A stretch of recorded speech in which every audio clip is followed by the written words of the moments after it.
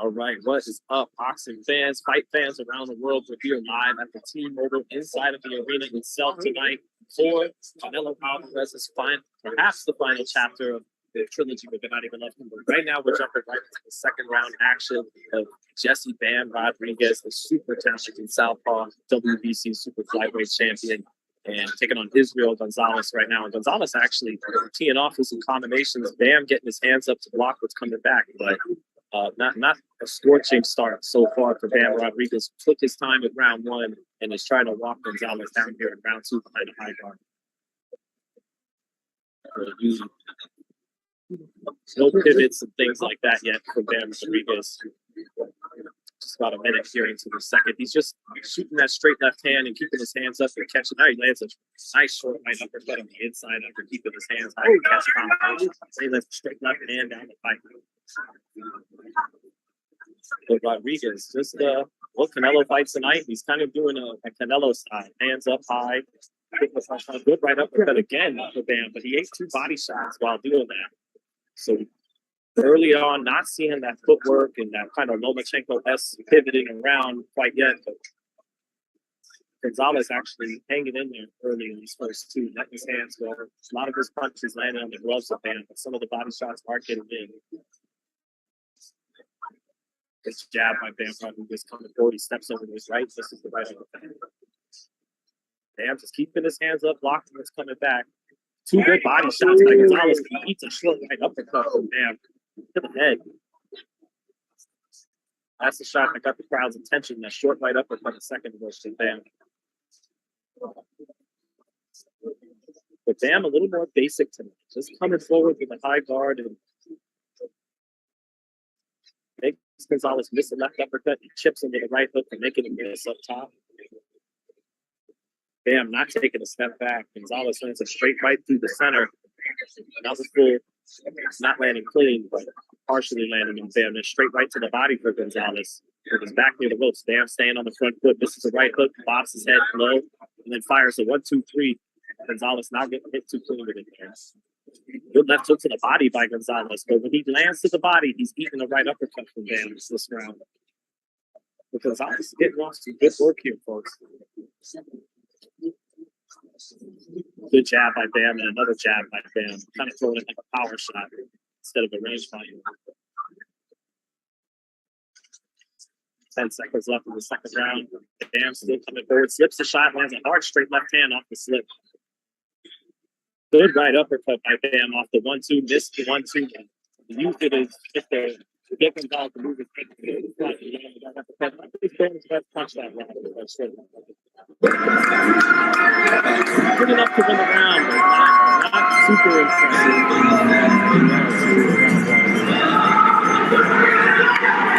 Gonzalez is able to get off the top. Hey, Gil. Bam's not blowing him away early, right? No. Yeah.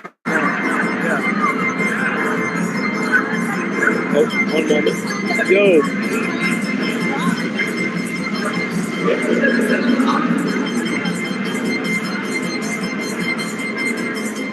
Okay. Here, it says switch to professional audio and audio settings. I think that can help.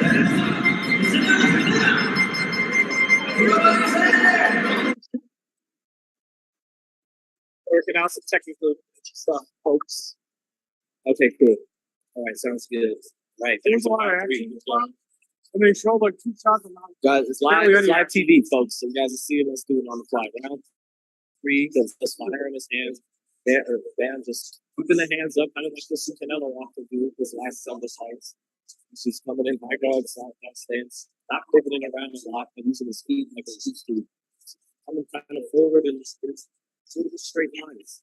And Gonzalez is getting a lot of activities. He's landing something by good left hook to the by Gonzalez. And Gonzalez is letting his hands go often. Not a lot is landing clean, and Ben is landing on harder shots. But he's not as active as Gonzalez here in this third round. Right? Good jab from Bam. Gonzalez on the ropes. He places the jab. So,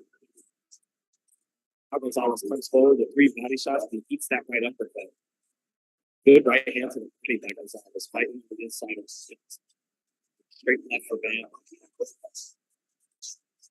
Bam is active. Seeing it takes a punch rate is football.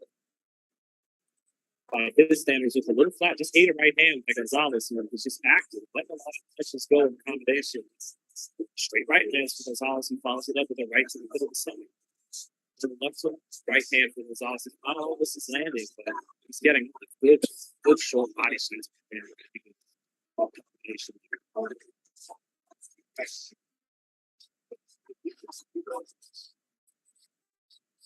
Yeah, trying to pivot over.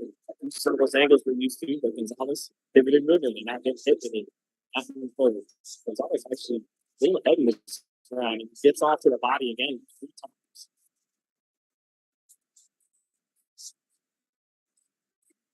Gonzalez getting backed up all night, but holding this on, beats it right hook. From Bam right there. From Bam jumps over the straight left, pivots off the top, didn't land the left hand. Good jab by Bam. Now Bam drops his right hand to his waist and throws the up jab to the bottom. Puts his hand back up, good hands, jab on top. And slipping the body shots, coming back with his own body shot. But Gonzalez getting off 3 or 4 to 1. Close round, Bam. Effective when he throws, but not as active as Gonzalez, who is landing at times too. Not with the power, Bam. Good right hand by Gonzalez. I think Gonzalez wins this thing.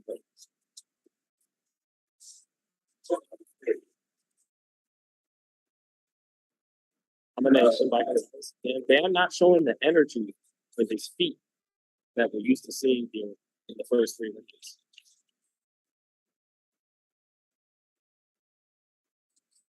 Brown finishing up in the third and 8 for Gonzalez. Just got off more often. Bam was up at that time. That was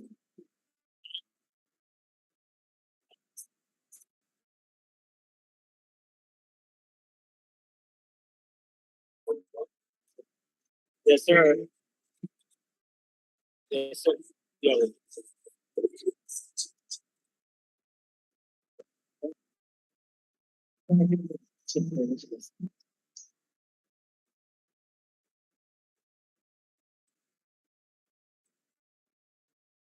Yeah, I know. It's my bad. Sorry, folks. I fix this audio for you.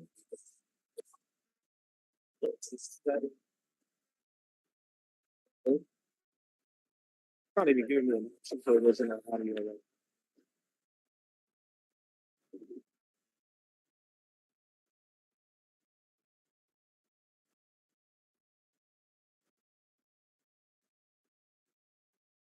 Is it only in between rounds where the audio gets terrible? Or is it? Hello, hello.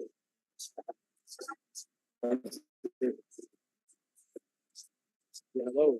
Calling this round by 20 minutes. So, hold on. Let me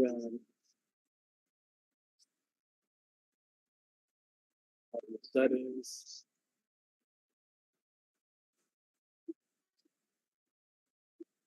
Should I just okay? No, it's just like this. Yeah.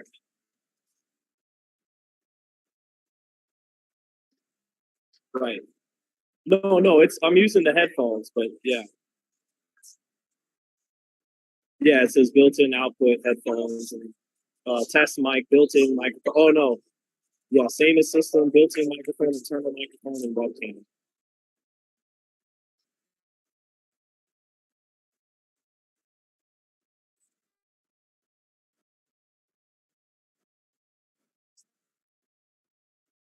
Okay. This maybe I gotta leave the headphones down by my mouth. Yeah, like this. Okay, so maybe I'll just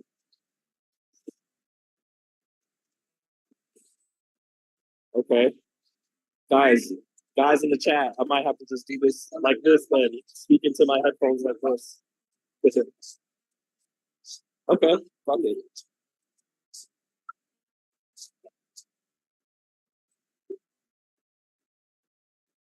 All right. Okay, cool. All right.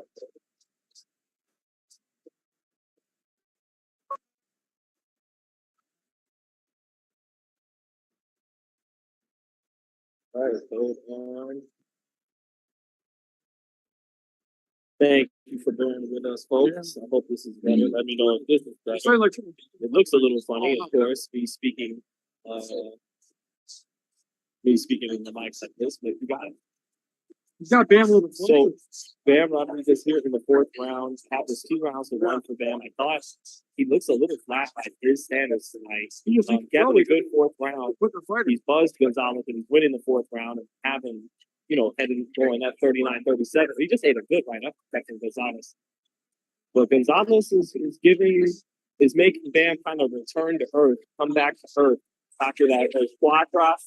The quad drops and the sort of these 5 performances, Bam's kind of coming back to earth tonight with a more pedestrian performance. He's going to win tonight. But he's eating some shots more than we're used to seeing. That footwork that gets compared to Lomachenko and other fighters, it isn't really there tonight.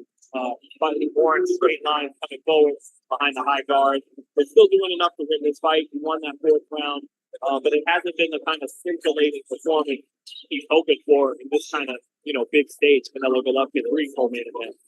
So go Bills! We got better guys. All right, good. What's up, watching from Nigeria? Thank you for joining. Guys gotta understand they got us up in the round. Swap. We got electrical outlet take here. That was a good right uppercut on the replay on the big screen here at the arena for Israel Gonzalez. All right, round 5 coming up now. 39-37 for Bam. But he's looked pedestrian by his standards tonight. Good straight right hand by Gonzalez with Bam coming off. The zone has this fight even at 38-38. Gonzalez getting off in combination. Every time big left hook landed for Gonzalez off the combination, he comes back to the body with 2 punches. So Bam getting hit big straight left hand for Bam though. Bam springing up with that straight left, crouching down to get away from the shot, coming up with the straight left hand. Gonzalez getting off in combination, and Bam just forced to flip and pivot off.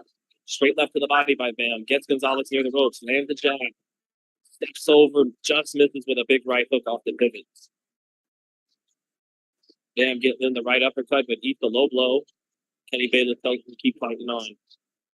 Gonzalez back near the ropes, but he throws combinations when he gets near the ropes.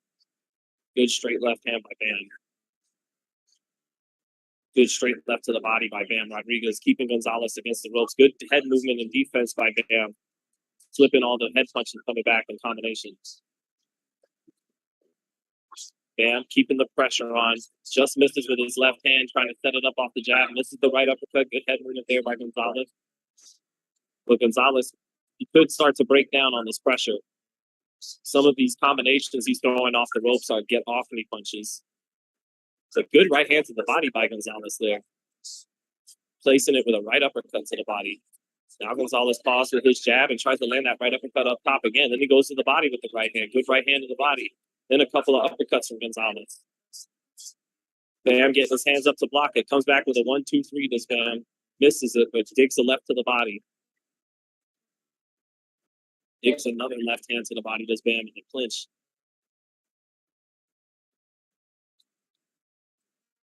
Now they stand inside and Bam gets the better of it there. Better power, more explosiveness. Kenny Bayless calls a left hand by Bam, but it wasn't. Bam catching the body shots on the elbows and comes back with a right hook to the body. Lands finger. Bam trying to just force the exchanges here. Lands a nice left hand.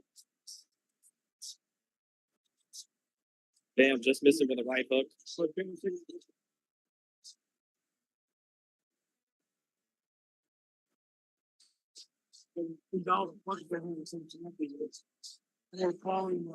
About 10 seconds left.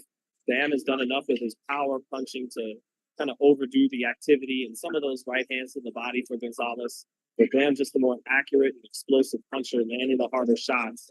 Good combination with Gonzalez on the left side. Good Competitive, good start to the first half of the round for Gonzalez, but Bam's pressure began to break him down a little bit in the second half of the fifth.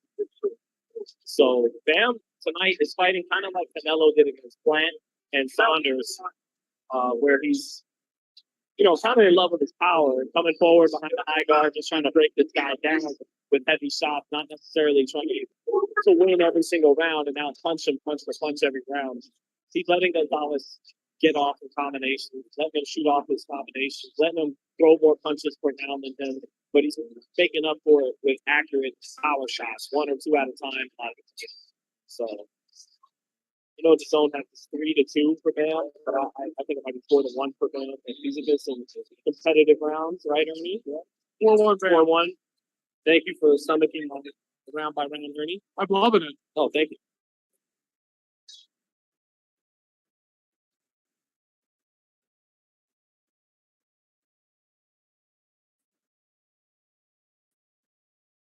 All right, back into the sixth now. And I think Bam might start to be breaking Gonzalez down. Gonzalez is sometimes going to get off me punches with his back near the ropes. And Bam does look very comfortable. He's eating some shots coming forward tonight, but he hasn't been concerned about the power of Gonzalez. Bam coming forward in these first 30 seconds with his hands up high, not throwing a lot. Gonzalez letting his hands go off the ropes, but a lot of those are just get off me punches. They're not in place. He's not sitting down on them. Double jab by Bam lands hard. Bam is maybe beginning to physically break this guy down now with the pressure. Bam steps over after missing a 1-2 and lands a hard hook to the midsection. Good left hand to the body by Bam, and then a straight left, and he blocks and slips 4 or 5 shots coming back from Gonzalez, staying right on top of him. Gonzalez going to the body. Bam either catching it on the elbows or eating it, not worried about it.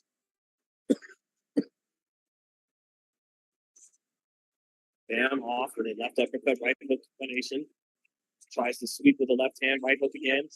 Eats 2 body shots, but lands a left hand, lands a right uppercut on the inside, landing the better shots, even though Gonzalez is getting off. Ooh, nice sweeping left hand for Bam. Gonzalez comes back and tries to punch around the guard. Bam with good defense, good upper body movement. Getting touched with some of these shots by Gonzalez too, though. Not slipping everything. Bam, short inside shots. Gonzalez not getting hit clean by them. You can see a good straight left hand by Bam. Gonzalez lands a right hand back, but little effect compared to Bam's power. Bam, with a left hand, right hand combination, and then lands a straight left up top. Gonzalez fighting back, the combination, but not landing as hard and as clean as Bam is with his well-placed power shots.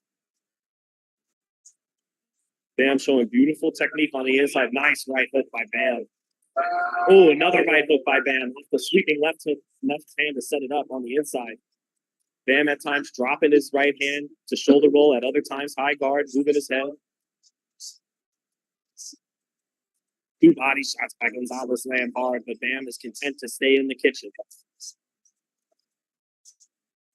Good hard left hand in the body by Bam. He is just not respectful of Gonzalez's power at all. Smothering him, beating him up on the inside, slipping most of the shots, and the ones he does take, he's not worried about. Good right hook off the combination for Bam. That's it for the 6th. See Bam pulling away right now. About 5 years with Canelo Alvarez, and I think up on the big screen at the T-Mobile Arena. Anyone covered the T-Mobile? You can see this out chat. Thank you for bearing with us with technical difficulties.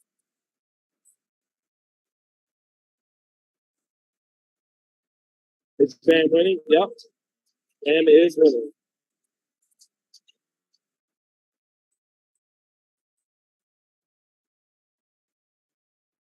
You just knock Canelo out? No, main event isn't happening yet.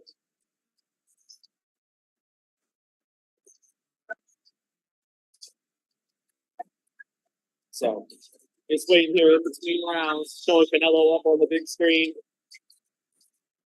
Boxing, MMA, picture audio. I believe we're good now, aren't we? Beautiful right hook on the exchange. And Bam actually ate a straight right hand when he landed that right hook on the replay. But it's just a big difference in punching power. Bam's punches physically having an effect on Gonzalez, breaking him down a little bit to the body with accurate short shots and close range. But Bam's feet not as alive as we're used to. Started off this fight like flat. Gonzalez getting off the combinations, but Bam lowering his right hand and slipping. Bam is kind of doing what we saw, in a sense, Chocolatito do with Julio Cesar Martinez. Content to let this guy shoot off combinations, catch him on the guard, and then pick your spots to rip those short inside shots. Errol Spence will do that too sometimes, but Spence is more active off the jab and doing that. He won't just come forward with a high guard and take shots. He's busy with the jab behind it. But that is a little bit of what Bam is doing. Bam is just content to come forward, catch some of the body shots on the elbows, and then rip short with powers.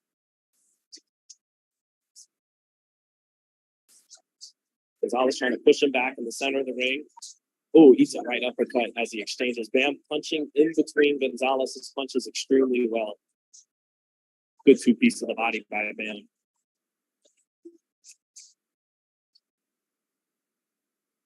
Two-piece to the body by Gonzalez.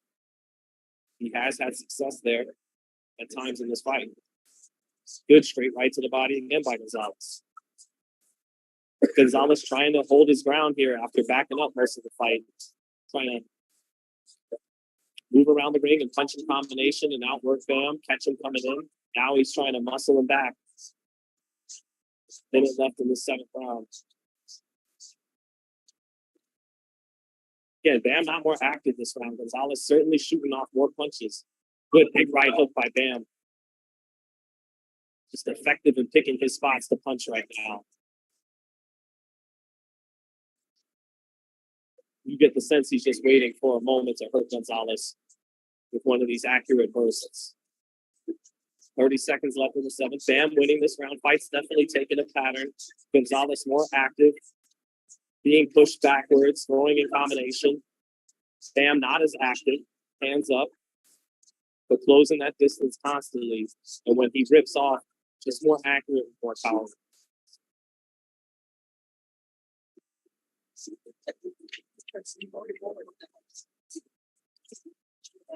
10 seconds left. And again, not quite the sizzling, completely, utterly dominant Dan Rodriguez we saw in his last 2 fights. But I got him up comfortably 6 rounds to 1, maybe 5 rounds to 2, but I got a 6-1 Bam.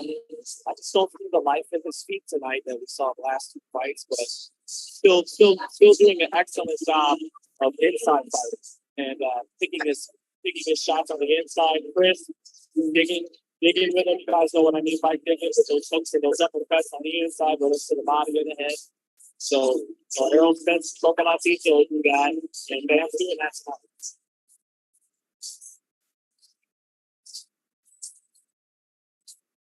Thoughts on these basics? Stop lying, bro. If you're talking about Bam is not basic. These guys, he's shown us a lot in his bag. Just not showing it tonight. And he's fighting pretty quickly after his last fight, so it's a quick turnaround. He's not not threatened with the danger of an Estrada or a Cuadras or a Chocolatito or a Soren Visa. He's in there with a lower level guy tonight, so doesn't have that element of danger to keep him sharp. Not making excuses for him, but he's still pretty much dominating this fight and still showing some beautiful inside fighting ability. But yeah, by his standards, he's flat tonight. I think that's fair to say. Yeah.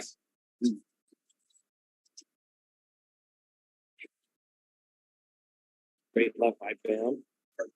I still see Bam, he's doing enough to win these rounds, but I'm waiting. He seems to be waiting on a certain time to explode. Now Gonzalez getting looked at by the referee.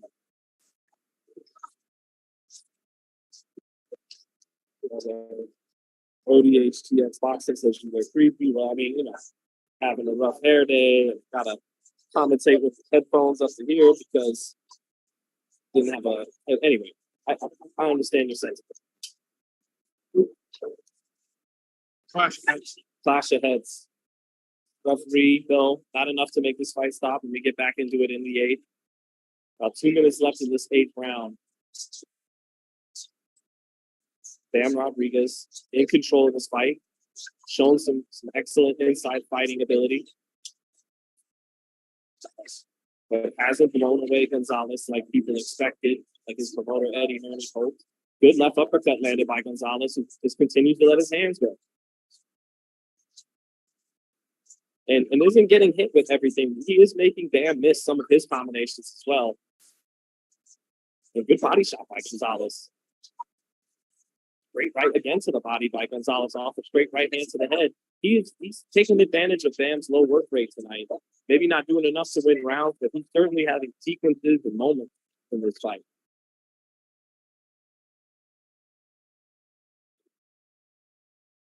Gonzalez keeping it long. Bam isn't the biggest guy, even at these little weights. Bam missing with a right hook with Gonzalez along the ropes, and Gonzalez gets his back off the ropes, but he's jab. Gonzalez's body language not as good as Bam's. Looks a little more weary. And he looks to the ref for another, what he's saying was a low blow. Kenny Bayless agrees with him enough to warn Bam for borderline punches. Gonzalez taking that breather, but Kenny makes him get right back into it. They never give these guys 5 minutes.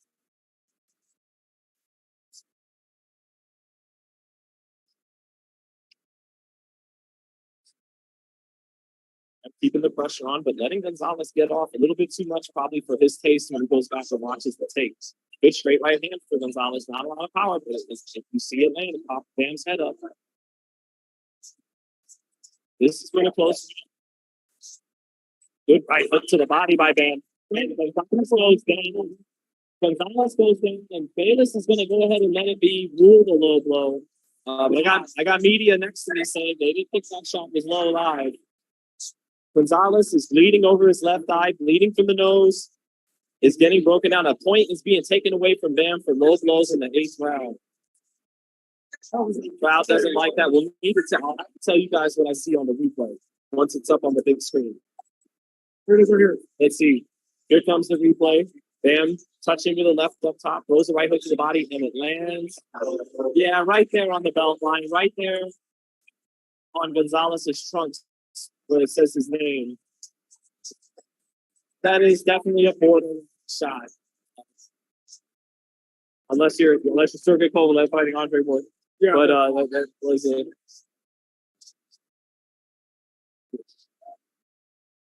But Bam does not get the knockdown. He gets a point taken away.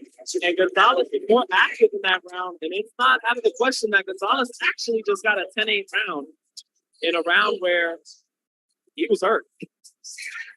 But, Logan Paul gets the crowd. But, he changed the moves. But, yeah, I think Gonzalez actually pulled out a 10-8 round there because Bam wasn't active at all that round. And then the right hook to the body, not called a knockdown, is gets the points taken away. That could be a 10-8 round for Gonzalez. Which, if you gave him 2 rounds throughout the fight instead of 1 round, Dazone gave him 2 rounds up to this point. I gave him 1, but if you gave him that last round with the 10-8 and the 2 rounds he won earlier, this is only a 2-point fight still for Rodriguez.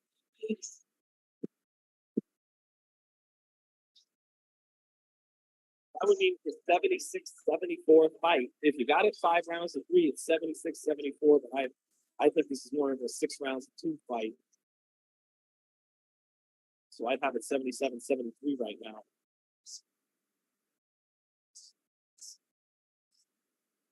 All right, but let's see if Bam, who did get a point taken away from a knockdown, continues to be in these competitive rounds with Gonzalez. Or can he take over in these final 4 rounds and dominate and give us the performance we were looking for originally? But Gonzalez is shooting off shots. He lands a left hand. And Gonzalez is starting off every round throwing more punches. But now, Bam, let's go. His first real 5-6 punch combination of the night. But Gonzalez comes right back after covering up well. Good right uppercut for Gonzalez. And then a right hand to the body. Another right hand to the body for Gonzalez. Ooh, good left for Bam Rodriguez. With some good body work by Gonzalez. And another good left to the body, but he eats 2 headshots. So that's what you give up sometimes, reaching to the body.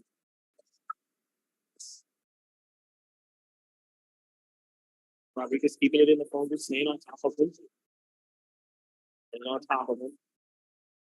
Gonzalez actually backs him out and rips to the body. 2-piece to the body for Gonzalez. Bam trying to come back up top. Gonzalez getting off the combinations often, folks.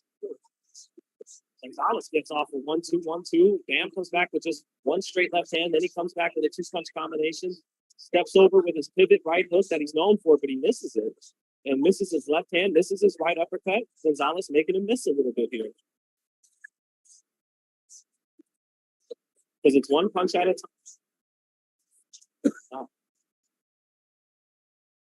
Good jab to body by Gonzalez. 3 body shots by, excuse me, that was a good jab by Bam. The good 3 body shots by Gonzalez. Gonzalez winging to the body, winging combinations at times. And Bam getting the high guard up a lot. Some of it scoring.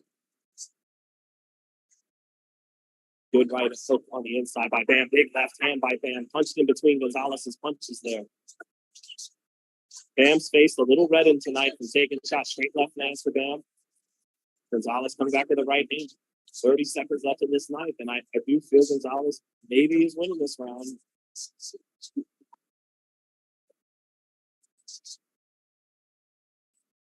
Just that when Bam lands, it has such a more eye-catching effect than when Gonzalez leads. He gets to make up for a lot of Gonzalez's activity quickly with just a couple of clean landed punches. But I don't know if he did enough of that this round in the ninth to win it. Oh, good straight left hand by Bam, knocks Gonzalez's head up. Not the easiest round to score because the body language of Bam Rodriguez, he looks so much more comfortable in there. He's the aggressor, he's the hunter, and he's covering up well.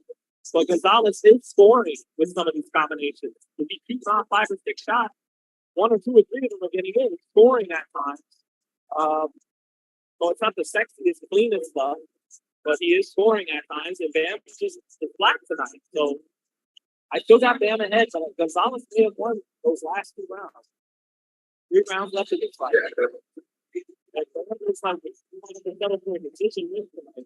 Not another simulated stoppage like he did in the forward side.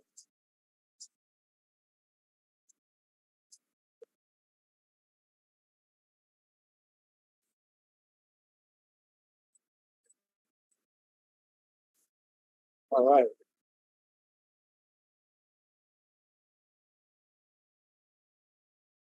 Hey, I'm saying that.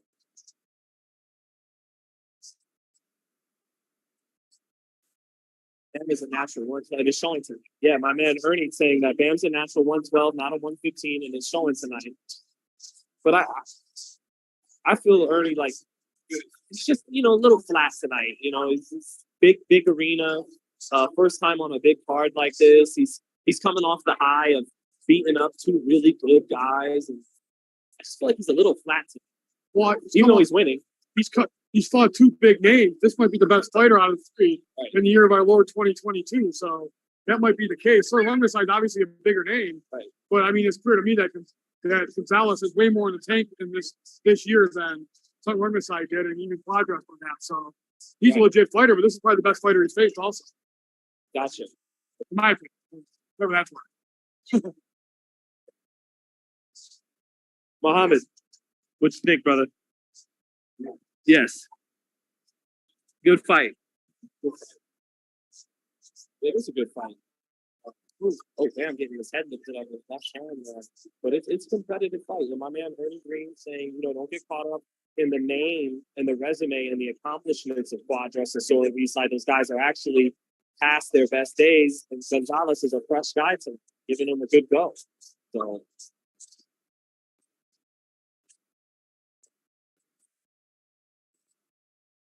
good left hand by Gonzalez. Oh, right. Bam, right there is Gonzalez running his hands. And I still think Bam's definitely doing enough overall in the fight, landing a clean and harder shot. It's been good two-way action. Oh, hit that hand by Bam. Punched him, gotten to exchange. And when they punch at the same time, it's Bam who's definitely better at counter punching and punching in between Gonzalez's punches. And that's what I think he's been looking for. He's looking to catch this guy with the shot when he opens up. Actually hurt him at some point, but Gonzalez hasn't been too hurt yet. And he hasn't been hit clean quite as often as Bam might expect. Good straight left hand again by Bam, though, trying to time Gonzalez when Gonzalez opens up. Gonzalez digging the two to the body. Bam coming down. Bam with a feint. Steps forward off the feint. Shoots a straight left hand. Good 1-2 by Bam. Knocks Gonzalez straight into the ropes. Good left hand to the body by Bam as he makes Gonzalez pick his hands up. And now with a combination with Gonzalez against the ropes. Covers up decent. Good finish to the round by Bam, punching in combination, giving Gonzalez his own medicine there. You know, it wasn't landing clean. So I think this fight is either 7 rounds to 3 or 6 rounds to 4 for Bam Rodriguez. It's been a competitive fight, more competitive than I thought.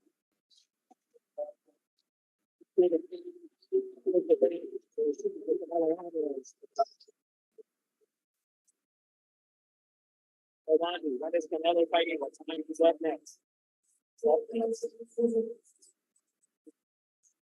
Yeah, I am watching this from the building, guys. Thank you, guys. Go to the watch along. Thank you, guys. It's tough with the connections tonight, the setup, but guys keeping me right. So it's time for Canelo from the team to call out.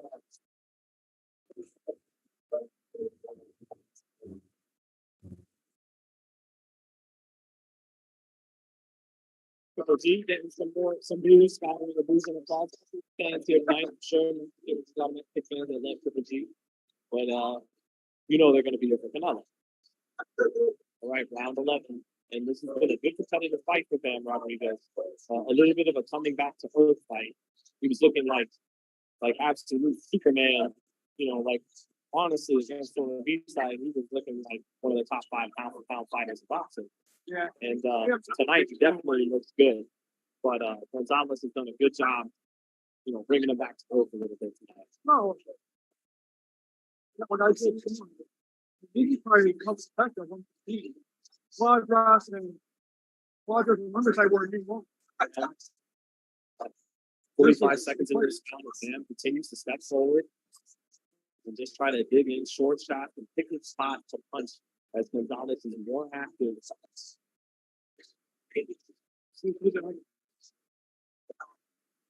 Or again, combinations letting go. Oh, but a right uppercut lands for Bam as he times Gonzalez digging to the body. He's done that a few times tonight. When Gonzalez goes to the body, he hits him with a short right uppercut. But that was the first time he did it since earlier in the fight. Bam trying to step over to that right, set up that right hand, right uppercut of that right hook. Gonzalez shoots a right hand through the center. Then Bam comes back, and Gonzalez has done a good job at moving his head. But Gonzalez definitely the worst for wear. Bleeding around his left eye, swelling around the other eye, bleeding out of the nose.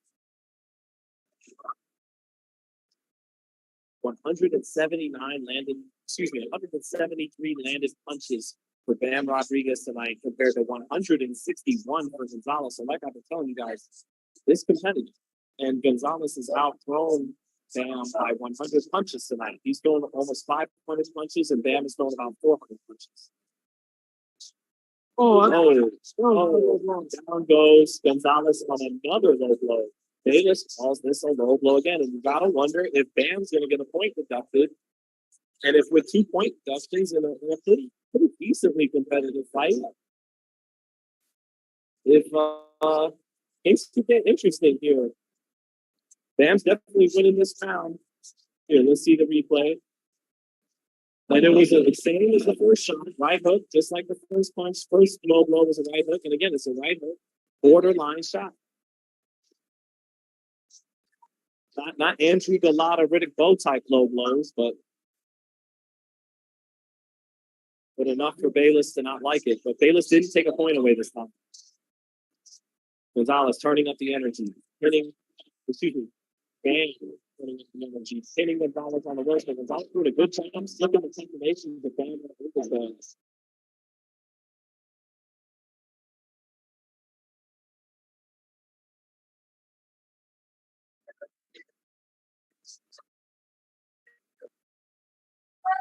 next.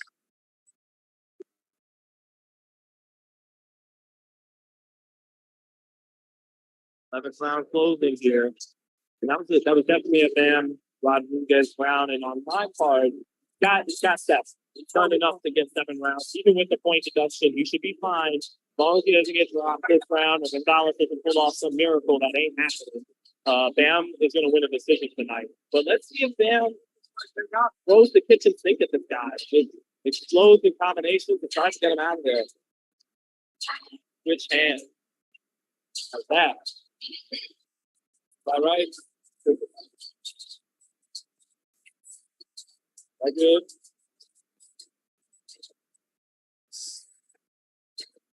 That good?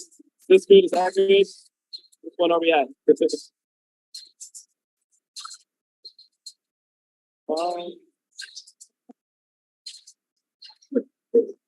Me trying to. No.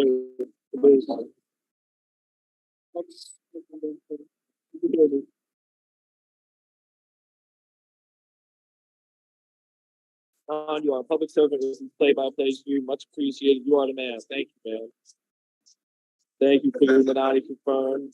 How's the audio, everyone? We all right? We're in the 12th and final session for Bam Rodriguez. Bam, again, you guys been listening to tonight. He's been outworked. Hasn't been outlanded. Still landing the cleaner shot. Still has hurt this man and busted his face up. But he's dropped some rounds, eating some shots. Let Gonzalez get off. He's human. What do you know? This is something all fighters go through. They come back to earth with a performance. Even Floyd Mayweather against guys like Boyo Vargas in the early days came back to earth. You know, after looking absolutely invincible against Angel Manfredi and Chicanito Hernandez. So there's nothing wrong with coming back to earth with a fighter team.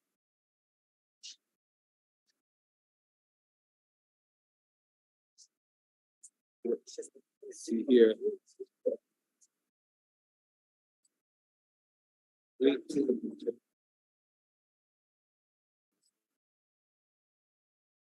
Gonzalez weary, but still throwing, still letting go of combinations with his back along the ropes.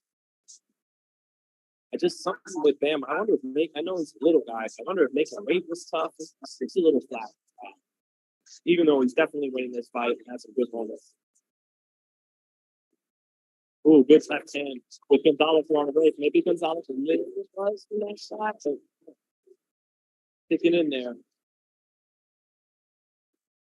Bam, mixing with the right hand up top. Gonzalez tired the game during this 12th round. 1 minute left. Bam trying to catch him in the exchange, but Gonzalez opened up without getting caught.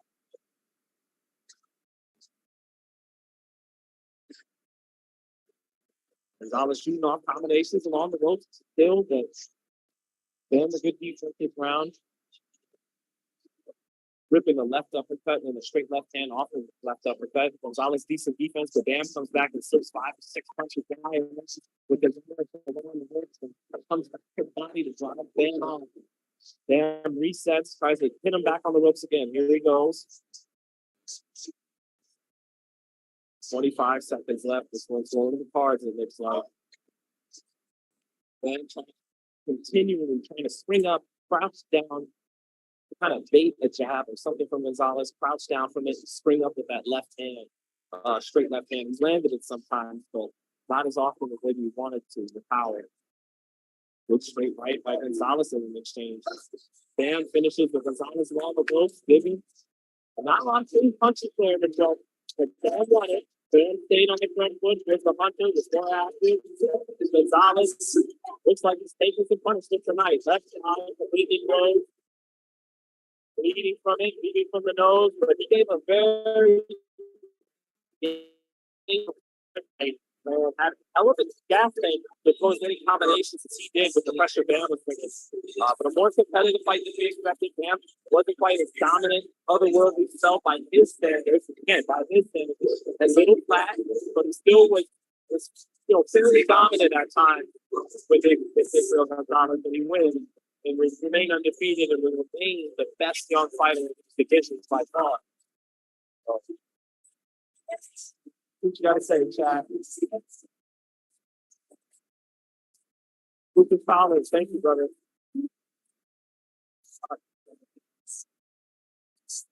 Someone said those overrated fighters is much and they're not even anything special. Yeah, but man, you don't think what Bam did against those guys special? That was special. Well, okay, good performance. Oh, this side is special. You can go back and watch that fight a couple of times. I have it. But it is one of those rewatchable fights. That was great stuff. And that's why there was such high expectations for tonight because of how he looked at this. On the replay, they show a nice one right uppercut the vein. They show that springing up, straight left hand that I talked about about. But they show Gonzalez making a big right uppercut on the replays. Just on the replays here. Again, that straight left the vein off the face. Right hand to the guard. Israel Gonzalez. Bam slips the straight right and comes up with that straight left. Wait, well, one moment. Yo.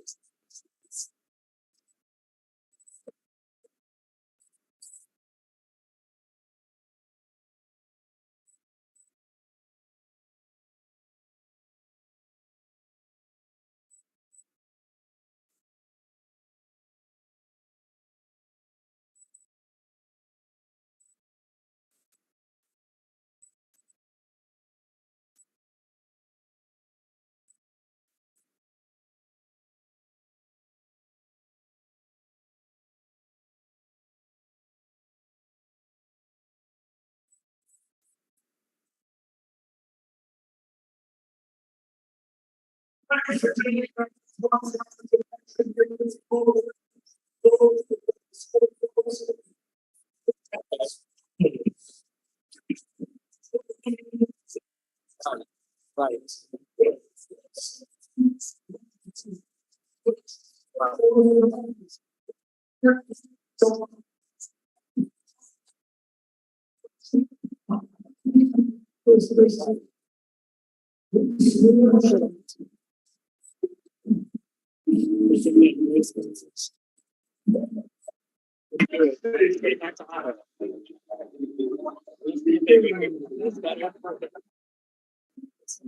Sorry, we're trying to fix this shit out. How's this, everyone? Is this better?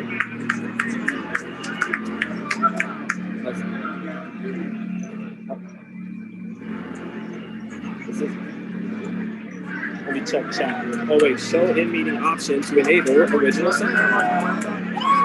Let's try that. Okay, now it's on.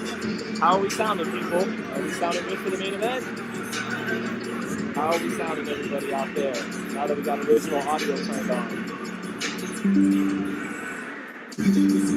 Yo, what's up, party people? How are we looking? Yeah.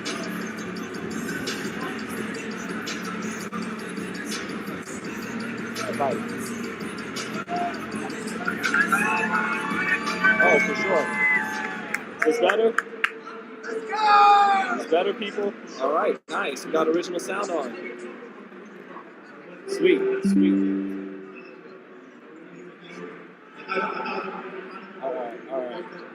In what ways did Cool. surprise you?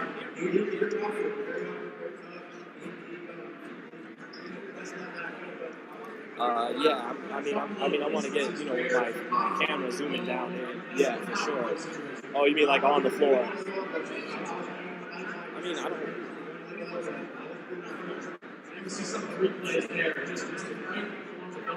I will.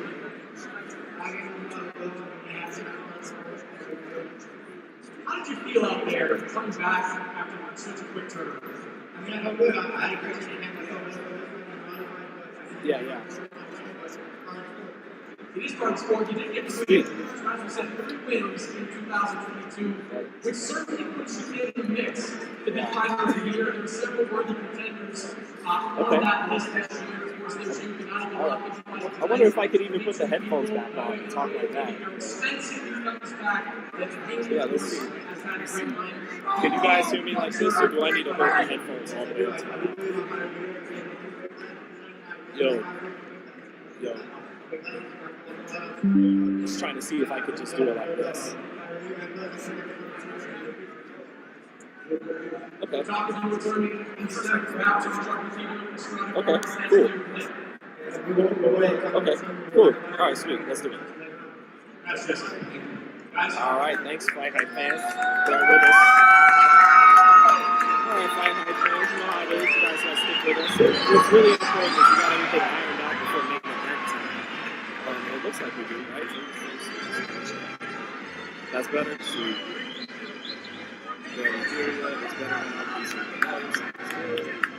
Fight maps on already. Laker Nation 824 has not. I just finished with Dan Rodriguez, and now we're set for the main event. Obviously, this only going to play about 15 minutes of packages, so if you guys want to shoot off some shit in the chat to ask. Your voice is so low. Is it still low? Still can't hear me? Can you guys hear me when I hold it up like this, then? You guys hear it like this, then? Can you hear me like this? Yes, sir. Not even like this.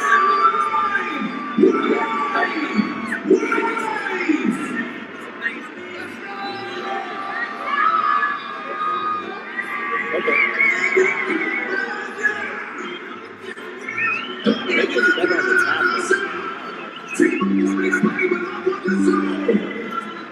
It's the headphones. Yep, I'm talking.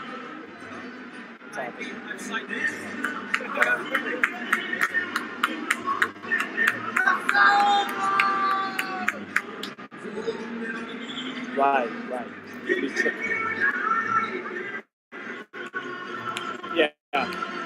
Yeah, I mean, it says I'm using the headphone built-in microphone, internal microphone, same system.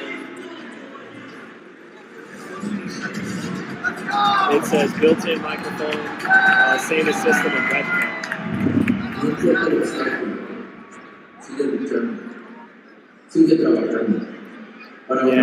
Yeah, built-in microphone, internal microphone. Yeah, that's what it's on. It's only giving me an option for same system. Yeah, I got you. Okay. Is this better? Let's see here. Yo. Got any better? Yep. Ask the fans, hey guys, is this any better? We're working on the audio as we speak. Is this better, fans? Let me know. We just want to get this shit right for you guys for the main event. Is that sounding better? Well, is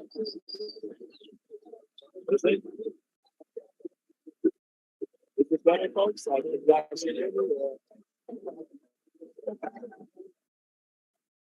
guys hear me?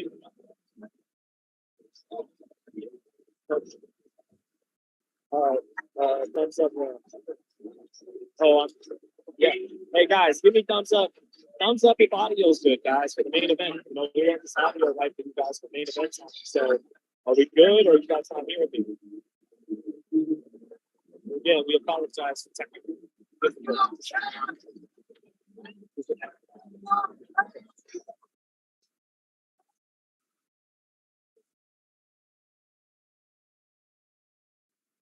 Yeah.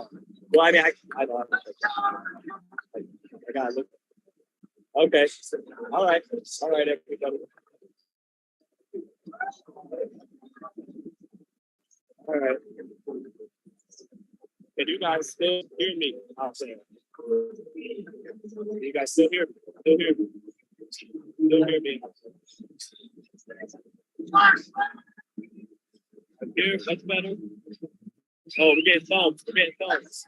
Good thumbs, even with the headphones actually on my ears. I gotta hold this shit like this, guys. Let me know in the chat. I gotta hold the headphone up to my mouth, or can I wear it actually on my ears and take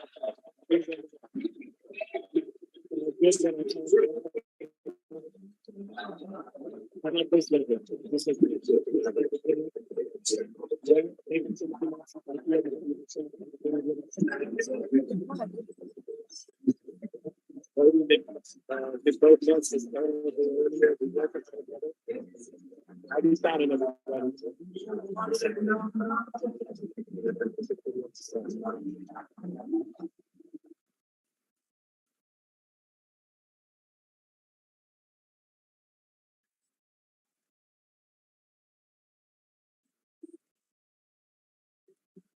around the mouth. Oh wait, headphones on the ears is actually 100% better. I think that was still bad. Here, most here, like those guys, better on the mouth or better on my ears when I'm trying to take this one.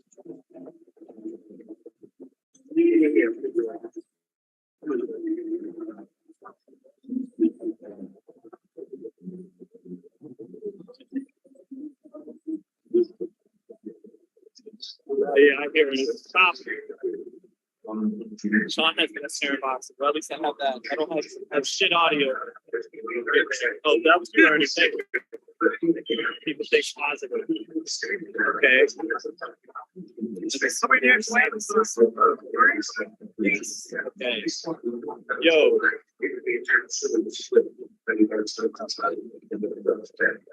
Right.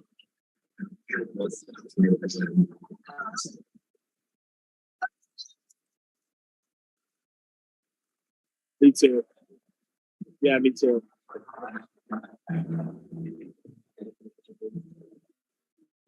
Okay. Right. Right.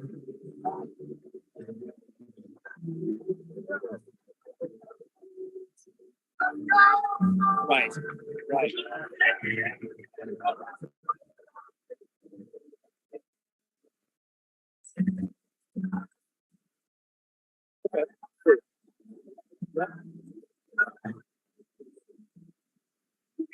I mean, right, guys. I don't have just hold the goddamn laptop a little closer up so you guys can hear me better. I'll have to speak into the laptop, I guess. Let me get on. All right. You guys can hear the Mexican anthem playing, obviously. We're not Mexican anthems, but El Rey, Vicente Fernandez, of course, the classic.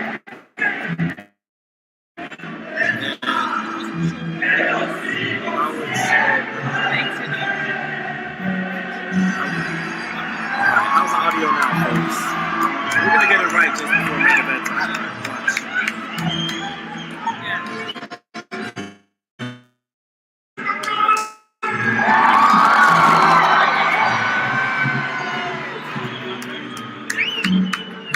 I'm just tempted to try this on my tab like this.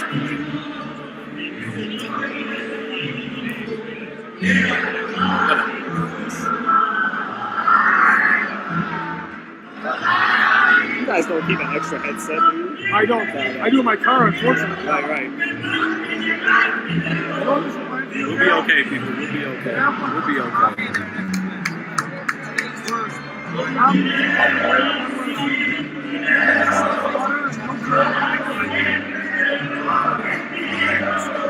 So,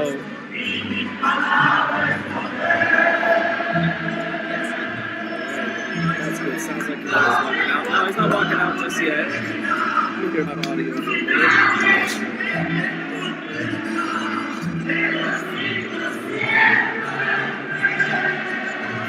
Shit, it is bad. Oh, it is bad. It is bad.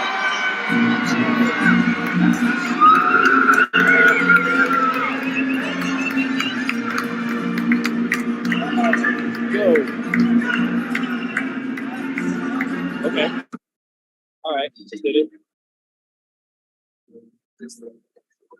Hello, what's up, party? Still trying to get this ironed out. All my sound.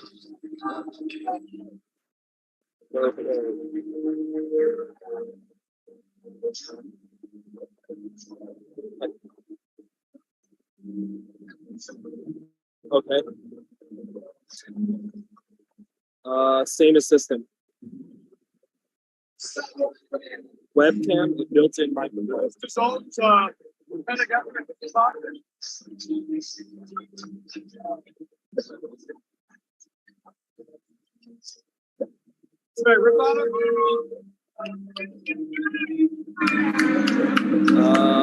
Maybe.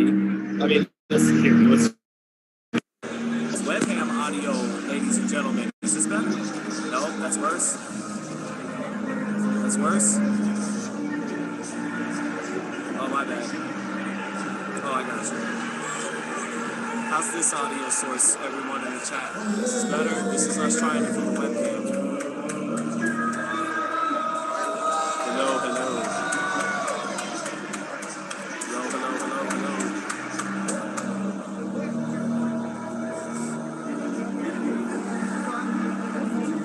Give me a thumbs up, everyone, if this audio is better.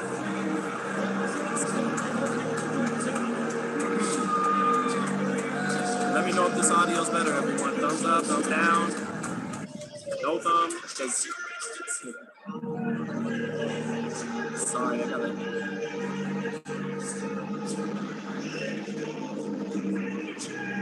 Webcam, same system, and built-in microphone.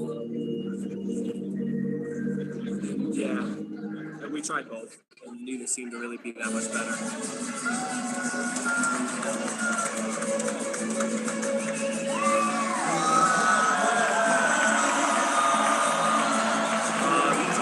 You said to turn it off, so turn it. No, yeah, it's off. It's off. It's off.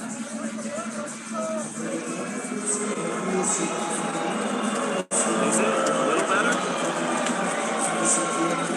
I'm almost tempted to just do it like we did Tank at this point. Call it in or something, or try a tablet. Maybe, yeah. Or maybe my tablet will work with it. Right. Yeah. And you could even leave my video up. You know what I mean? Yeah, yeah. Yep, yep.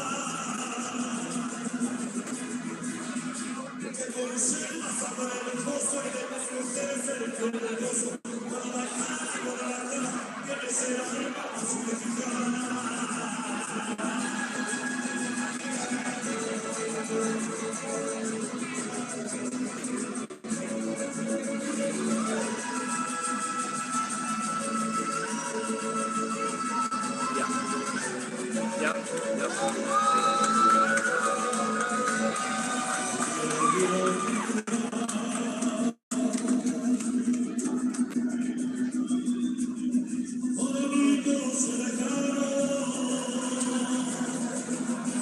1 minute, folks. We are working on one last attempt to really fix this audio. Give us 1 minute.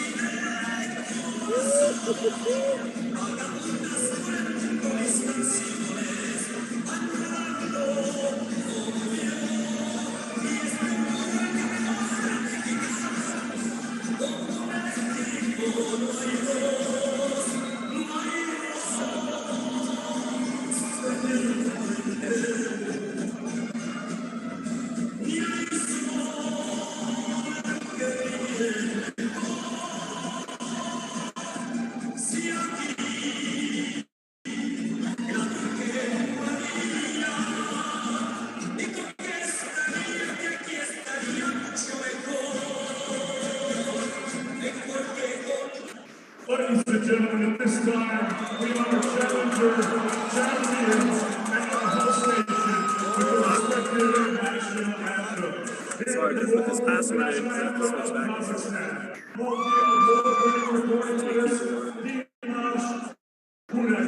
My bad. Oh shit. My bad.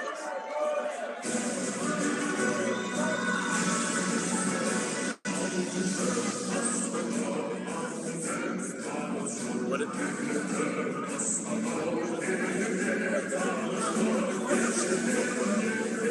And then okay, got it.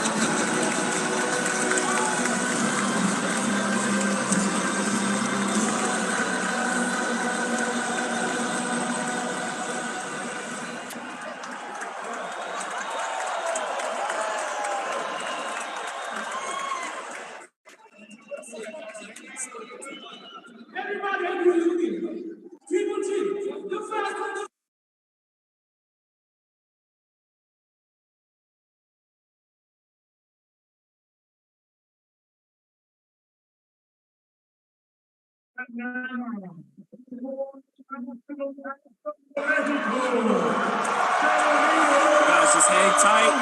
We'll have this straightened out by fight time. Don't worry. For now, just enjoy the sounds inside the arena, I guess.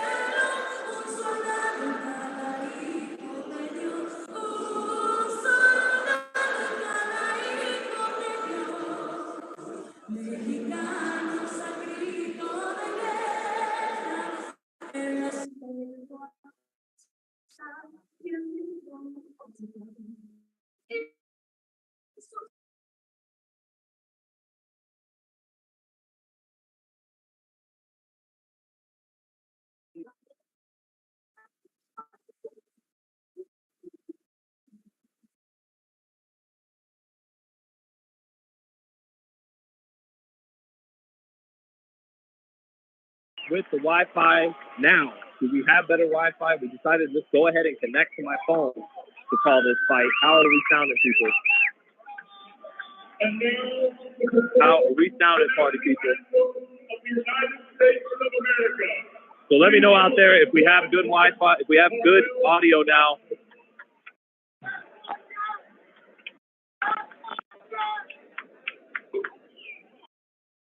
Put headphones directly on your ears is what some people are still saying.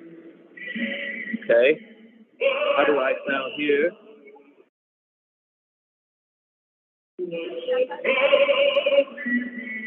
Okay, folks, how do we sound? Let me know in the chat. Great sound now, Trevor? Can we hear? Can we hear fine? Good? Was good, it just froze now. So how we sounding? Audio good? Sounds good, mate? You're better talking your phone. Cool. Okay. All right, sweet. All right, happy we got this shit straightened out for everybody. Just in time, right, guys? Just in time for fight time. So, when there's a will, there's a way. Sounds like a good spot. The plate's great. Oh, beautiful. It's great. That's what people are. Good, homie. Thank you. R.I.P. Joe Rogan. You guys always do that shit in the chat. I have no idea. The joke just goes over my head. I guess saying R.I.P. Joe Rogan is just a thing. But, let me hear myself actually for a minute. Make sure you guys are all good.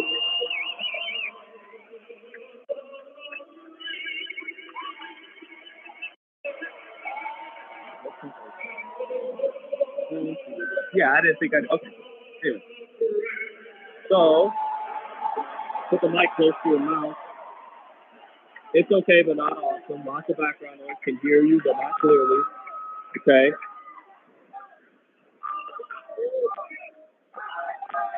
Better is doable though, everyone. Here comes Triple G to the ring now. It's better, not perfect, but better.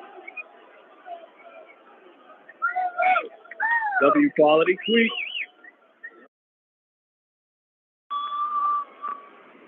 And here comes Triple G to the ring now. Of course, as always in that blue, I think it's Hugo Boss robe we're always known for seeing him in, but comes in with Jonathan Banks. Jonathan Banks, who's made him box more. Even though Golovkin is a great puncher, maybe he's better off boxing tonight. Maybe the style Jonathan Banks has been working on is what's best. That's what works for Floyd Mayweather, and that's what works for Dimitri Bivol. And even Miguel Cotto at times with his jab and his movement had some shots.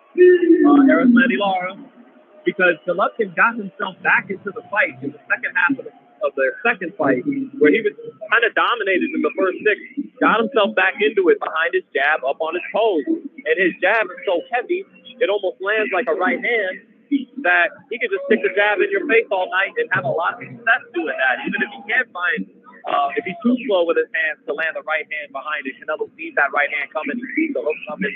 But the jab is still the quickest punch in the book. And that's a punch Canelo just struggles with. Floyd Mayweather, I've been around him in the gym. But again, how's the audio, everyone? Audio is good, much better. Okay, good. So, you know, and now looks like I've lost my way out of the chat because the internet, the Wi-Fi is so spotty in the arena tonight, guys, that at times you may see my video go out, but my audio remains. And here I am once again back.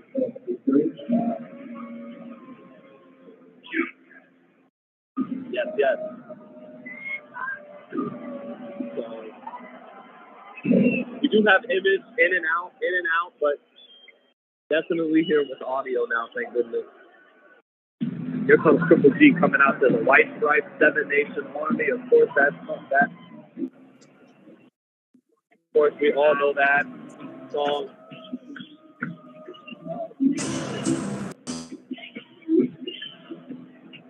Here comes Gennadiy Golovkin to the White Stripe. Here it goes. Now, people will debate. They'll say, what's Gennady's best win? What is it, Daniel Jacobs? Is that really all-time great stuff? But I'll tell you what, the eye test certainly has told me when this man was in his early to mid-30s, the eye test told me he is a great middleweight. He is a guy that would have given a good fight to just about any middleweight in history. I don't think he would have beaten Bernard Hopkins or maybe James Tony, but this is a great modern-day middleweight, Gennadiy Golovkin. Not at the peak of his powers anymore, but the last thing to go is the power. and he still got the power. He didn't have to cut as much weight. And Canelo's coming off a loss against a guy, Eastern European background like Gennadiy, who had success with the jab. Golovkin, but so.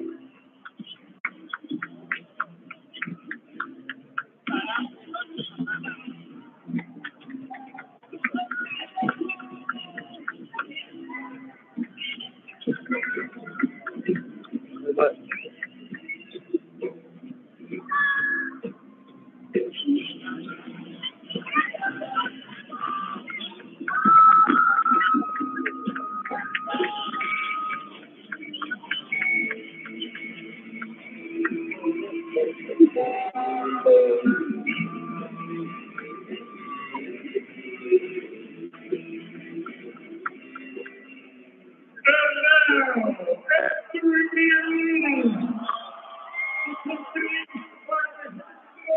Jimmy H has a round, but not in a round just yet.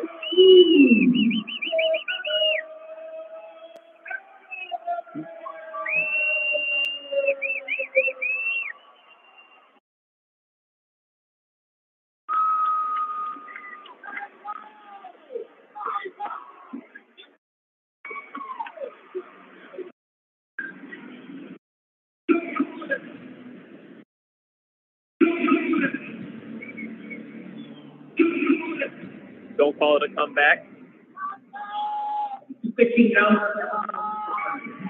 Oh, Canelo asked the question to Gennadiy Golovkin, what the fuck have you done these past few years? Translated in English, Canelo just said, what the fuck have you done these last few years to Gennadiy Golovkin?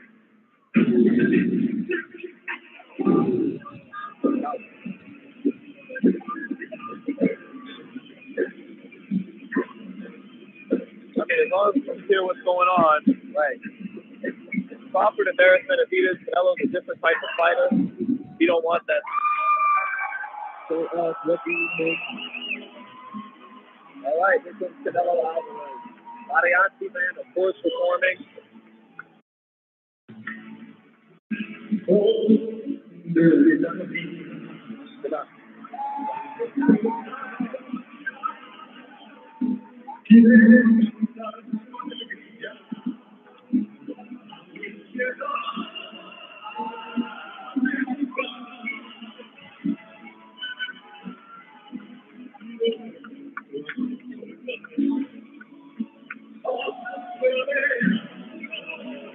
How's the audio, everybody? Just let me know.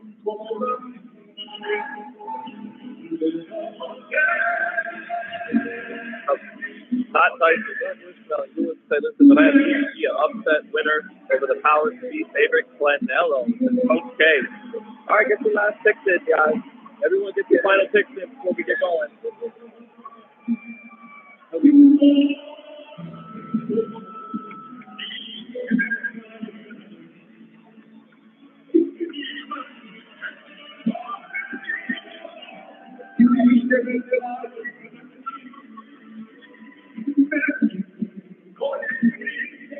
Alejandro Fernandez is walking Canelo Alvarez down to the front of the races to say Fernandez.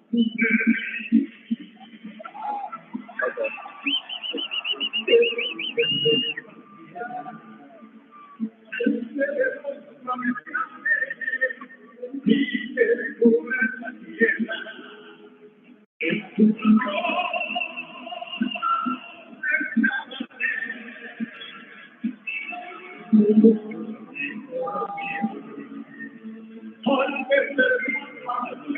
I'll just down, guys. I'll just down. Hold the mic up to my mouth. Can I get some thumbs up in the chat if the audio is good? Please. Trying to work through our technical difficulties tonight to get this round by round done. I am at the fight. Says 51052. I'm at the fight. But you know fights are loud like parties.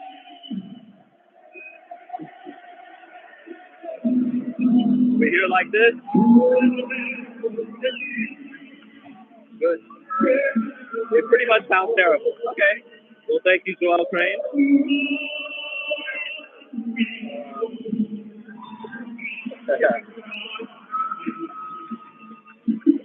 Is this the mic then? Is this the mic? Everybody, is this any better? The earpiece is not the mic. Oh. This is the mic. This is the mic right here. Yes. Can you guys hear me now? You guys hear me well? You guys hear me well? Yes. Is that better, everybody? Can everyone hear me well into the mic now? You're good now. Am I good now? Yes? Joel Crane said yes. Samuel Seha, Pete said yes. Yes. Oh, beautiful. Oh, gosh. There's the will, there is the way, my friend. Oh, no, Keith Robinson, don't ruin it with a no. Please tell me you're busting balls. Pete said it's perfect. Yes. The long part. Can we see? You guys were even starting to fucking tell me, dude, that's not your mic. All right. Well, literally at the last moment, I think we have solved audio. Thank God. Thank you guys for bearing with me. Beautiful. We have audio. Beautiful. Yeah, fool, says Caesar Cotto. Shafton balls, the Starboy. Okay, got you. I should feel accomplished. I do a little, but I'll feel accomplished if we pull off a good round by round. You guys enjoy the action. If by the end of these, however many rounds it goes, 12 or less, you guys feel the action was called good, I will be satisfied. How much did your tickets cost at Tyler Brown on Media? So, I'm getting in one of these. They put me in the Raptors for some reason these days, but thank you, Steve. Thank you guys for bearing with me. We made it. Y'all that stuck out with me through this are the real ones, man. Thank you. 100% way better. Beautiful. Hopefully my laptop stays alive for me this whole time. If not, you're just going to hear my voice.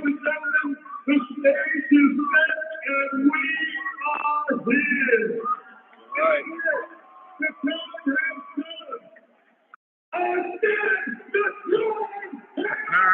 Come. Oh, David Diamante. Picking it up a notch or two.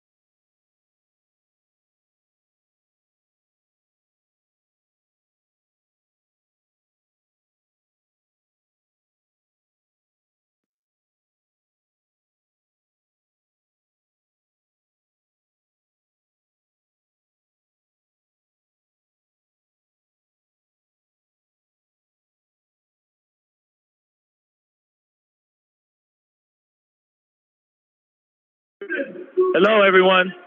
What's up, everybody? We're back. We're back this time. Come hell or high water, we are delivering this goddamn round by round tonight inside the T-Mobile Arena. Oh yeah, it's getting done. It's getting done, everybody. We're back. We back from outer space.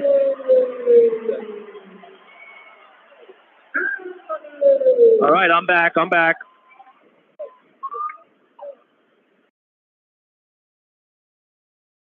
Round one is set to start, guys. Just in time. Just in time, everybody. Got it? We back and popping, everybody. We good, everybody? Hey, we good, right? Guys, you hear? This is an emotional roller coaster, but I think we got it. But you guys can still hear everything. Okay. Wi-Fi is going in and out in terms of image because of how crazy the Wi-Fi is here at the T-Mobile, but we got audio. We got audio. Thank God. Audio is what's important for this round by round. Let's call it like the radio days, like Don Dunphy called Lewis versus Schmeling 2. Canelo versus Triple G 3 live inside of the T-Mobile Arena in Las Vegas. Sold out crowd, just about in Vegas. Missing seats here and there, but here we go. Round one, Canelo in the red trunks, Gennadiy Golovkin in the white trunks. And here we go, round one from Las Vegas. Let's see how this trilogy shapes up.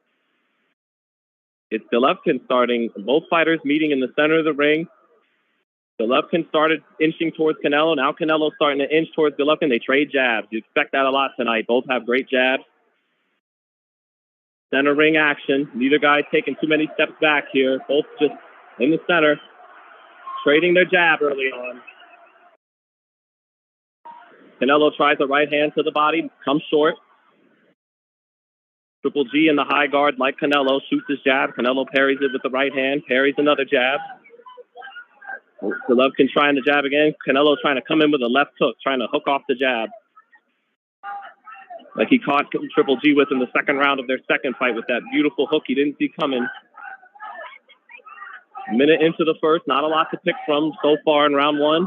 Canelo comes around and lands a left hook after he sweeps the right hand to set up the left hook. Left hook again lands for Canelo.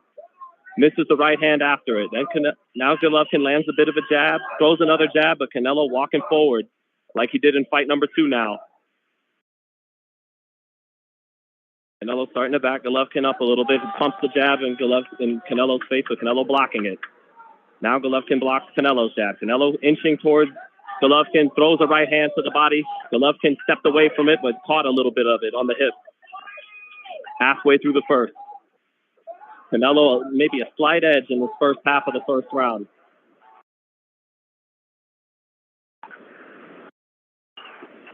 Chance of Canelo from the crowd. Golovkin moving back. Canelo is on the front foot now. Golovkin stepping off to his side, and Canelo fires his jab twice. Now Triple G comes forward. Canelo steps off, flips a straight right hand. Not a lot of power on it there from Triple G, just trying to range find. 2 jabs from Triple G, and then Canelo backs him up with 2 left hands. Already a little red around the forehead of Canelo Alvarez, maybe from one of those jabs by Triple G. Close first round.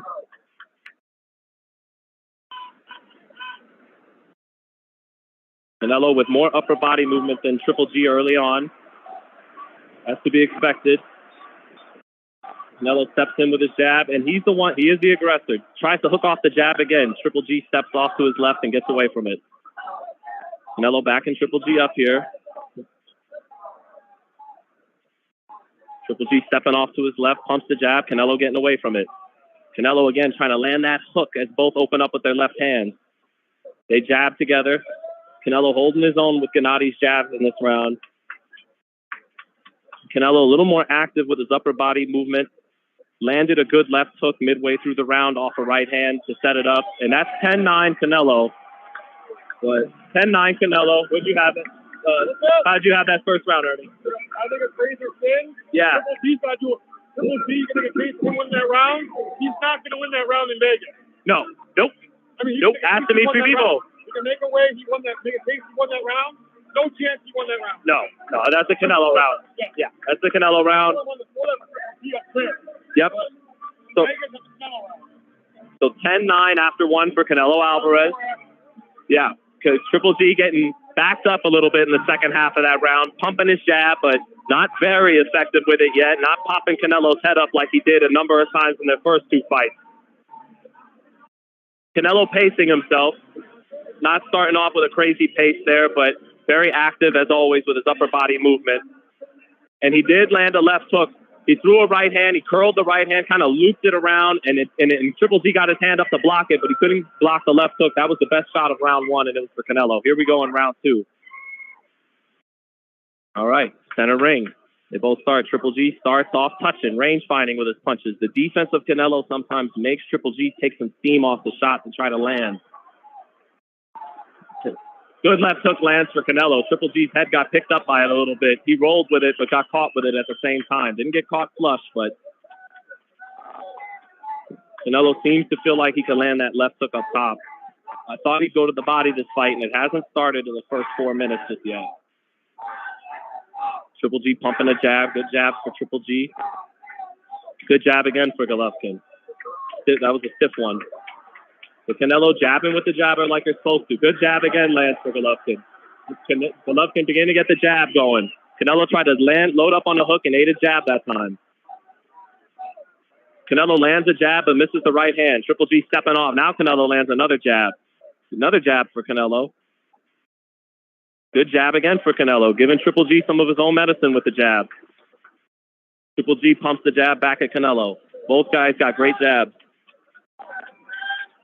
Triple G blocking the overhand right from Canelo. Canelo stepping in with the jab. Triple G jabs right back, but it's Canelo backing up Golovkin like in fight number 2 early on. Triple G not able to land that left uppercut. Canelo sticks the jab in after he misses it. Good jab for Triple G off the back foot.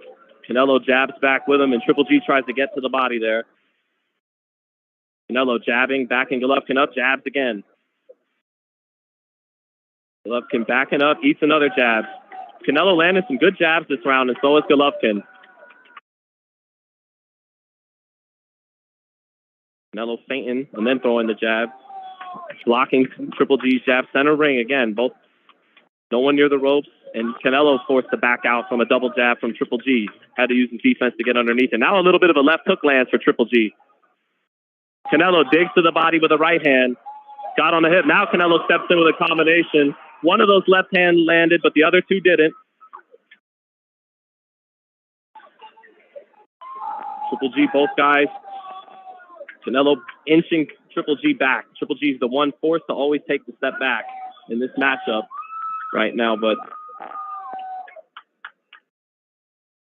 Canelo winning the battle of the ring positioning just by a little bit. Triple G rolling with a right hand. Canelo tried to throw that looping right hand, but Triple G rolled it, didn't get caught by it. Competitive second round. Good jab for Canelo. Triple G tries to get back to the body, but Canelo steps out to make him fall short. 10 seconds left. Close round.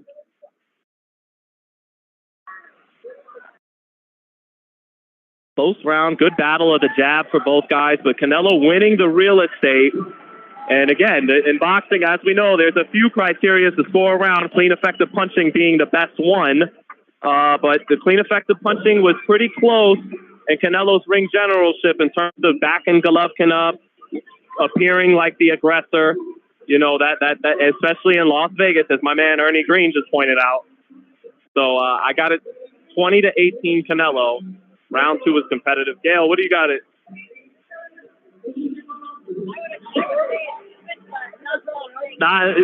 Gail, like my man Ernie said, Gail Falcon Hall from San Diego says it's not 1-1 in Las Vegas. So we probably got a 2-zip Canelo card. On the replay, that left hook for Canelo did land. That was the best shot of the round. And by the way, to my eyes, guys, I do think Canelo has nicked both of these rounds. I'm not giving it to him because we're, quote, in Las Vegas. I do think he's just nicked both of these rounds. Here we go in round 3. Crowd reacted to Steph Curry in the front row there tonight. Obviously, Steph played some golf with Canelo. But here we are in round 3. Canelo pacing himself a little bit and wisely jabbing with the jabber. They say don't hook with a hooker, but you definitely jab with a jabber. Canelo stepping in with a jab and a right hand to the body, but Triple G, good defense, catching it on the hip and really on the elbow. Good jab for Golovkin. He out-jabbed Canelo there, but Canelo, again, is jabbing with him.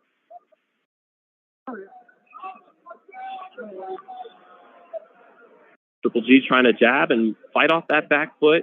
Canelo tried to time him up with a hook there and just off with it. Lands a good right hand to the side of Triple G's body. And then Canelo digs in a hard left hook that makes Triple G clinch.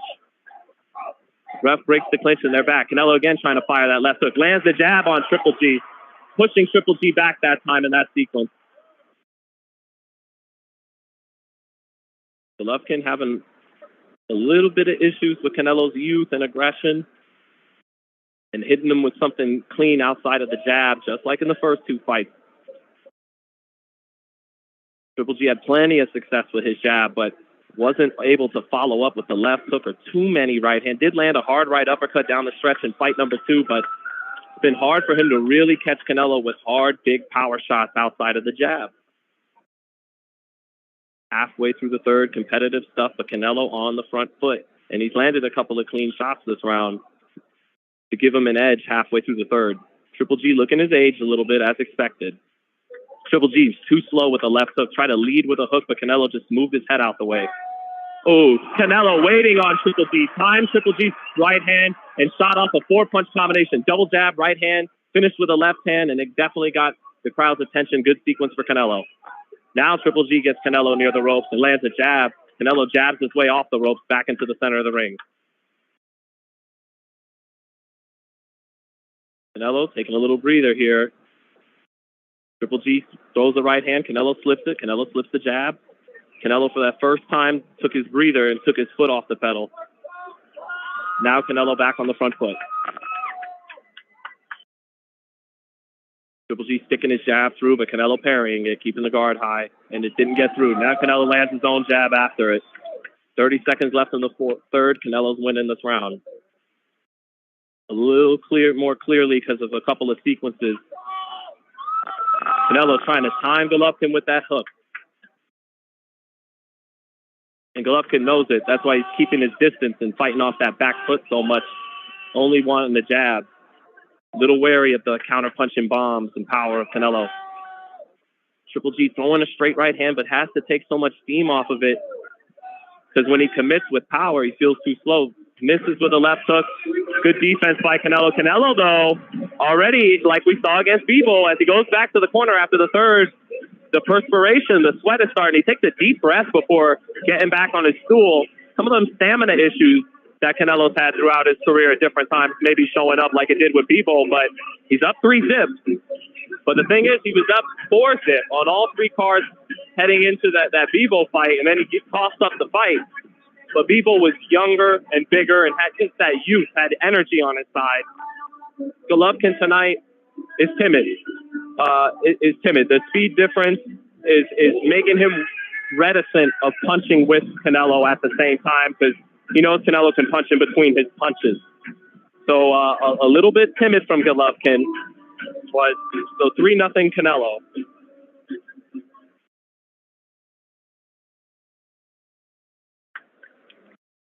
Let Lone Wolf Ace says, let's go, 3 already in the bag. It would appear that way, but remember, you had 4 in the bag with Bivol, and he coughed it up in the second half. So round 4 begins. Something to watch out for is Canelo's tank. He faded against Triple G the second time. Yep. And Canelo's constant upper body movement, constant feints, and throwing every punch with power on it. It's a style that could tire you out. Canelo trying to hook off that jab again. Triple G getting out of the way of it. 30 seconds into the fourth. Triple G shooting his jab. Canelo blocking it. Triple G landed a jab that time. Canelo jabbed with him, but got out jabbed. But can Triple G land something outside of the jab? Canelo bending down, head movement. Comes up with a left hook, misses. Triple G smart. Not getting hit with that. Shoots a jab to the body of Canelo. Shoots 2 jabs up top. Tries to hook off his own jab. Canelo with good defense. Canelo coming back with combinations.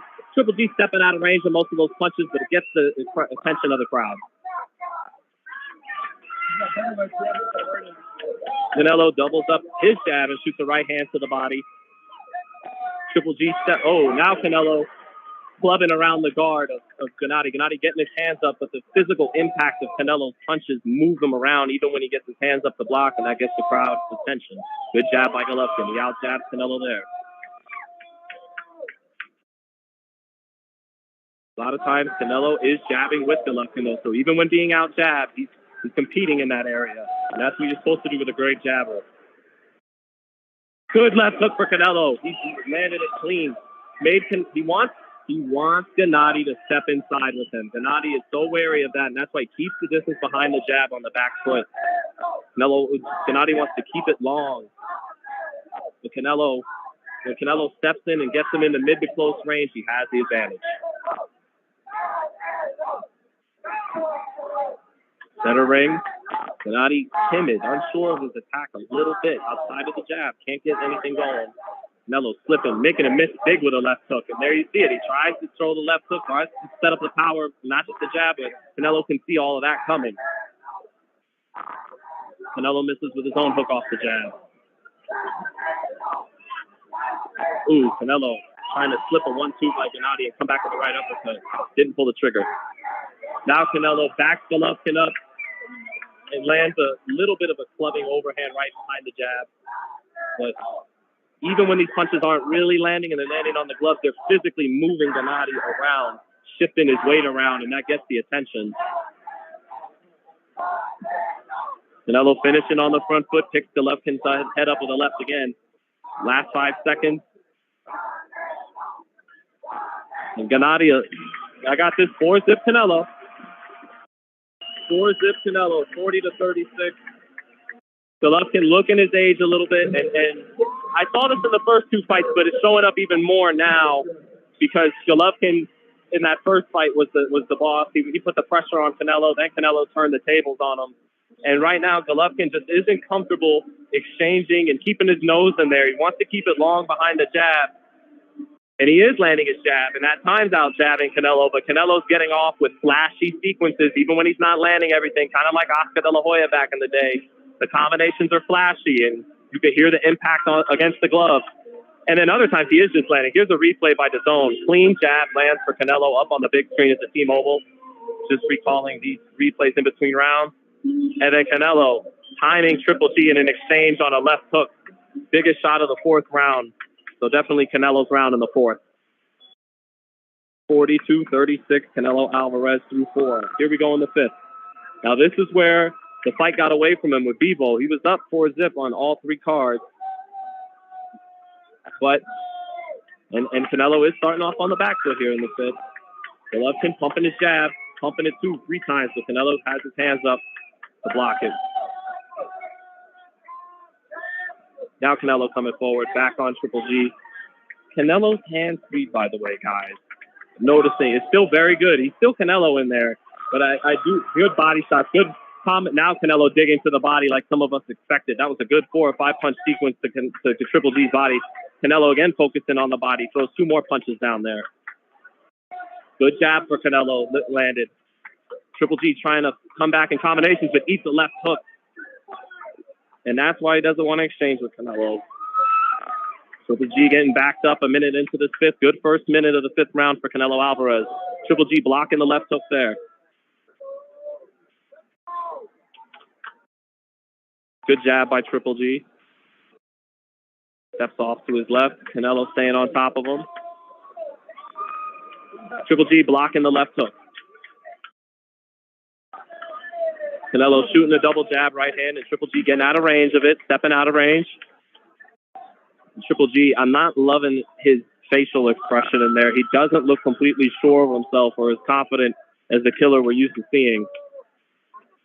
And like in the first 2 fights at times, he's not willing to fully sit down on some of his punches because he feels sometimes to be a little quicker with the shot, you take some of the steam off of it and trying to land it, but your punches turn into more range finders. And Triple G's been forced to do that many times with Canelo, including tonight. A minute left in the 5th.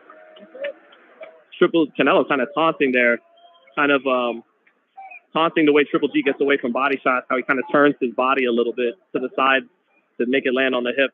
DAZN has this 4-0 Canelo, so do I. Canelo not letting a lot of punches go right now, just keeping his hands up high and staying close to Golovkin and catching all of Golovkin's jabs. The jab is not getting through for Golovkin too clean right now. Oh, Triple G backed up, right hand to the body, Triple G fall off balance a little bit. Straight right hand to the body. Now he doubles up his jab, but big overhand right by Canelo lands. Big shot. Triple G looking his age a little bit here. Canelo thinks he can gradually break him down. He's on his way to going up 5-0. That was a good overhand right just a moment ago from Canelo. Good right hand to the body for Canelo.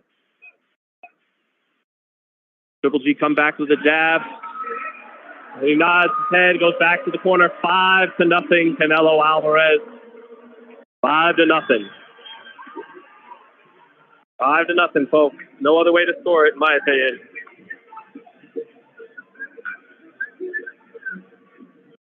Joel Crane said GGG disappointing.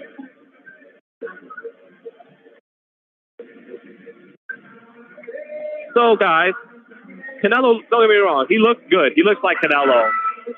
But I usually have a pretty good eye for the eye test, and he is a millisecond slower. That wasn't just feeble. That wasn't just 175 pounds.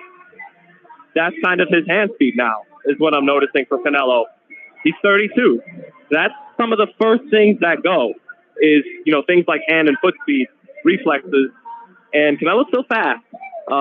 Still a smaller guy coming up, faster than most of these guys at 68 and 75, but I don't think he's quite as zippy as he was against Callum Smith 2 years ago. But up 5-0 and having a very, very, very solid performance right now.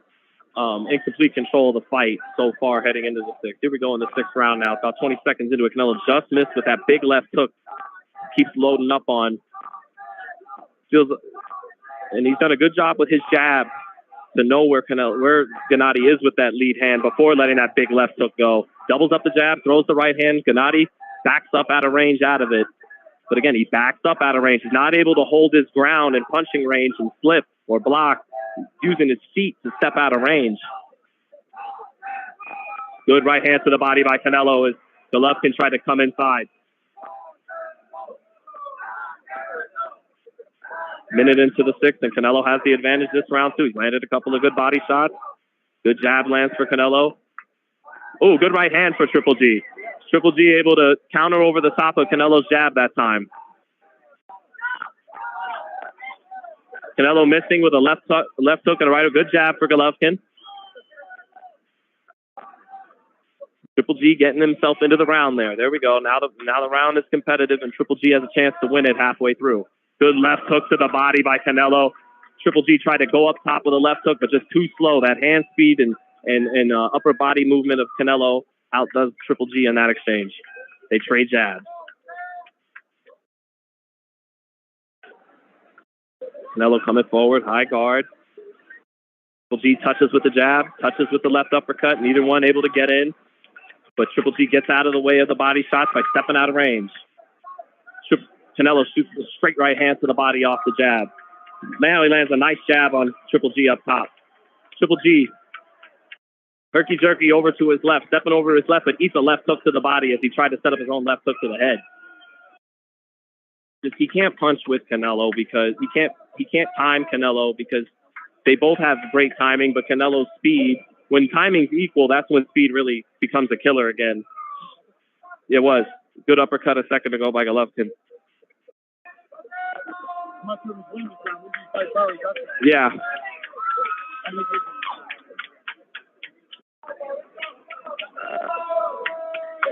Close sixth round. Golovkin did land a good right hand this round. Left hook partially lands for Canelo just now. Golovkin getting his hands up to block most of it. Canelo got a beautiful upward trajectory on that left hook up top sometimes. Last 10 seconds, and if you're looking for a round to give Golovkin, that was it in the sixth. Yeah. We'll go ahead and give that to Golovkin. 5-1 Canelo. Did land a good right hand. Hopefully DAZN shows it up on the T-Mobile big screen so I can get some confirmation that it definitely was a good right hand over Canelo's jab. But Canelo took it well because it wasn't like Golovkin committed on it, sat down on it. Canelo, because of his upper body movement, forces Triple G to take something off the shot a lot of the time.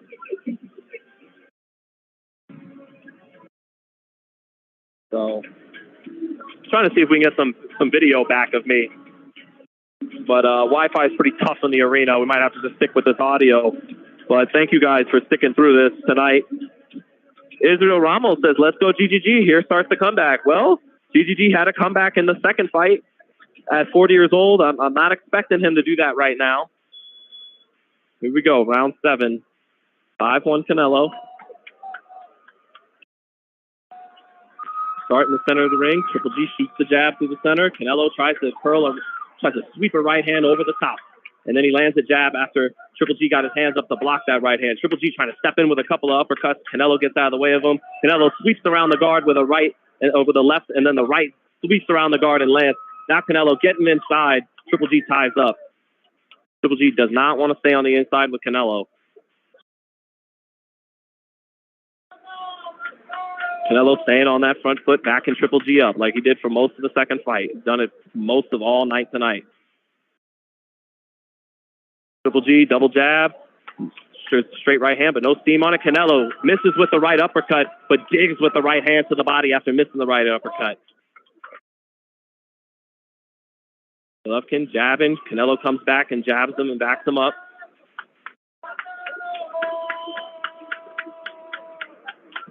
Triple G doubles the jab, but pawing with it. Now he lands a good jab. Steps off, bounces over to his right a little bit.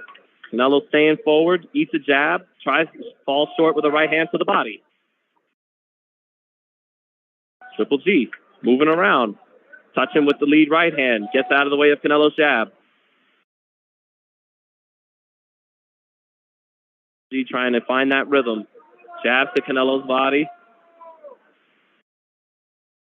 Canelo paused with his own jab twice. A little over a minute left in the 7th.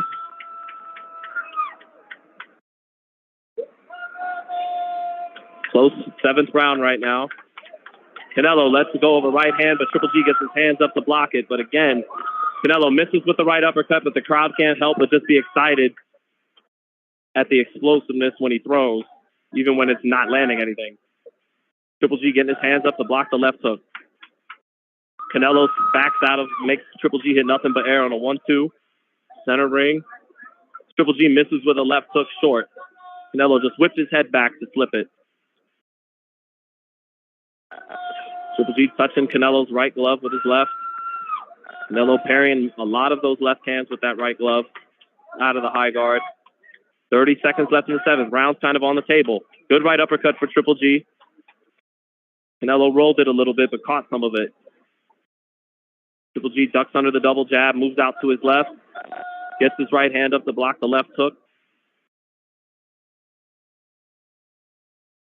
Canelo missing with the right hand over the top, kind of like he did against Bivol a couple of times. And 10 seconds left. Good jab for Golovkin.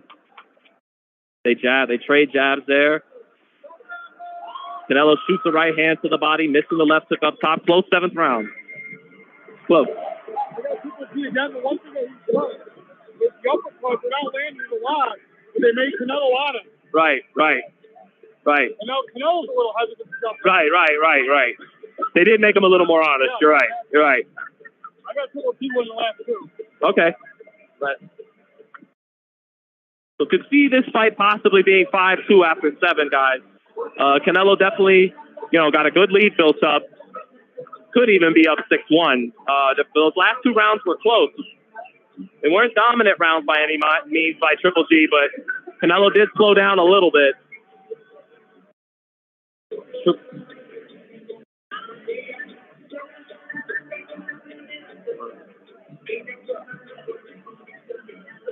Let's get here into the 8th round now.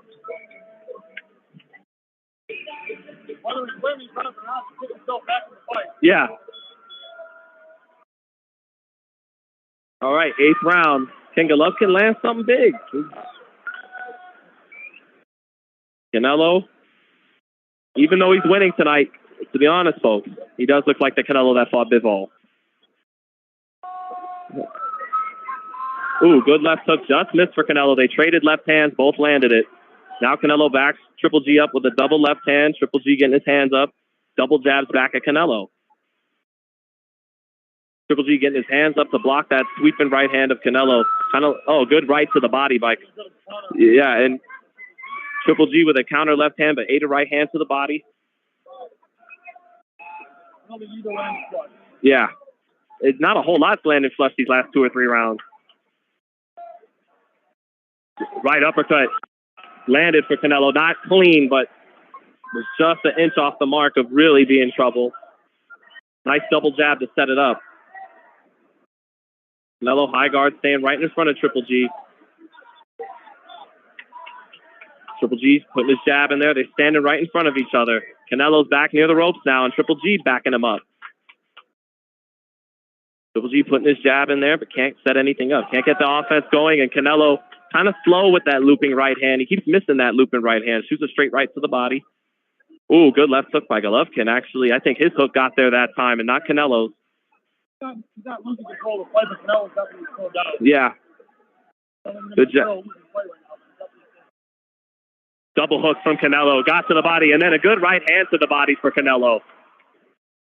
With Triple G against the ropes. Couldn't back out that time like he likes to. Triple G keeping that right hand up to block the left hook. Shoots a jab to the body, shoots a jab up top. Nice. Yep. It's a good double jab by Triple G a second ago to the body and head. Canelo reaching, a little more tired with these punches.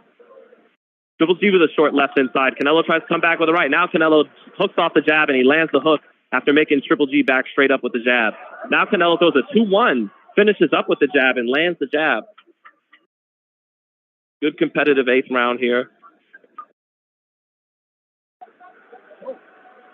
Triple G double jab, try to land that right uppercut, but Canelo moving his head out the way. Oh. Triple G tried that overhand kind of left hook. Canelo comes back with an overhand right and lands it hard.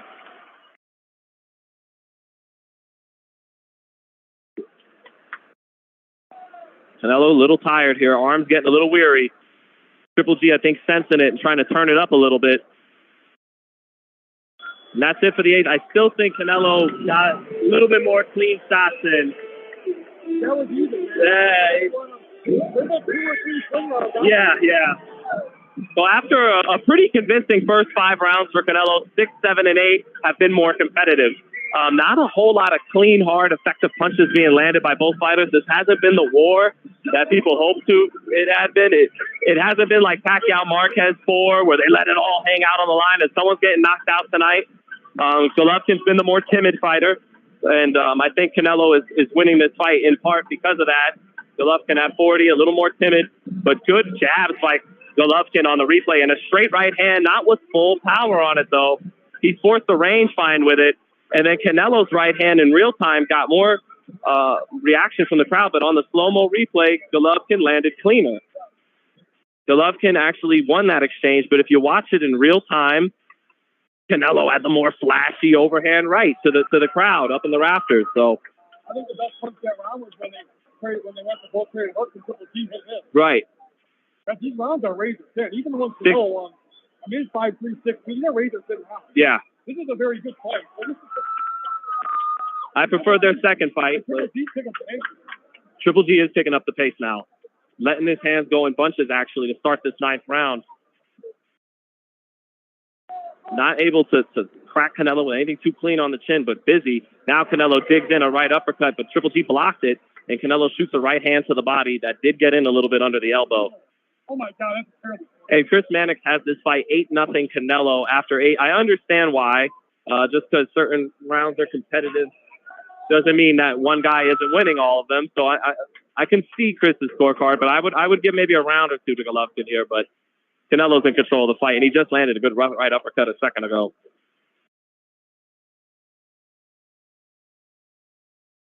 Good jab by Canelo as he shot a hook to the body that made Golovkin back straight up, and then he caught him with a jab on his way out. Here in the 9th round, about halfway through the 9th, and again, we got Canelo comfortably ahead. The last 3 rounds have been more competitive after Canelo seemed to jump out to a clean 5-0 lead. I think he's got the edge right now in the 9th. Ooh, Canelo getting his left hook blocked, but then slipping the right hand counter from Golovkin right after it. Ooh, good left hook, right hand combination by Canelo. Triple G blocked that left hook, but he ate some of the right hand. Now Triple G, Canelo trying to go for broke on a couple of right hands. Triple G landing a left hook as Canelo tried to load up on his right uppercut. Looks like we might get some of the action we've been looking for here. Canelo throws a left hook, right hand. Triple G defensively responsible. Triple G blocks another left hook on the inside. Canelo with the double jab and shoots the right hand. That kind of, like that right hand of the body kept trying to land against Bivol. They kind of throws to the back, to the hip, to the kidney.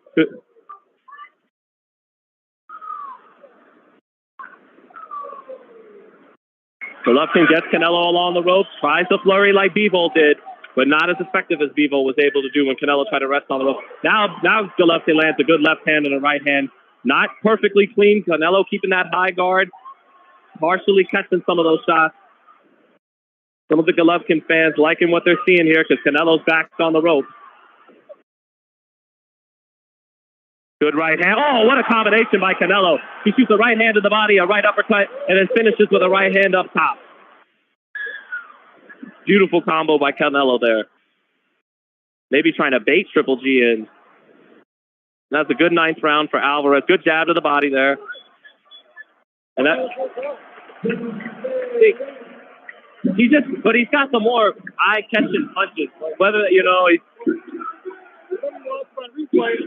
Right. So that ninth round, I just don't see Triple G coming back with any kind of late dramatics here. And, in the first two fights, again, he lands his jab, but he can't land the left hook or the big right hand or the uppercut with any real consistency because of the hand speed difference. Triple G was never a fast guy. But when he came to America 10 years ago, fought Proska and those guys, he was more fluid. He could put them together better than he can now at 40. And even when he fought Canelo 4 or 5 years ago, he's just too slow. And Canelo on this replay landed a beautiful right uppercut and a sweeping right hand. And then Triple G landing a right hand around Canelo's guard, but not quite as clean. Again, that right uppercut on the replay, left hook, right, straight right hand. Great chin by Golovkin. Took those punches with no problem. I'd score this thing probably 7-2 Canelo right now. Maybe 8-1. But Canelo starting off with combinations, backing Triple G up, making Triple G pick the hands up and have to take those shots around the guard, which really, if you can with Canelo, you want to make them miss clean. Because if he hits you around the guard, it's still flashy and has an imprint on the fans and the judges. Bivol and Mayweather were able to do that to him. That was a good hook by Golovkin.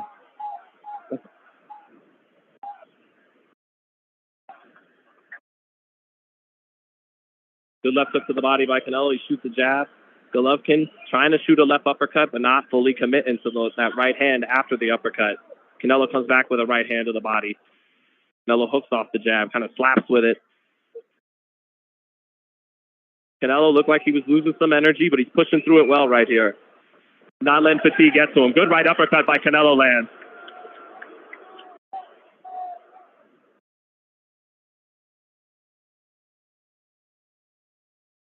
Triple G shoots a three-punch combination, misses him. Canelo just took a little step back. Good left hook to the body by Canelo. That looks like got a reaction out of Triple G a little bit.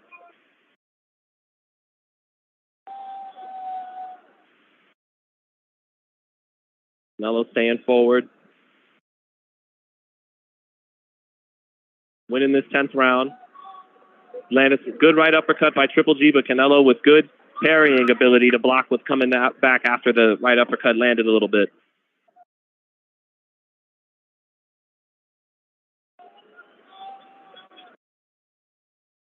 Golovkin shooting the jab, but Canelo walking him down. Good jab by Golovkin. Canelo catching on the gloves, the 1-2 by Golovkin. Golovkin clinching on the inside. Doesn't really want to exchange there. 45 seconds left in the 10th, and Canelo's winning this round.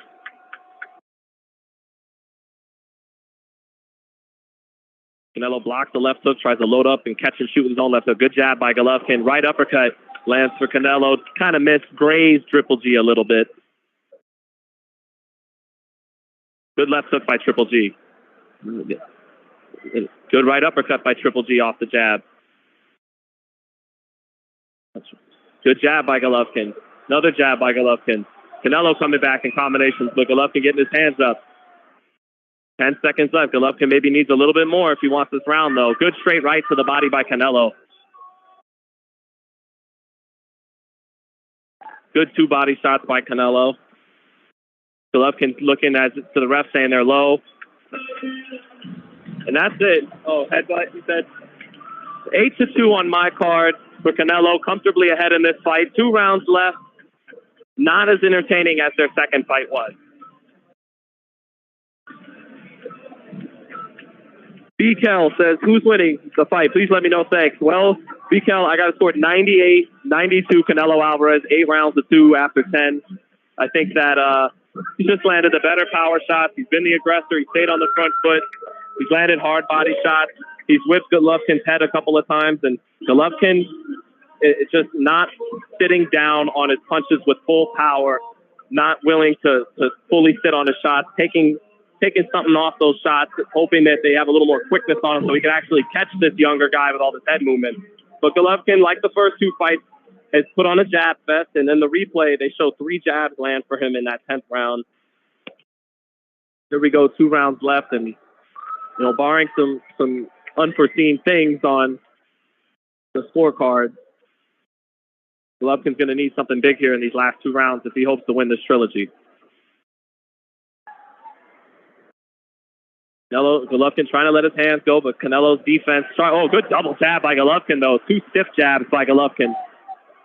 Canelo lets his hands go on the inside of the body. Rips the right uppercut, rips the right hand. Right uppercut did get in for Canelo.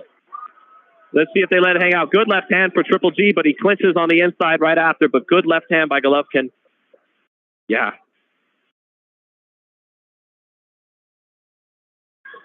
Ooh, Canelo missing that right hand. Looking a little slow on that one. Yeah. Triple G stepping out of range to make Canelo fall short with the left hook right hand. Triple G winning this round, maybe. Good right uppercut for Triple G. Canelo tries to come back with his right uppercut, and they clinch. 2 minutes left in the 11th. Ooh, good right uppercut for Canelo lands. Backs Triple G up. Triple G is strong. Take a shot.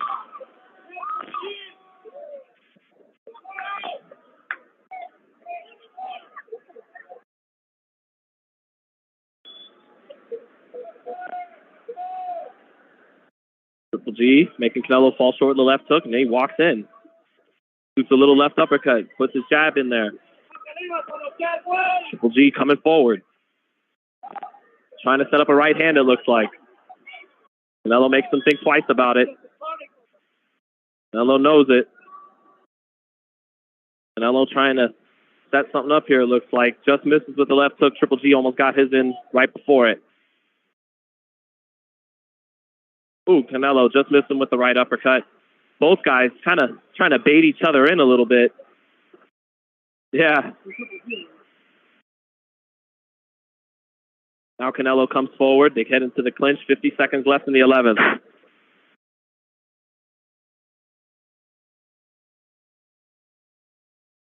Triple G trying to run his hands, but not sitting down on those shots.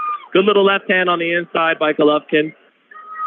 But just nothing that really is going to make the highlight reel for Golovkin. Golovkin tries to be busy again there and ties up. Canelo's defense just giving him fits. Triple G been more active than Canelo this round. Canelo, outside of 1 or 2 explosions, didn't do much in this 11th. 10 seconds left. Canelo has made Triple G be on his bike at times in this fight. It's Triple G backing up, even though he needs to make a knockout happen.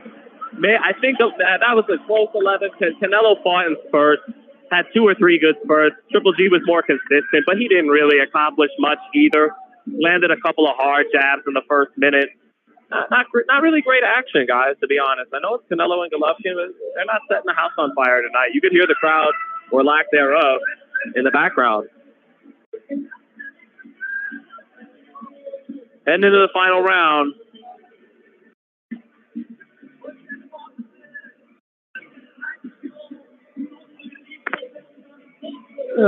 Thank you guys for joining with us in this round by round despite all the technical difficulties we had to get through tonight, but we did it, damn it. We got through it.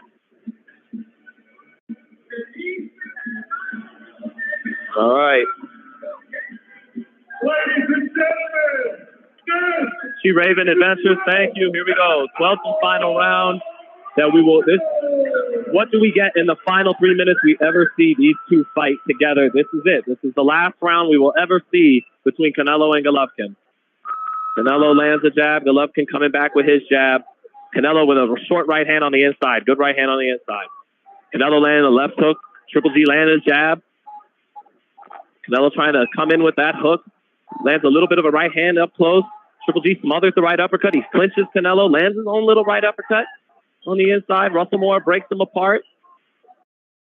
Canelo short with a left hook, trying to load up on it. Triple G with a good right uppercut on Canelo. Canelo took it fine.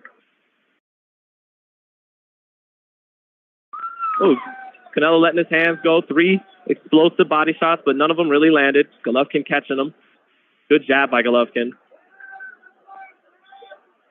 Canelo backing Triple G up constantly, though, and that is not good optics, as Roy Jones pointed out in their second fight. Good jab for Golovkin, but Canelo getting right back in that phone booth, and all Golovkin wants to do is hold. Less than 2 minutes left now in this rivalry. Short right hand on the inside for Canelo as they do some rough housing in the clinch. Triple G has to go for broke. Shouldn't be clinching right now. Triple G still fighting like it's the first round and not like he needs something big to happen.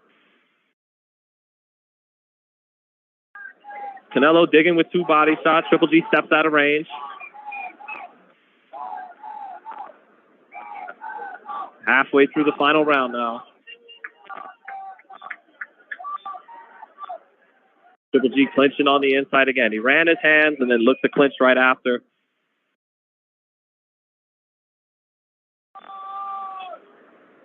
Fans booing a little bit. Some of the fans making their ways to the exit because there's a lot of clinching by Golovkin in this final round.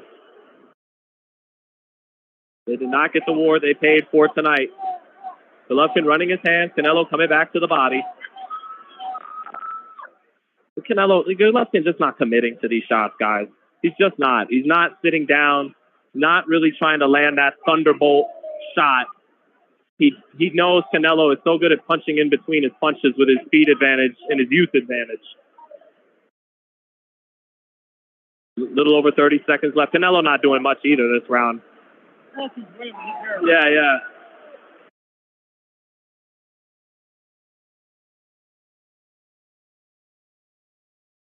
Great jab. 20 seconds left in this rivalry. Triple G clinching on the inside some more. He clinched a lot this round. They did, yeah. Canelo. Last 10 seconds.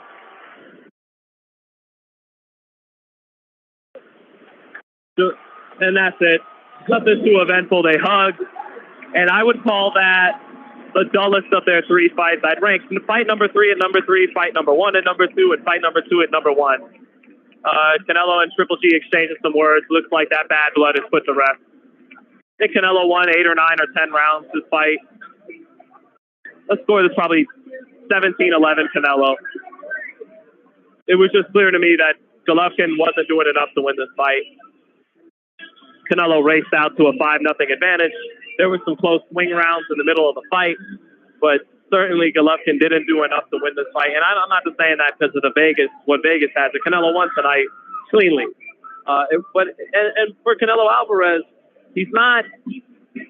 I think he has slowed down just a touch. I think he's still relatively in his prime. I think he's still an elite fighter, no question about it. But the guy that we saw against Bivol wasn't a fluke. That might be who we're dealing with now. That wasn't just a guy with lesser energy because he went up too far in weight and all that. So, but thank you guys so much for sticking with throughout. We'll stay. Obviously, I'll keep you guys locked in until we get a verdict.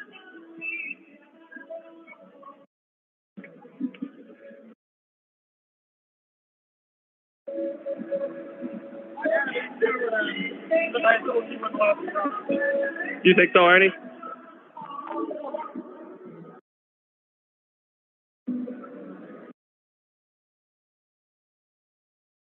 Thank you guys so much for joining. As you guys know, may have lost some video feed, but we're waiting on this final verdict now to see who won the trilogy. Obviously, it should be Canelo.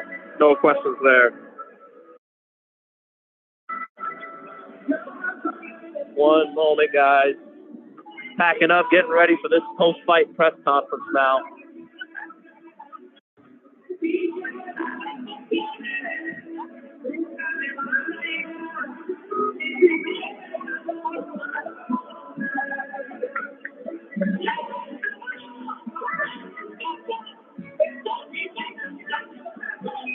Yep, just awaiting this verdict now.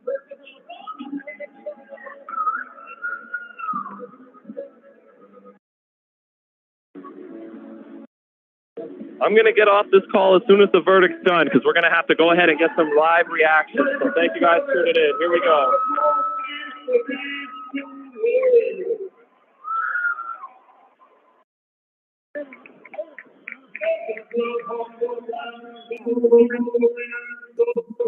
Here we go, guys. Here we go, guys. It's so hard.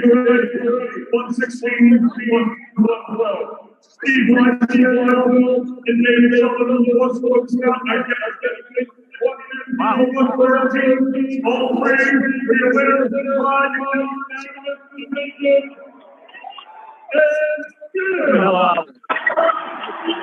Thank you so much for joining.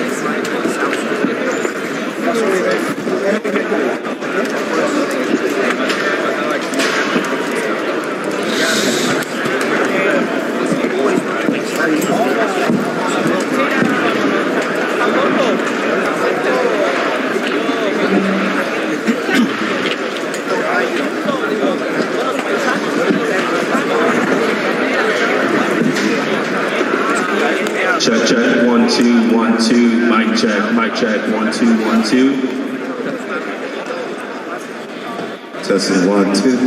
Hey, hey. RF1, this is a mic check and a mic check only on mic 1. Mic 1, testing 1, 2, 3. Okay, I'm good with that. Hello. Thank you for attending this extravaganza this evening, ladies and gentlemen. We are more than happy to have you here at T-Mobile Arena. Testing 1, 2. This is a mic check and a mic check only. Testing 1, 2, 3.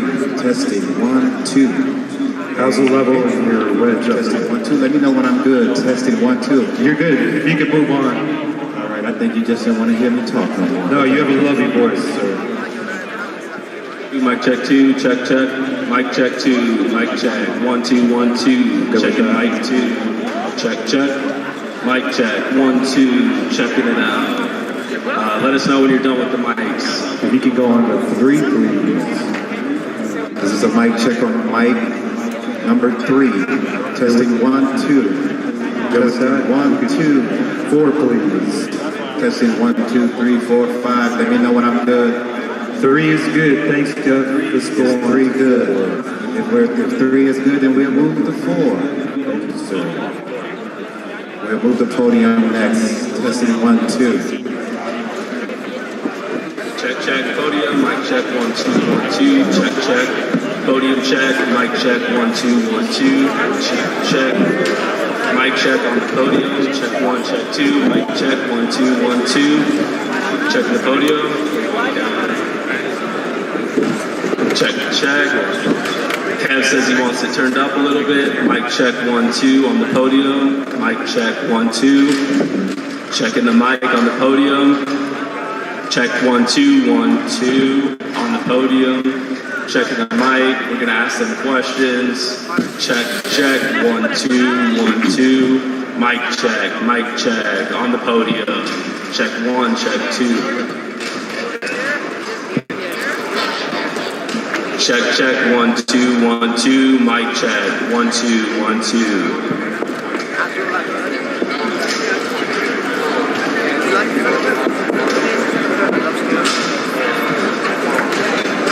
Mic check, 1, 2, 1, 2 on the podium, mic check.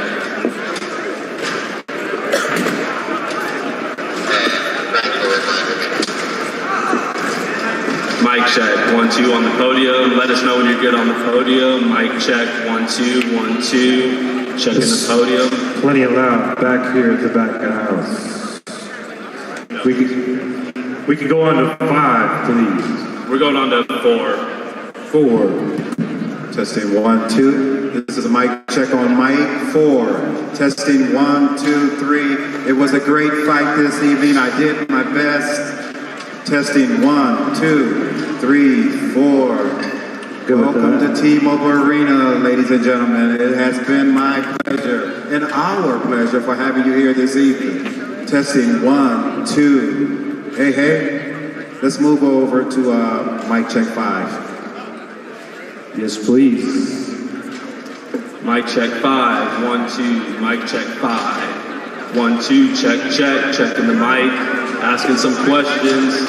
1, 2, 1, 2, checking mic 5. Check, 1, 2, mic check. You all good back there, Mike? Yeah, how's it feel up there? Cool. You got enough in your wedge? You checked the question mics, right? I'm talking on the question mic now. You have enough in your wedge up there. I am asking you, do you have enough in the wedge, sir?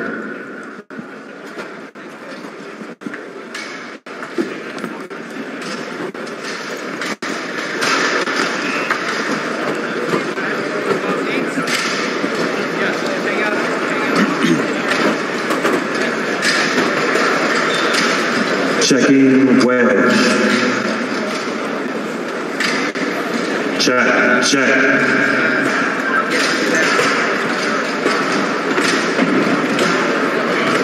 How about this mic up there? Check. Checking Q&A 2.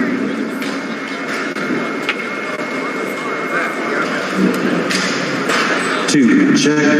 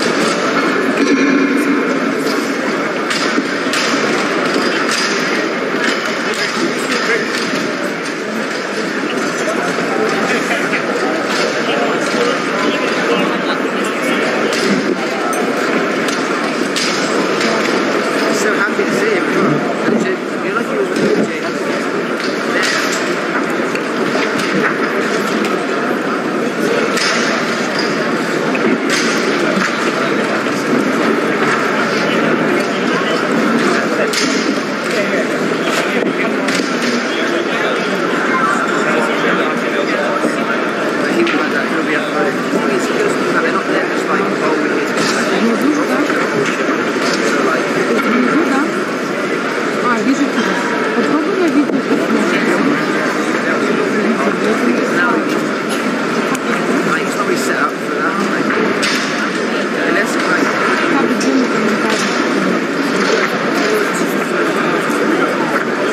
check.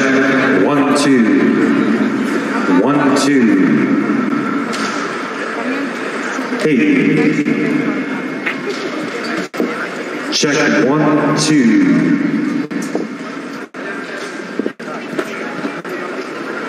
2, 2.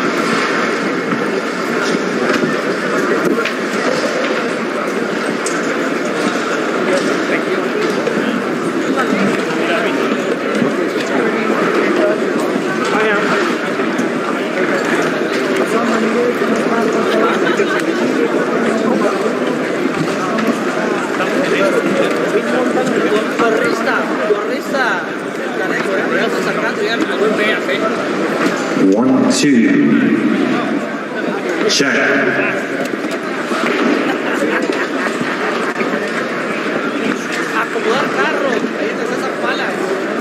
Check. 2, 1, 2.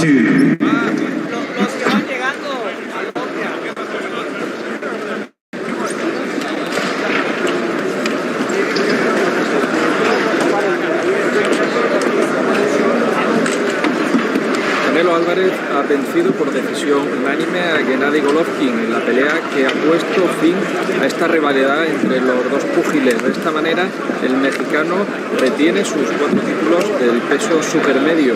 Hemos visto a un Canelo superior durante la primera mitad del combate y a un Golovkin que en los últimos asaltos casi logra la remontada. Finalmente, victoria para el mexicano que recupera de nuevo su sitio en el boxeo.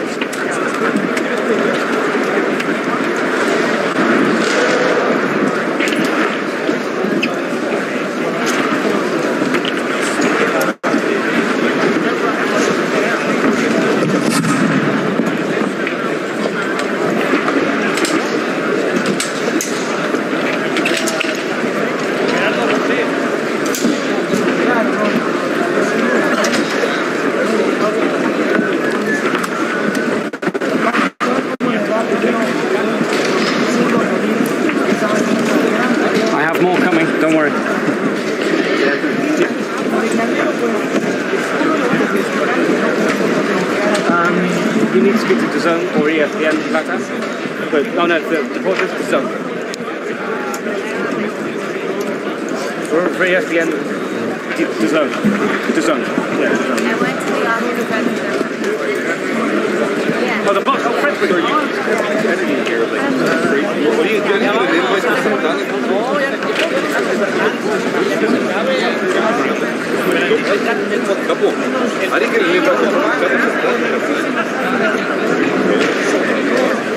Tremendo, tremendo. Órale, güey. En serio.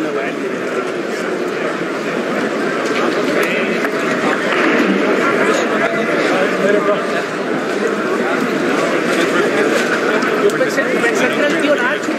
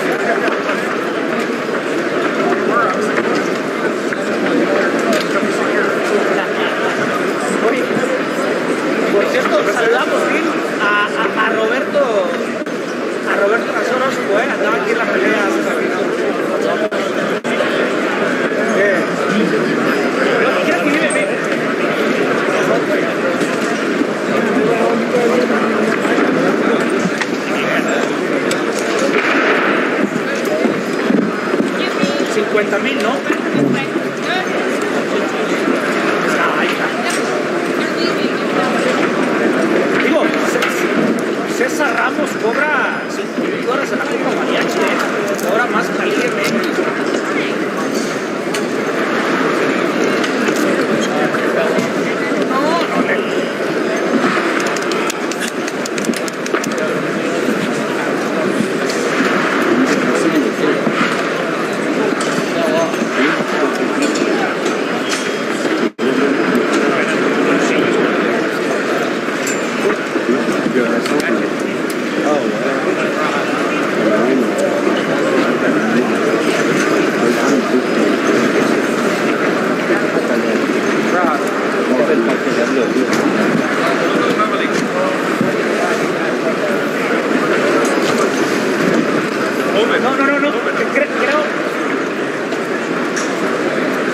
Oye, creo que no está en risas, está aquí de arribita. De los de $2,000, tampoco no.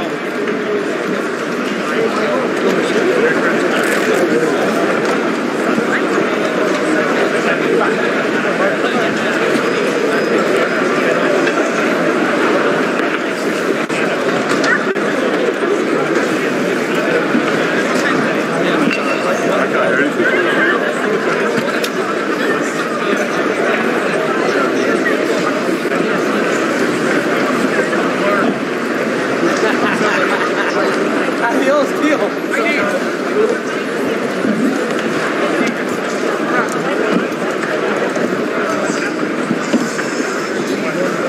Check one, check two, check one, mic check 1, 2, 1, 2. Check two, mic 2, check it. Mic 3, checking mic 3, mic check.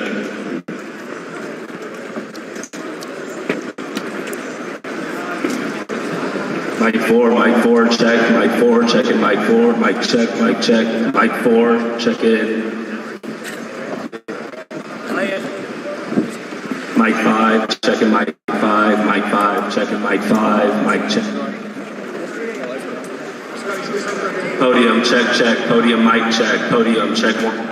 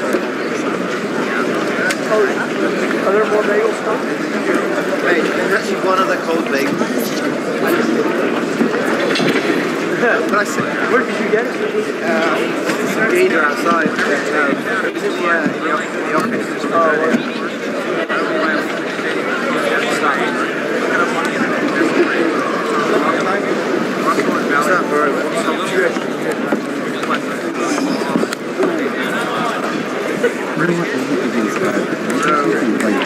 I have to really zoom in, and it's going to be No, I'm just leaving already. Oh, okay. Yeah. Oh, then you're fine. Then. I just didn't know.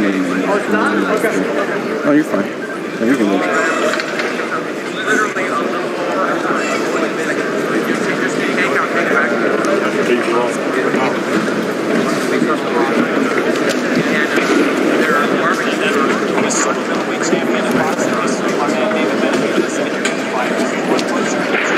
To be honest, I feel like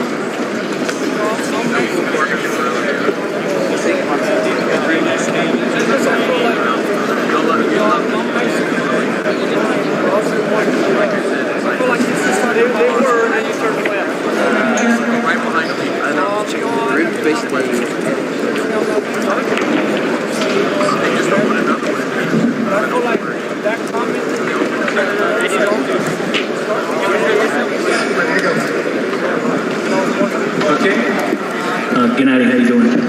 Good. I see. Keith Idek from BoxingScene.com. You seem to get off to maybe a little bit of a slow start in the fight. What do you attribute that to, and how was Canelo able to get off to a fast start in the beginning of the fight?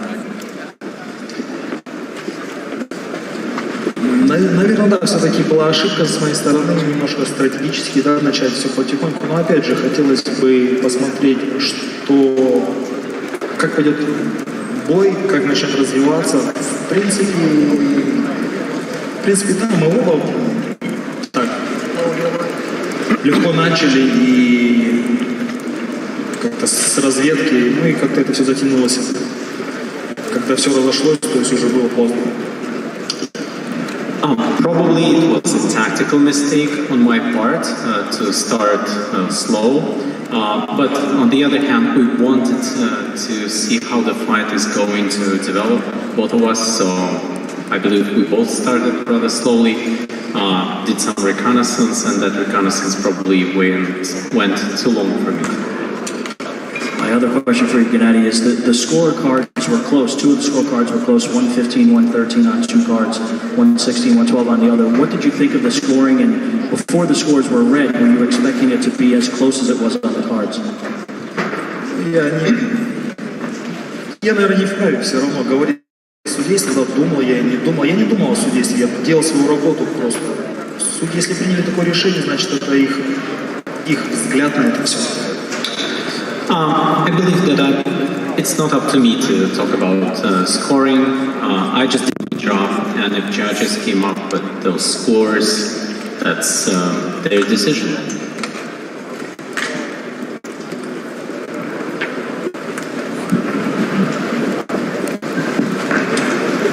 Radio Rahim at Triple G. After the 8th round, you seem to be able to hit Canelo fairly easily. And then in the ring, you said it was strategy. Is this a strategy that you may have started too late? And can you explain to us, going into the ring, into the fight, what exactly you were planning to do? План был один, план был выиграть. И не то, что стратегии, да, все дело, просто все это поздно немножко началось. Ну и как бы чувствовал я себя, в принципе, очень хорошо. Вот эти вот все маленькие какие-то те удары, которые доносил Канело, в принципе, они не ощущались. То есть он не удивил меня ничем. И, в принципе, у меня не получилось там достать его где-то аж так. Ну, скажем так, бой был очень близким во всех направлениях. Судьи отдали в ту сторону. Well, the strategy was to win this fight, and probably we should not attribute my loss to the strategy because I felt great, and those minor shots that were successful, like with which Canelo was successful, did not surprise me, and maybe I was not that successful with my shots, and ultimately the judges scored in his favor. Gennadiy, Dan Rayfield. My question for you, Gennadiy, is there are so many years of this rivalry, the bad blood on both sides. You both saying bad things about each other, wanting to knock each other out.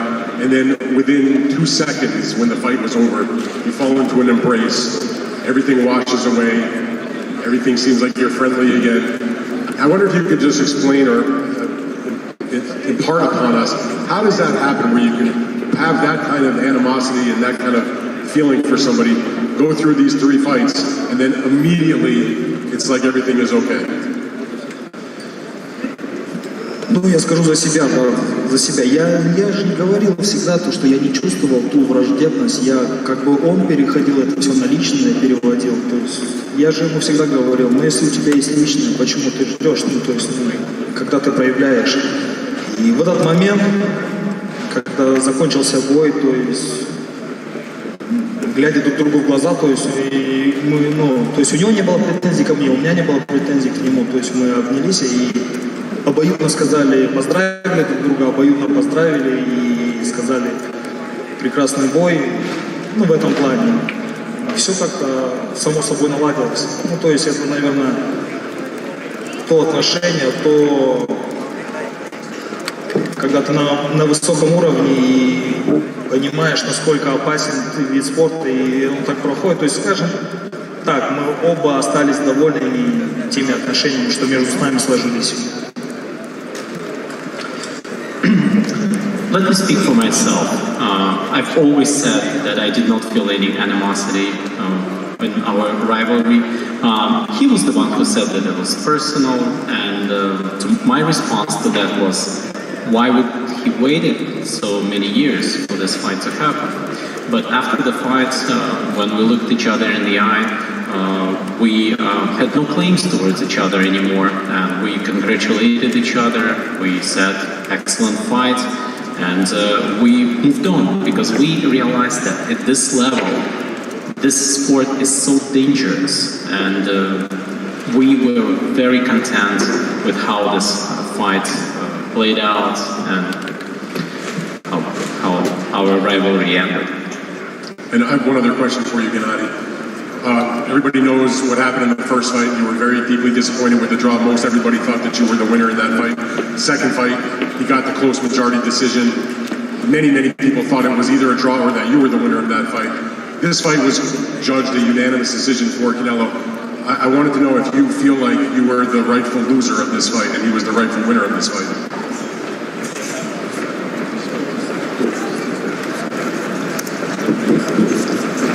Я скажу так, в своих 40 лет я уже понимаю гораздо больше, чем в 36. Я и всем желаю так понимать и здраво рассуждать в 40 лет. То есть все мы понимаем, что это за игра и при каких условиях. Скажу так, судьи отдали в ту сторону, то есть это их мнение. Победил Канело, с чем я его поздравляю. Well, I'm 40 years old, and I'm probably wiser when I was 36.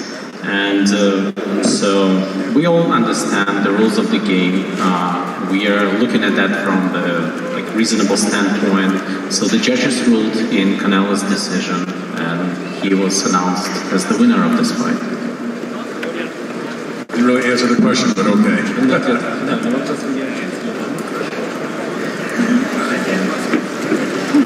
Gennadiy, Muhammad Mubarak with the Electronic Urban Report. My question to you is, you watched the Bivol fight, and I know you had to have seen some flaws in Canelo that you could have taken advantage of in this fight. When you first walked in the ring, did you have that in mind when you were fighting, beginning this fight? Did you see the flaws in him? Ну, на самом деле, да, я бы хотел бы его немножко затянуть, как говорится, в глубокие раунды, да, то есть сюда, и уже начать работать. В принципе, у меня это получилось, немножко поздно это получилось, но, опять же, я скажу за себя, я не почувствовал ни каких-то точных, сильных ударов на себе, то есть не пропускал грандиозно, посмотрите на мое лицо, да, то есть, да, и я не попал, но я чувствовал себя очень хорошо и свежо, то есть просто не хватило времени.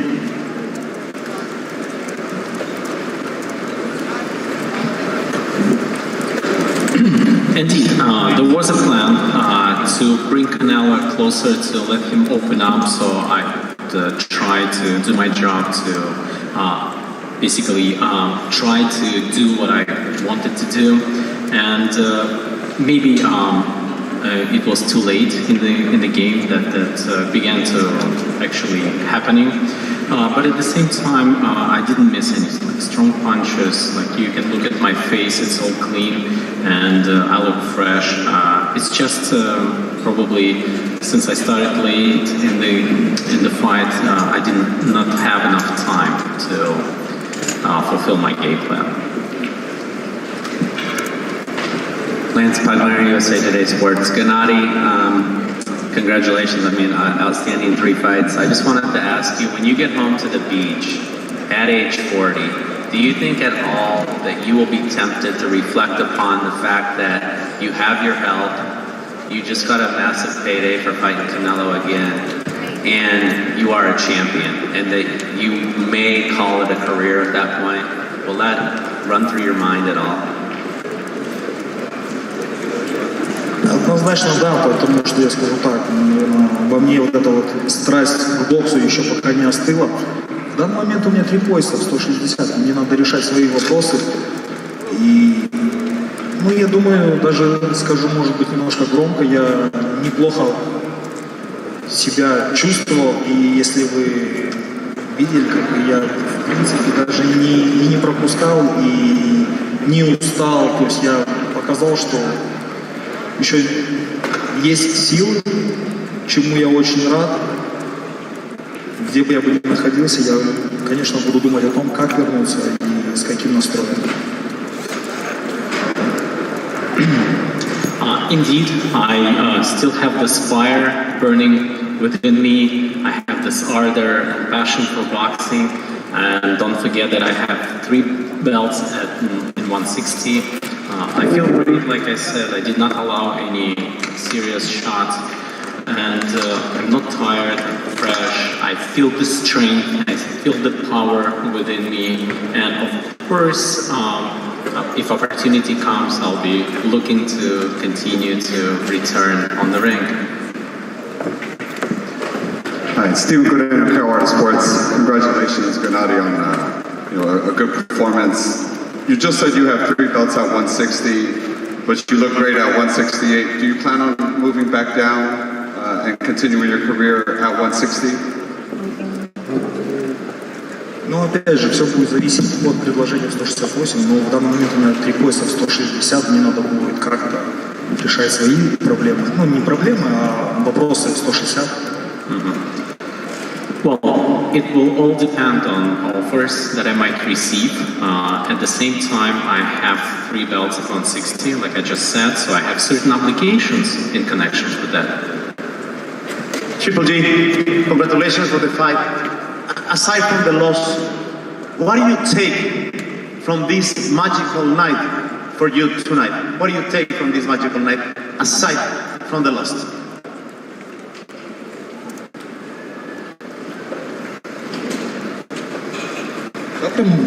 Прям так, чтобы я чувствовал, чтобы прям я проиграл или какой-то осадок, этого нету абсолютно. Я чувствую себя здорово, великолепно, полон сил, полон энергии, как бы.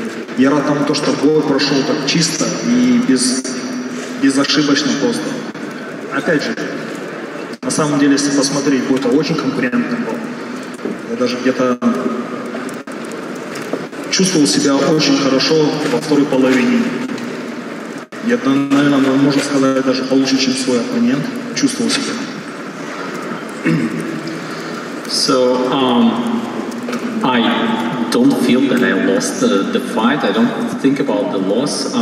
It's not something that like is on my mind right now, because it was a great fight and it was a very clean fight, as you noticed. And we did not allow any mistakes, and the fight was very competitive.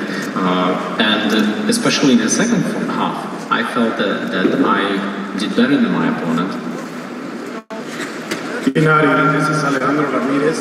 This is your 3rd fight with Canelo. Fighting at 168, did you feel Canelo stronger, bigger, or anything? Or did you feel any difference from this fight from the others? Нет, наверное, ну как, я не хочу сейчас, да, то есть принижать его победу. Да, он выиграл. Что он выглядел сильнее или быстрее, нет, абсолютно этого не почувствовал. Но скажу так, что он наоборот как-то не доносил свои удары, то есть его скорость или его сила, то есть во второй половине. И то есть первую половину мы практически не боксировали, вторую половину началось, когда это все, какой-то контакт, то есть ничего уже не ощущалось. То есть ничем он меня не удивил. 168.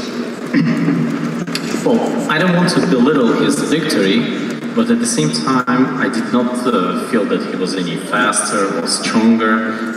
The shots that reached were not strong enough, and in the second half, he even lost in speed and power, and I think that even in the beginning we did not fight much. Like both of us, you could see that the number of shots thrown were like less than in the second half. But again, I would say no surprises for me at all.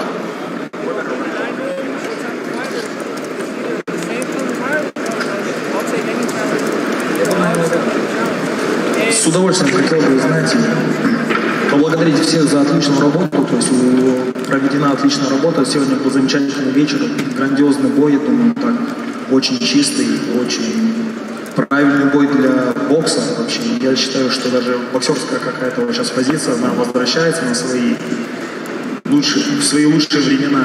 Так что я хотел бы поблагодарить всех людей, кто работал. Замечательный день сегодня, замечательный вечер. Спасибо всем за работу.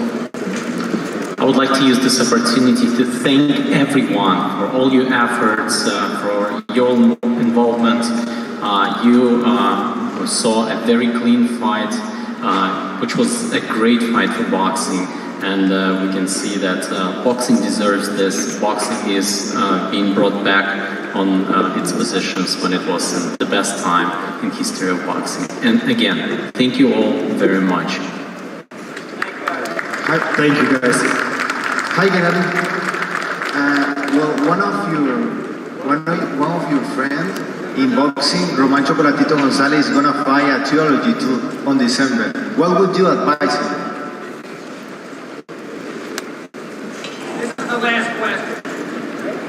What was the name of the friend? Sorry.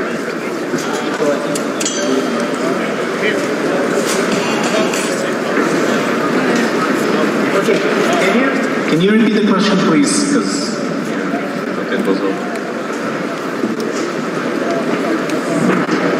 One of your friends, Romancho Chocolatito Gonzalez, is gonna fight on December a trilogy too. What would you advise to him? Не то что советовать, любой боец, я знаю, Чоколатито, выдающийся спортсмен, выдающийся чемпион. У любого спортсмена, у кого есть трилогия, это уже говорит о большом статусе, это большое достижение для этого спортсмена. Так что мы пожелаем ему только удачи, пусть он это делает, это прекрасно. Трилогия в боксе, это прекрасно. I'm not going to give any advice, but I should say that I know this boxer very well. He's an outstanding fighter, and the fact that he is getting the trilogy speaks a lot about him. It's a great achievement, so I can only wish him luck. All the best in the fight. Thank you. Thank you, guys.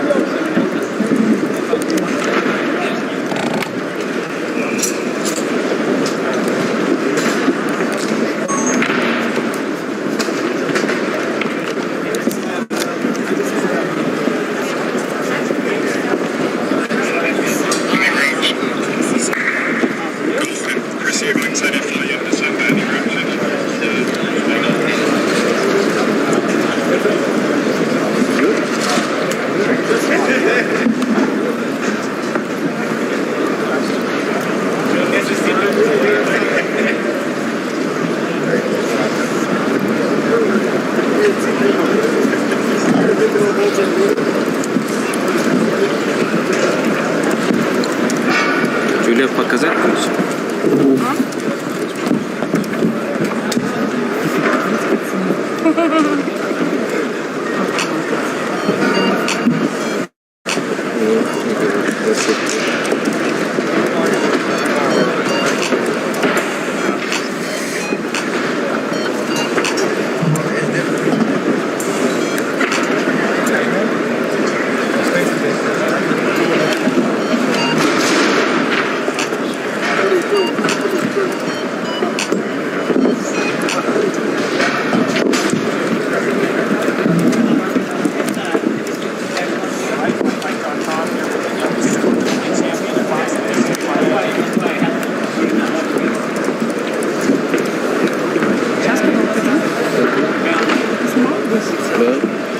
Что мне не прислать, короче, не снимать, если туда уйти.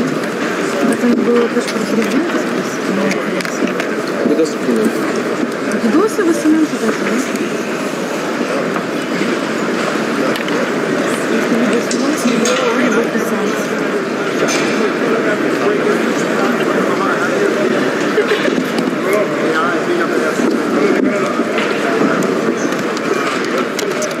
Одну маму остановить.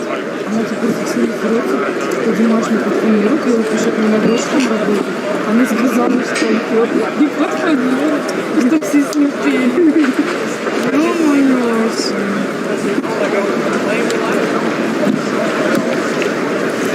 I get blamed a lot for like, I get blamed a lot because they feel like I get blamed a lot because they feel like I'm the one that's not making the fight.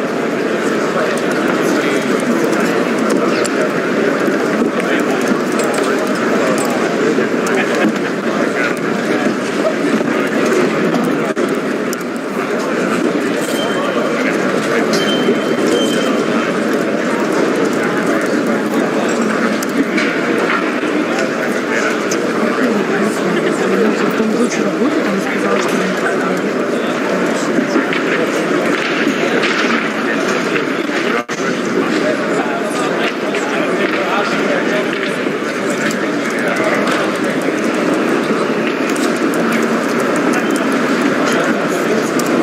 Ладно, твоя мама писала. А некоторые реакции правильно, она написала, типа, удачного дня, такое сразу спасибо. Напишите, типа, мама Тюрара. Я говорю, я поняла, здравствуйте. И такая пошла. Мама тоже не Тюрара. Подписана, дальше читала ее.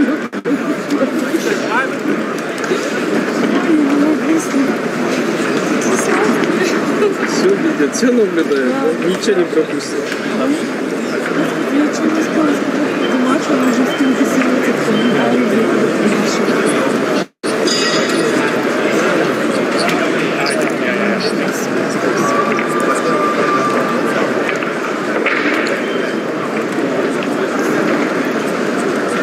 Я пишу, мама, ты что, говорю, разбавишь?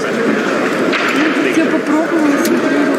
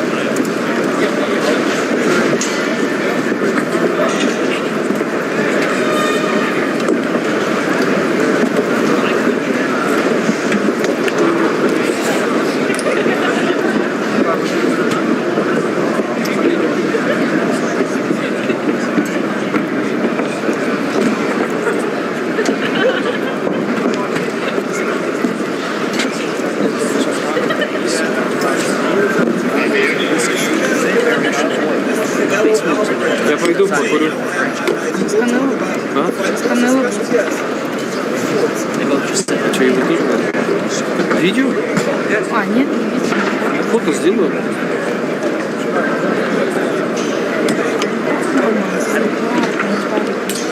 Peace out. After 4 years, just think about this. 168.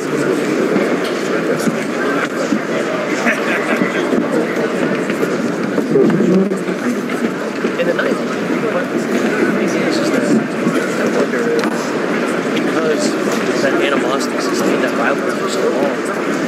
Fight is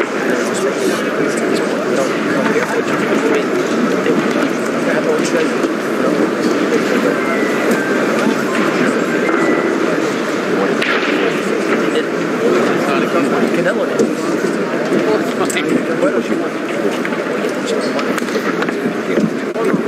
But I think that's the thing. I wanted that it wasn't because the thing is you have to deny it.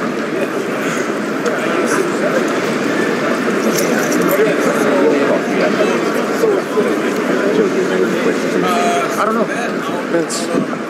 I can't even get. I've got an empty seat next to him, but they won't even let me through.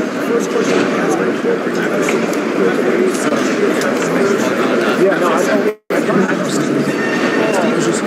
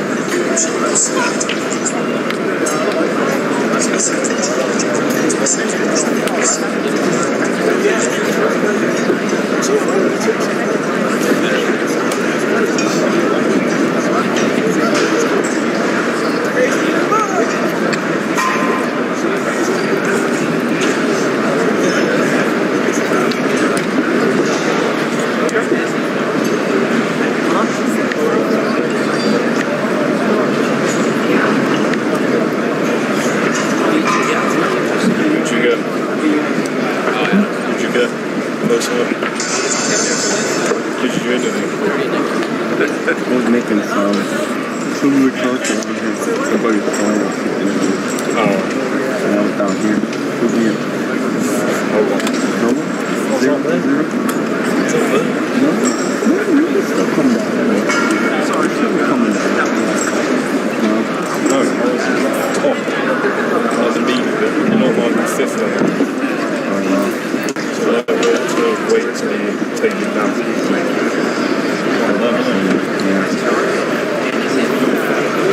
Was there like another layer? Like, is there another tier?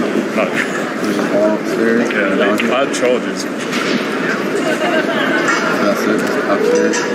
There's no like people sitting in there. No, you see where them tables are? There. That's pretty far,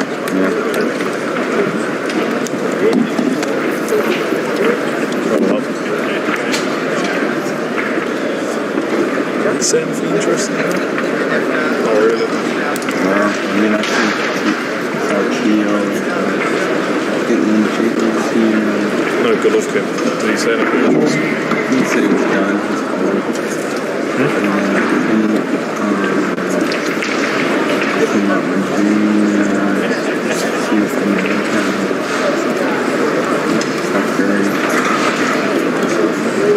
wasn't really much. Wasn't much in there. It is when you go on a fucking 11-hour flight. That flight's pretty rough, my friend. Yeah.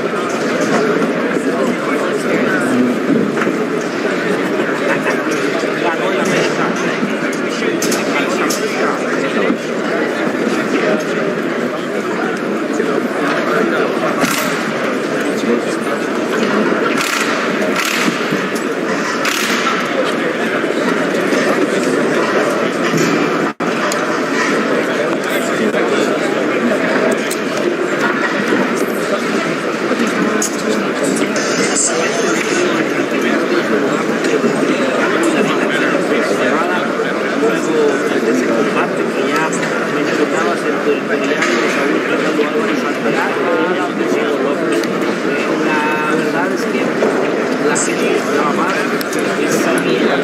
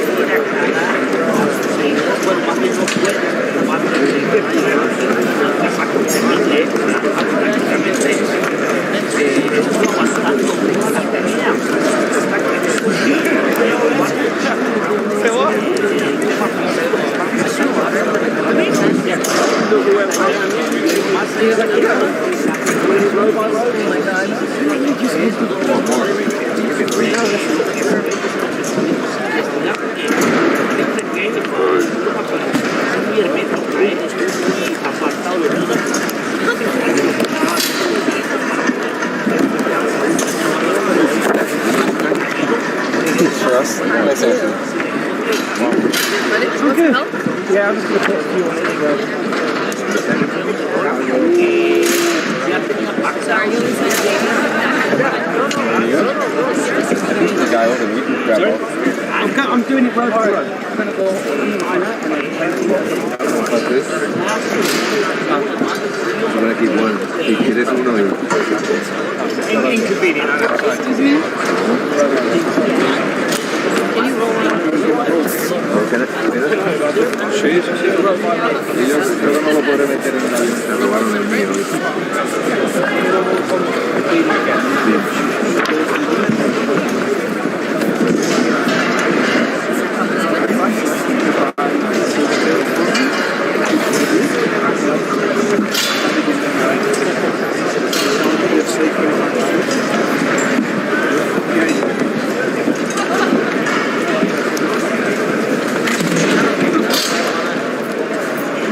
Maybe I'll put it in my office.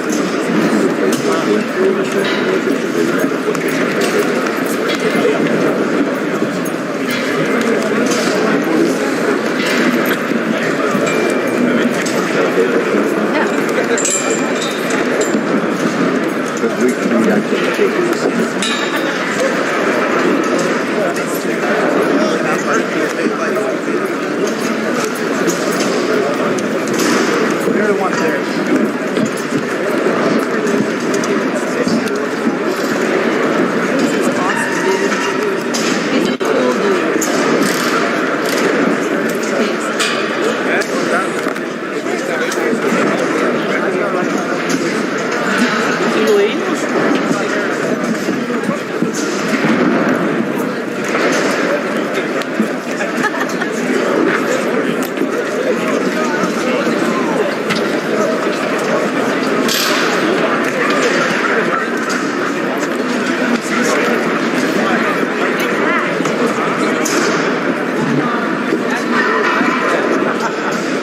Guess I'm going right to the airport. Well, if I'm there 2 hours before, I'll be there at 3:30 a.m. Bernardo said the airport was a mess yesterday at Friday. No, going back to LA. Because he flew back to LA for his daughter's graduation. But he says leaving Vegas at 4. So he's so shocked before he goes at 9 a.m.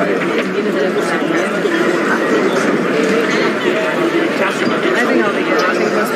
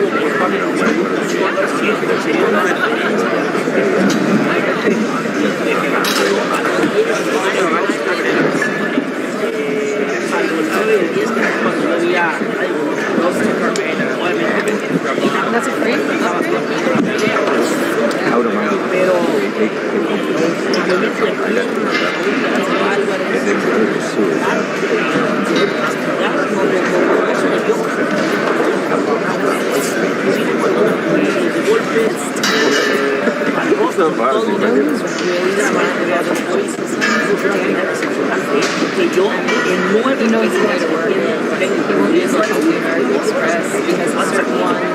So that because you can do that, but you get an app. But you can do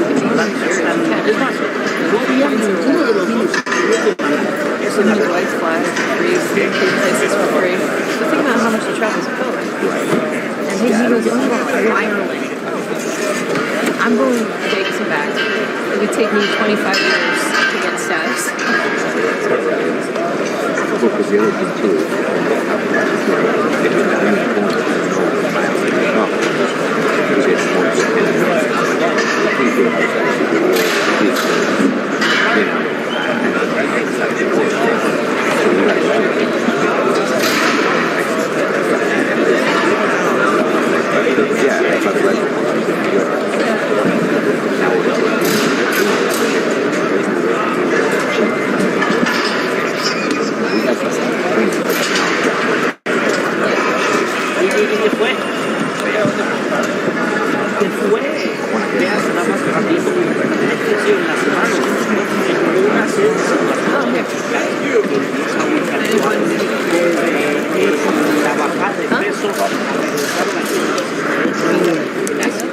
I know, it's so late. I had a big show.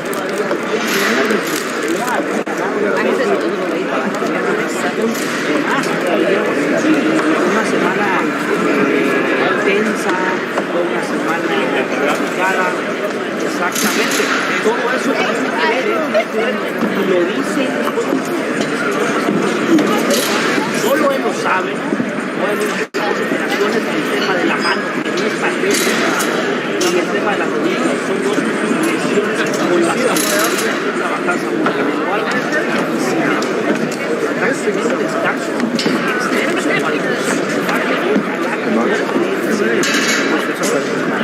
Well, I didn't get a chance to say thank you. Yeah, don't worry. I couldn't go to the expo. Are you making those? Because I had to do the... Yeah. That's why. I was surprised. I'm the person who invited everyone. And then thought it only makes sense, right? It's funny, I know Greg. Oye, te lo va a arrancar.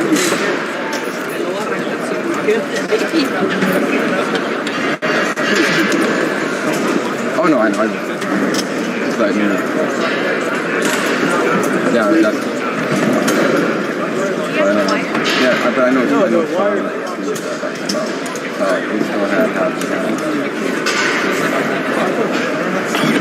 very eventful pay-per-view main event, T-Mobile, huh? Вот у меня А?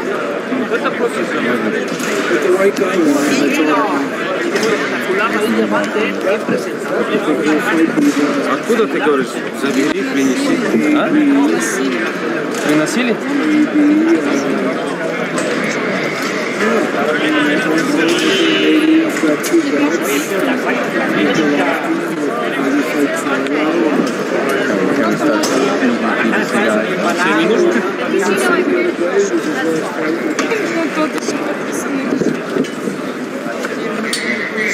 Вот это тоже можно.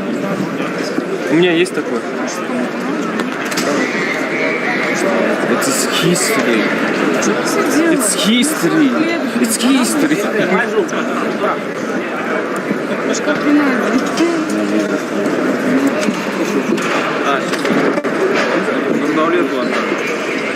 А? Еще бы один, а? Какому Нурдаулету? Помнишь, у нас айтишник Нурдаулет? Нет, а где он? Он приехал сюда? Этот Ержан же есть? Бородатый. Ну, Ержан есть, да. Или Миржан, ты Ержан говоришь, непонятно. Ержан. Ержан?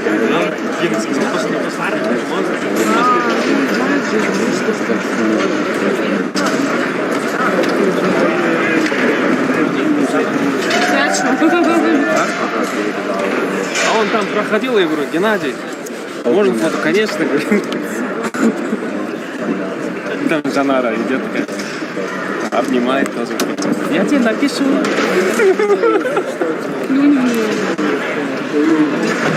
Она мне еще до сих пор без булки народу.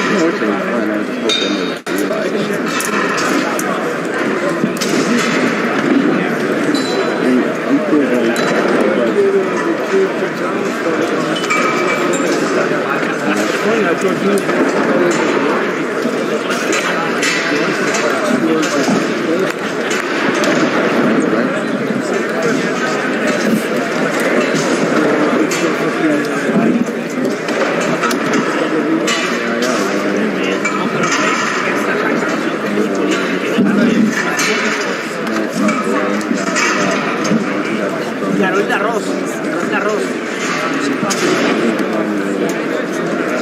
Y lo bueno que no se equivocó.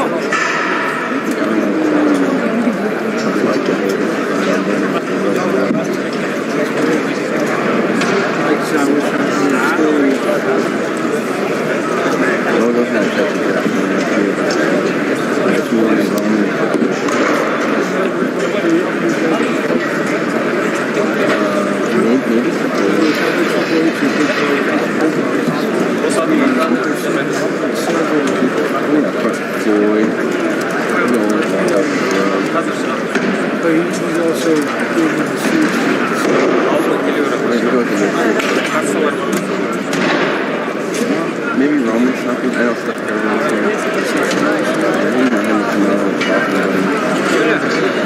Я пошел, не буду его. Хочешь есть? Какой пират?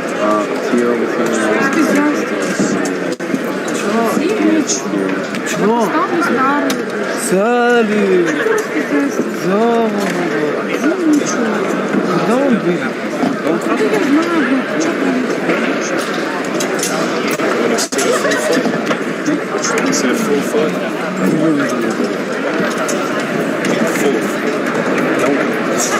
Завтра как Оливия.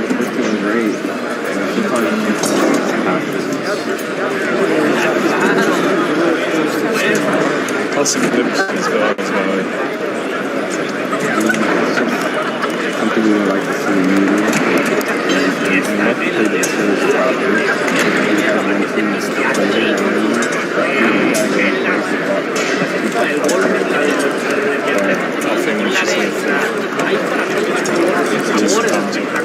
Are you gonna fly to it? Yeah.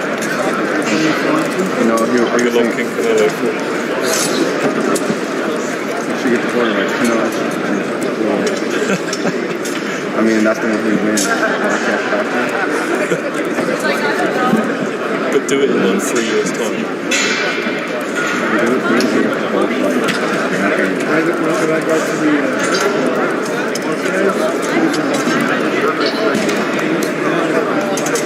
I heard everyone said Mate, Ryan Garcia's line is yeah, like crazy. Oh, is it?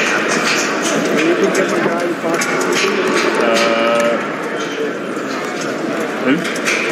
No, favorite him, man. No, he looks a little beat. It's like the East Coast again, but on the West Coast. Yeah. Right, he's not great.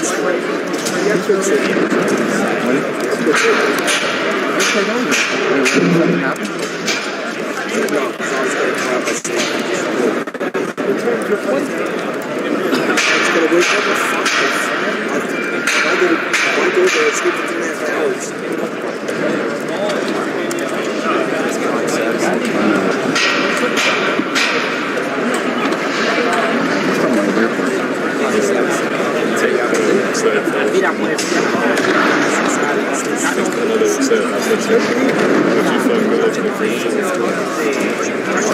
I mean,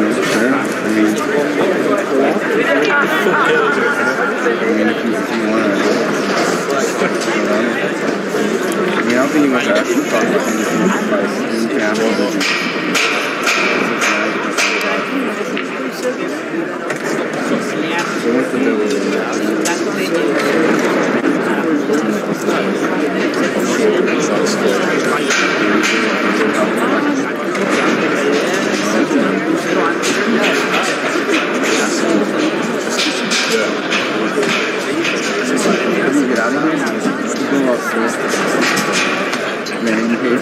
that stupid comment, of course. But yeah, no, really, the first floor, you go up and go down the escalator, and then you walk out the front door. Yeah, but he said it was so far. He said it was so far.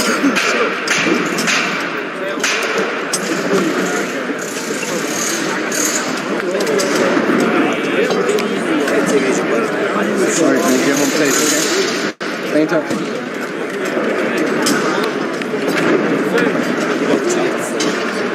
Yeah, just anything, everything. That's how you just Danny, just anyone, you know?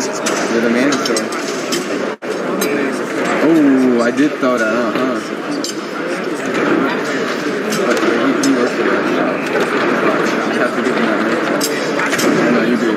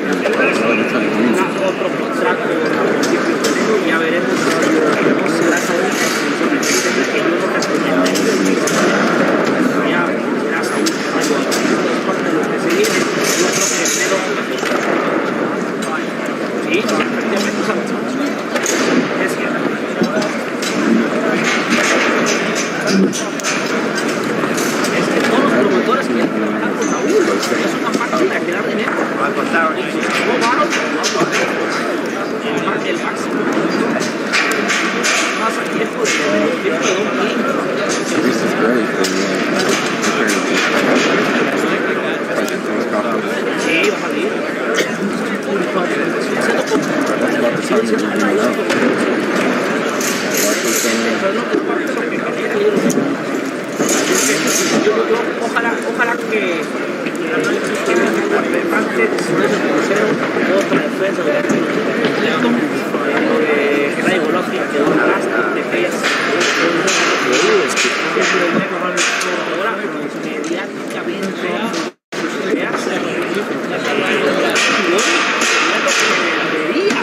pero yo la verdad en estas cosas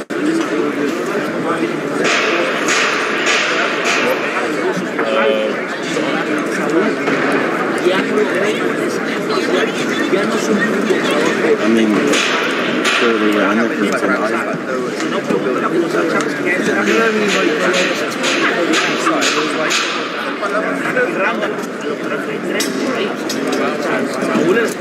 Saúl está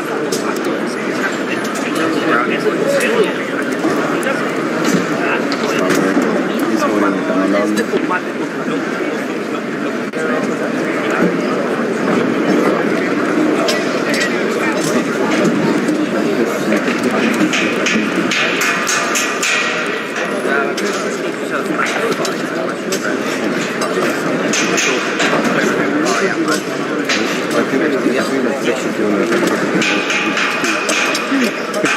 literally 4 or 5 years ago.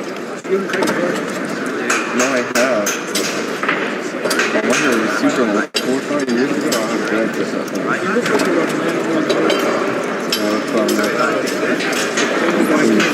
This is my new. Yep. Yeah. I wonder when they're gonna ask me. I wonder if I would like to update the picture. Always is. Oh, it's low, huh? degollado.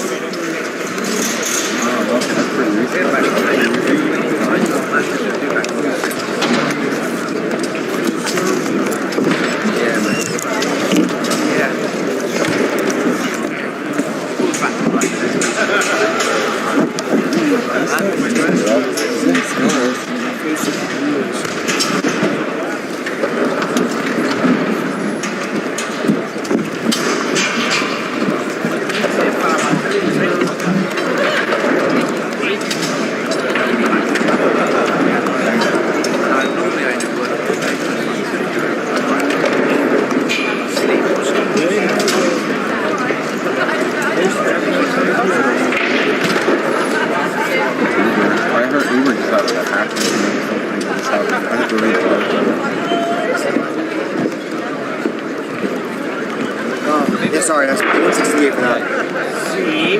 This guy, how many posts did you get?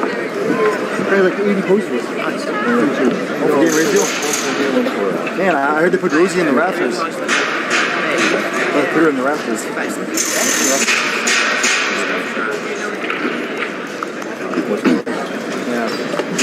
Yeah. I didn't use my voucher. I didn't use my voucher. I mean, she wasn't asking. I just didn't like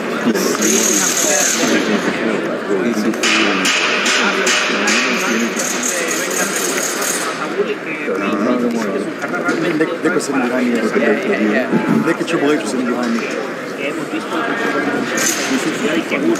Sometimes.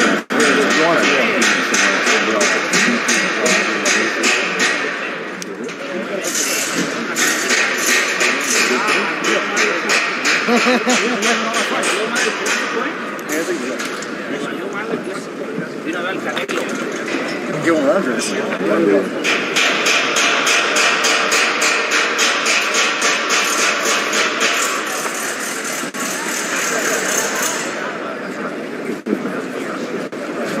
This is like, I don't know, where he's trying to go. We need to wait for him to go. Can we go? Yeah.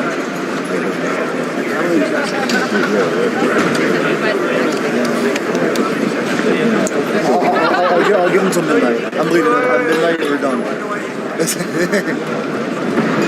I'm right behind. Yeah, he'll come. I'll ask you what's about Ride or die. No, they told us. He's getting fixed up. He said they cost great heads. We have good seats already. Yeah, I think in the store I said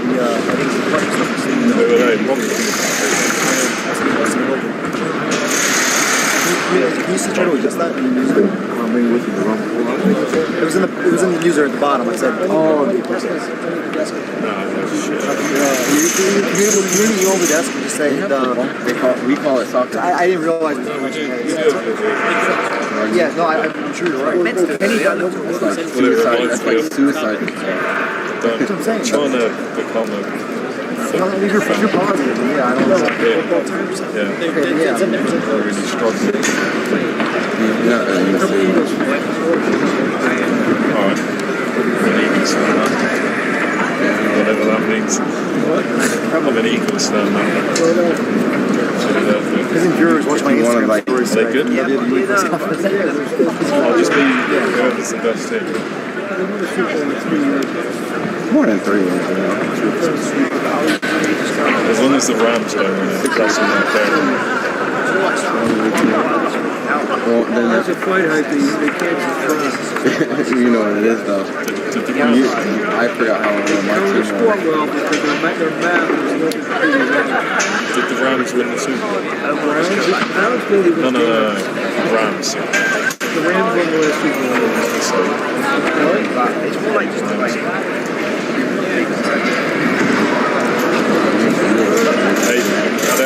I hate them because they're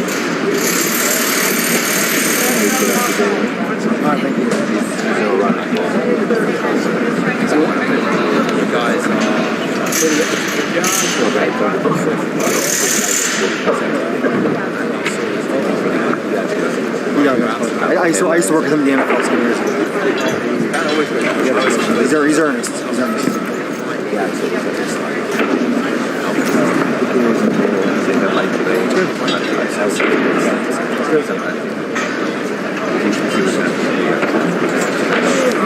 So one thing I don't understand. So Tim used to, for boxing, used to work with all our stores. The new guy doesn't ever work with boxing stuff. I'm not even supposed to. I'm not supposed to.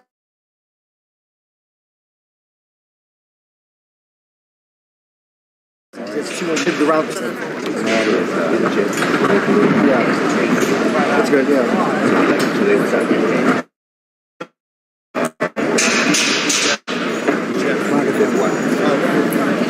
Yeah, this is hard. This is right.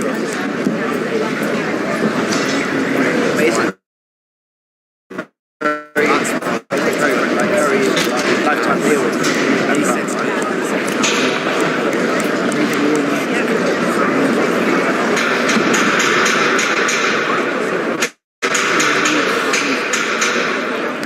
Stay in touch, you know, and you know if you need anyone,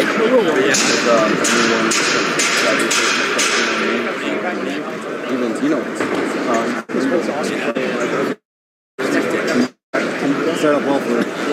I think it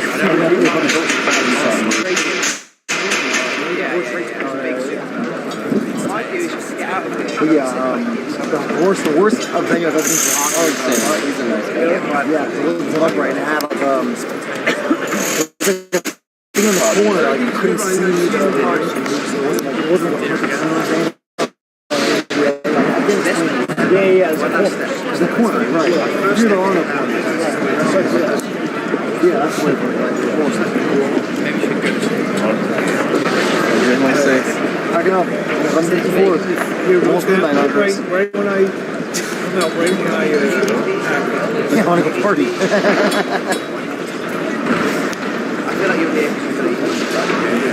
Yeah, it's closed. really nice job into Robinson? Yeah, they're back in your watch. That's jobbing at all. Do you want cars last week? Or do you just sit on message boards with the other Eagles fans' jackets? But he torched them. He has 2 heinous picks, and then he torched them otherwise. So you're talking about, we're going to beat the Lions from Jackson. Yeah, you should.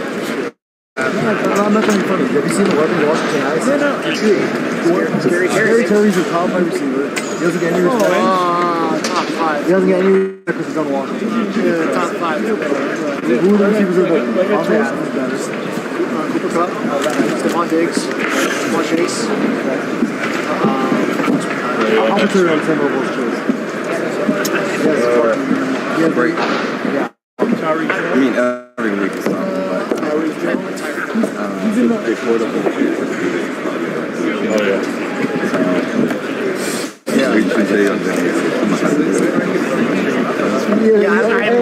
That's what I'm talking about. At any rate, he's a league. He's a great player. At any rate, he's a league. He's A+. He's good. He's an A+. He's an A+. The other day. Yeah, he got the same contract that he did Brown and everyone else got. Oh, yeah. They're all A+. A+. guys. Eddie Brown's really good. He's a good player. You know what else is good? Golden Thomas is a good player. I never did, like I told you that. I've never questioned the film.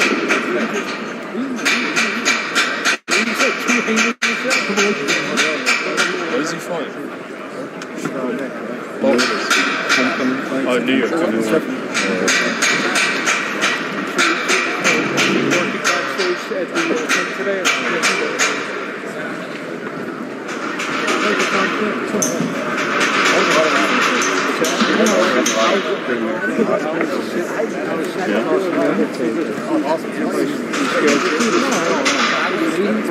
was nervous at first. 10 seconds and then he saw me. He's like a funny guy. He's a great personality. For all those years, he never broke the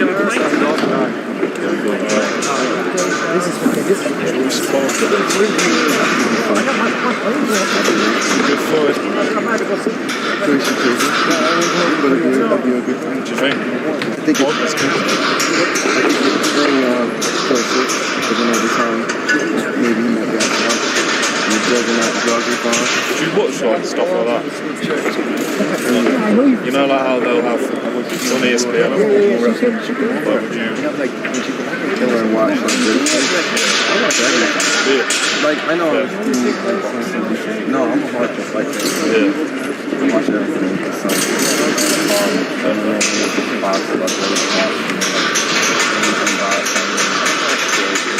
YouTube boxing. You're a rare breed. Am I? I mean, it's like a 55, 45.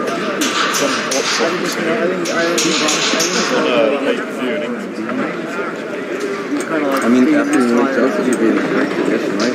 Sign up for your WBO. No, but, you know, like the storyline, you can push for it. Oh, the release treatment. Oh, right.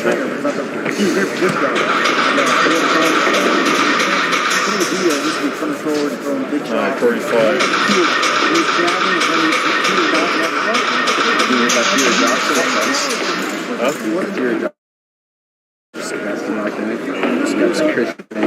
Yeah, that's big.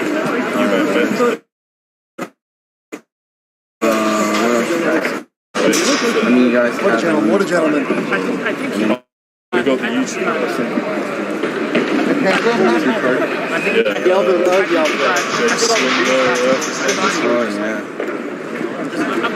Then you have like this other part. I think Leo got injured,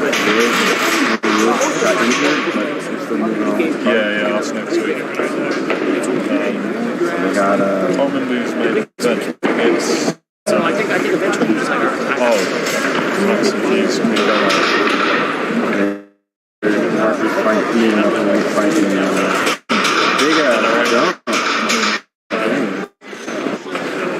Oh, here it comes. Here comes Canelo, guys. Appreciate you guys waiting. Obviously, you guys don't have to wait here. You're just chilling at the comfort of your house, but thanks for staying.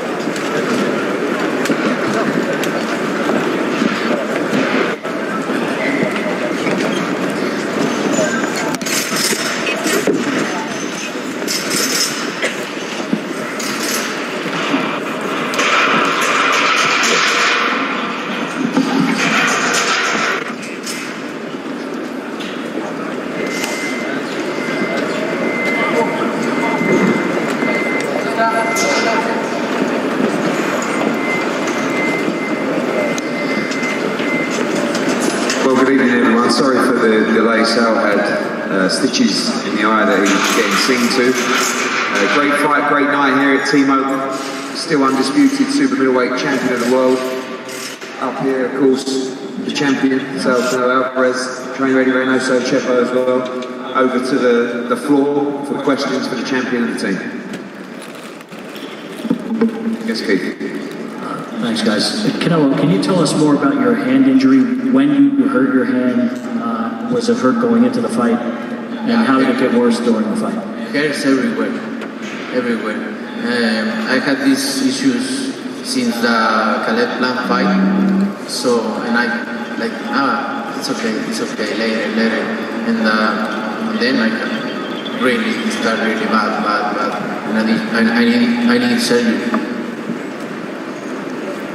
How badly did it hurt you during the fight? Really bad. It's broken, right? You think it's broken? No, it's not broken. It's like Meniscus. Meniscus. It's a wrist injury. Yeah. Wrist. But it's not broken. It's my wrist. Like a clean meniscus. It's like something like that. Derek, can you explain this? Come on.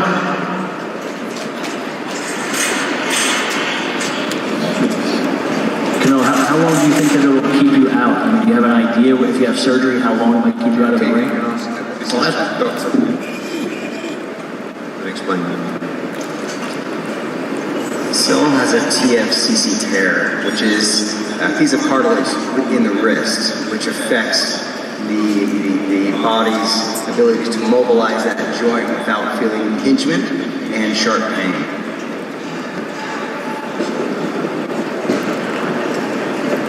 If he has a surgery, depending on what the surgeon decides, probably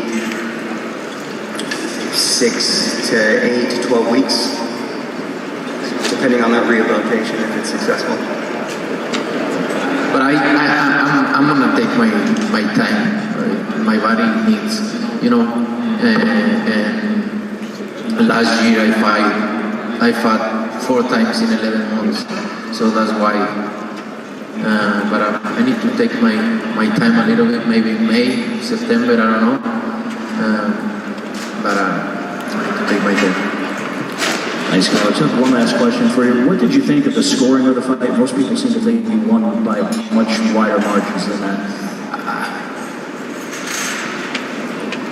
I don't hear the score really. I just hear the still champion. That's it. Look, I respect the judges. They see that. It's fine. I'm okay. A win is a win.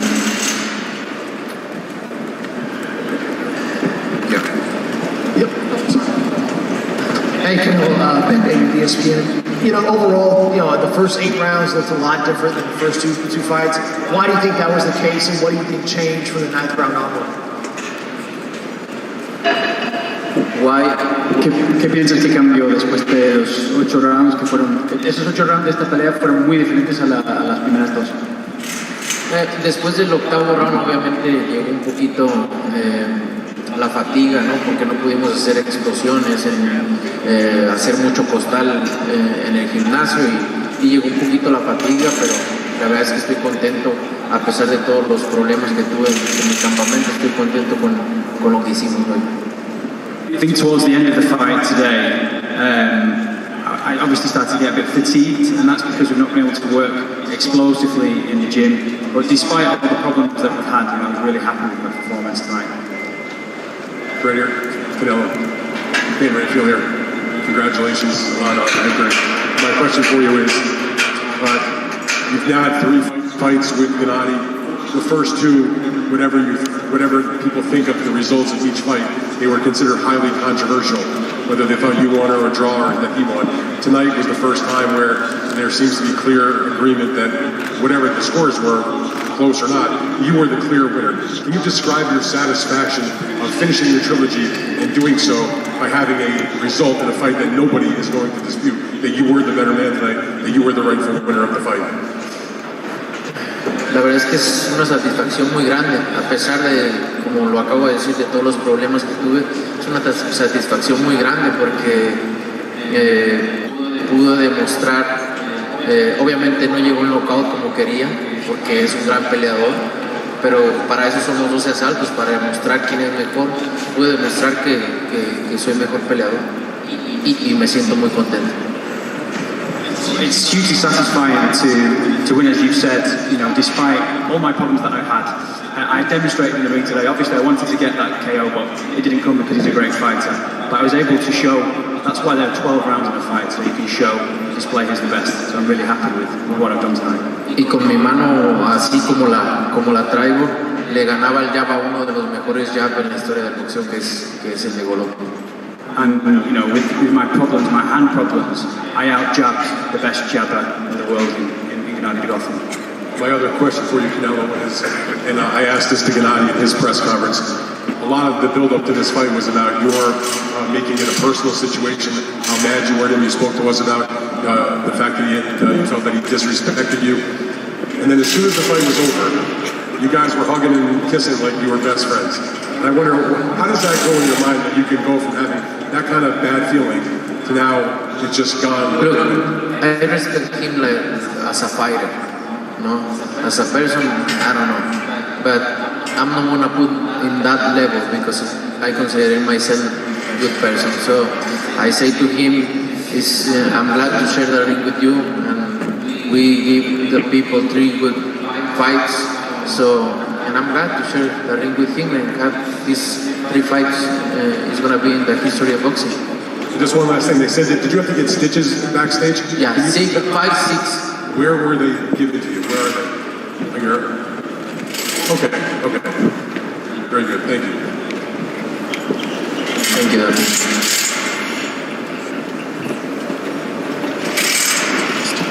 En español. Radio Rahim. Canelo obviously started in the 8th round. Triple G was able to come on and cause you quite a bit of difficulty. What was the difference for you between the first 8 and the last 4? Like I say, I get a little tired because I don't be able to train like we always train. But look, I'm happy with my performance today. And lastly, do you think between the Beagle fight and now this Triple G fight that people and your opponents might be seeing ways to beat you and see a strategy going forward where maybe they try to get you down and come on in the end? Yeah, look, everybody can see outside of the ring they can beat me, but very few persons can beat me, so it's very difficult to beat me. Thank you. Canelo, antes que nada felicidades por la demostración de esta noche y la primera sería, hoy se termina una trilogía con lo que es tu némesis. Siempre Canelo será recordado con Triple G y viceversa, es tu némesis.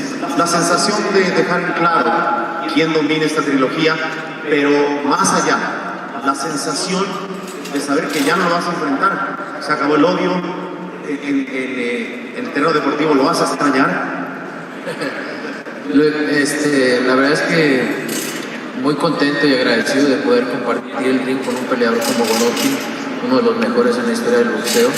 Y pues a lo mejor sale por ahí otro peleador, ¿no? Y obviamente siempre vamos a recordar estas 3 peleas que tuvimos y siempre lo voy a respetar como peleador. ¿Por qué? Porque es un gran peleador.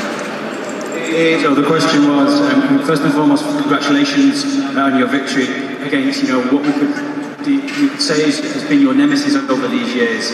But today you went on to beat your opponent, Gennadiy Golovkin, in clear style. But are you going to miss that kind of hatred that you had with him going forward? Sal's answer was, to be honest, I'm really happy that I managed to beat one of the best fighters in the world in Gennadiy Golovkin. Perhaps in the future, another fighter will come along. I'll have a similar relationship. We had 3 great fights, and I respect him as a fighter. Saúl, finalmente fue muy notorio que en esta pelea sacrificaste inclusive familia, porque hay un momento en el pesaje que le das un abrazo muy largo a tus hijos. Es correcto lo que apreciamos desde fuera, que fue un sacrificio dejar tanto tiempo a la familia. ¿Y qué significó ese momento? ¿Qué te nutrió o con qué te nutriste de ese abrazo? Mira, a veces pasan muchas cosas, muchas situaciones en lo personal también que son difíciles, pero al final de cuentas una mente fuerte y al final siempre saber lo que quieres y seguir adelante, pues te saca adelante, ¿no? A veces la gente no ve eso y está bien, no pasa nada, no tiene por qué. Al final de cuentas es uno el que tiene que hacerlo, pero son muchas situaciones, muchas cosas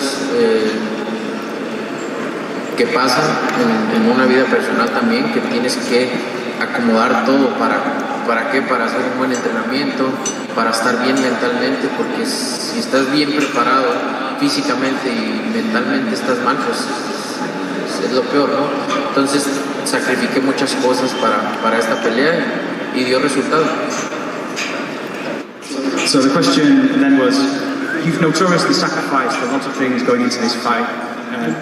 your family, not being around your family, but we saw that hug that you managed to give to your daughter at the weigh-in, and how important was that hug for you? And Saul's answer was, well, a lot of things happen in the personal aspects and things that you have to do, you find tough that you have to deal with, but at the end of the day it's about having a strong mind and always know the reason why you're pushing on forward. People perhaps don't see that those sacrifices that you put in, and that's okay, but you know, many things happen as a person and you just have to try and manage them and to be 100% prepared, because if you're not prepared it doesn't feel good. But ultimately I did things in the right way and the results came through tonight. Canelo, what was it like for you in there? Obviously in the first two fights it seemed like every minute was so competitive, you know, and all those rounds were so close, and yet in this fight you sweep 6 of the first 7 rounds. I mean, a lot of us had you winning like 11 of these rounds. Were you expecting more from Golovkin this fight, and what do you think prevented him from being the same Golovkin? Look, what I feel, he don't throw his right hand because maybe he think I'm gonna counter punch him. Maybe that's why he only throw the left hand, and I just did my job. And it was very difficult to hit him too, because he's like protect everything, you know. It's very difficult. Saúl, ¿cómo estás? Felipe Valenzuela, Univisión Los Ángeles. Primero que nada, felicitarte. Parece que ya los mexicanos vuelven a las celebraciones de mayo y septiembre. ¿Qué mensaje le mandas a los mexicanos, sobre todo en estas fechas que son tan especiales? Te diste cuenta que todo el mundo te apoyó. No, la verdad que muy agradecido con la gente, la vibra, el apoyo que me brindan, siempre muy agradecido, orgulloso de poder representar a mi país en estas fechas tan importantes y poder tener este apoyo de la gente. La verdad que estoy muy agradecido con ellos, y pues aquí estaremos todavía, y obviamente tener el cariño de la gente es una bendición para mí. Y sí es cierto, Canelo, que necesitas un descanso porque, caray, digo, en los entrenamientos, las concentraciones, ¿cuánto tiempo te tomarás y contra quién te gustaría pelear? Pues mira, me tomaré un descanso activo, obviamente no puedo dejar de hacer ejercicio, digo, pero lo haré más ligero. Pues no sé, el tiempo que me tenga que tomar para poder estar bien de mi mano, estar bien de mi cuerpo, y ya veremos qué es lo que viene para nosotros. Ahorita lo importante es estar bien de mi cuerpo, recuperarme de mi cirugía si Dios quiere, y estar bien. So there are two questions there. The first question regarding preparation and going into the fight. You know, how important is it for these Mexican dates for you to go in and what it represents for the Mexican people? And Sal's answer was, it's always really important to represent my country on these dates, and I get, you know, got great gratitude for being able to fight on these dates, and you know, I always feel the support with me. And the second question was regarding rest, and the question for Sal was, you know, you talked about how you need rest, you know, from your camps, from training. How much time do you see yourself taking, and who do you feel like you will face when you go back into the ring? Sal's answer was, I will kind of not completely stop training, but I will continue kind of lightly training and doing light exercises until my hand and my body is completely recovered, and we'll take it from there and see how long it takes for my body to recover. Hola Saúl, buenas noches a Henry, que veas, felicidades por la pelea. A mí me gustaría detenerme un poquito en lo que acabas de decir hace ratito, que decías, a lo mejor no tienen por qué saberlo, ¿no? Así es esto. Porque además cuando recién terminó el combate, tu primera declaración, también fue ese tema, el mensaje introspectivo, el mensaje de que vienes de algo que te pasó, que algo te estás viviendo, que algo pareces. Eres una de las principales figuras, sin duda alguna, de México, y eres de las principales figuras del boxeo en estos momentos del mundo. ¿Qué te está pasando, Saúl? ¿Sigue siendo esta parte de la purga, de a lo mejor de la derrota de mi gol? Algo que dices, porque tienes que estar con la humildad, dices, hay que hacerlo con humildad. Perdiste el piso al tener todos estos reflectores, algo está pasando. ¿Cuál es ese sentimiento, si no lo puedes compartir? Gracias. Mira, yo me siento que nunca he perdido el piso, he sido la misma persona. Obviamente cambia tu estilo de vida y todo lo que quieras, siempre he sido la misma persona, pero tampoco, quizás eso es lo que yo pienso, quizás a lo mejor lo perdí en algún momento y no me di cuenta, ¿no? Entonces, pero más que nada tienes que ver los errores o qué es lo que no tienes que hacer. Te ayuda mucho, como lo he dicho, una derrota te ayuda a aprender, te ayuda, o sea, es buena, de repente es buena, ¿no? Tienes que saber qué no hacer, qué desechar, qué hacer para mejorar. Y creo que lo más, no me gusta entrar en detalles, porque eso es mío, ¿no? Pero si no, con gusto te lo compartiría. Pero creo que lo más importante aquí, o más bien lo que sería malo, es que te valga madre perder. Perdiste. Como hombre hay que aceptarlo.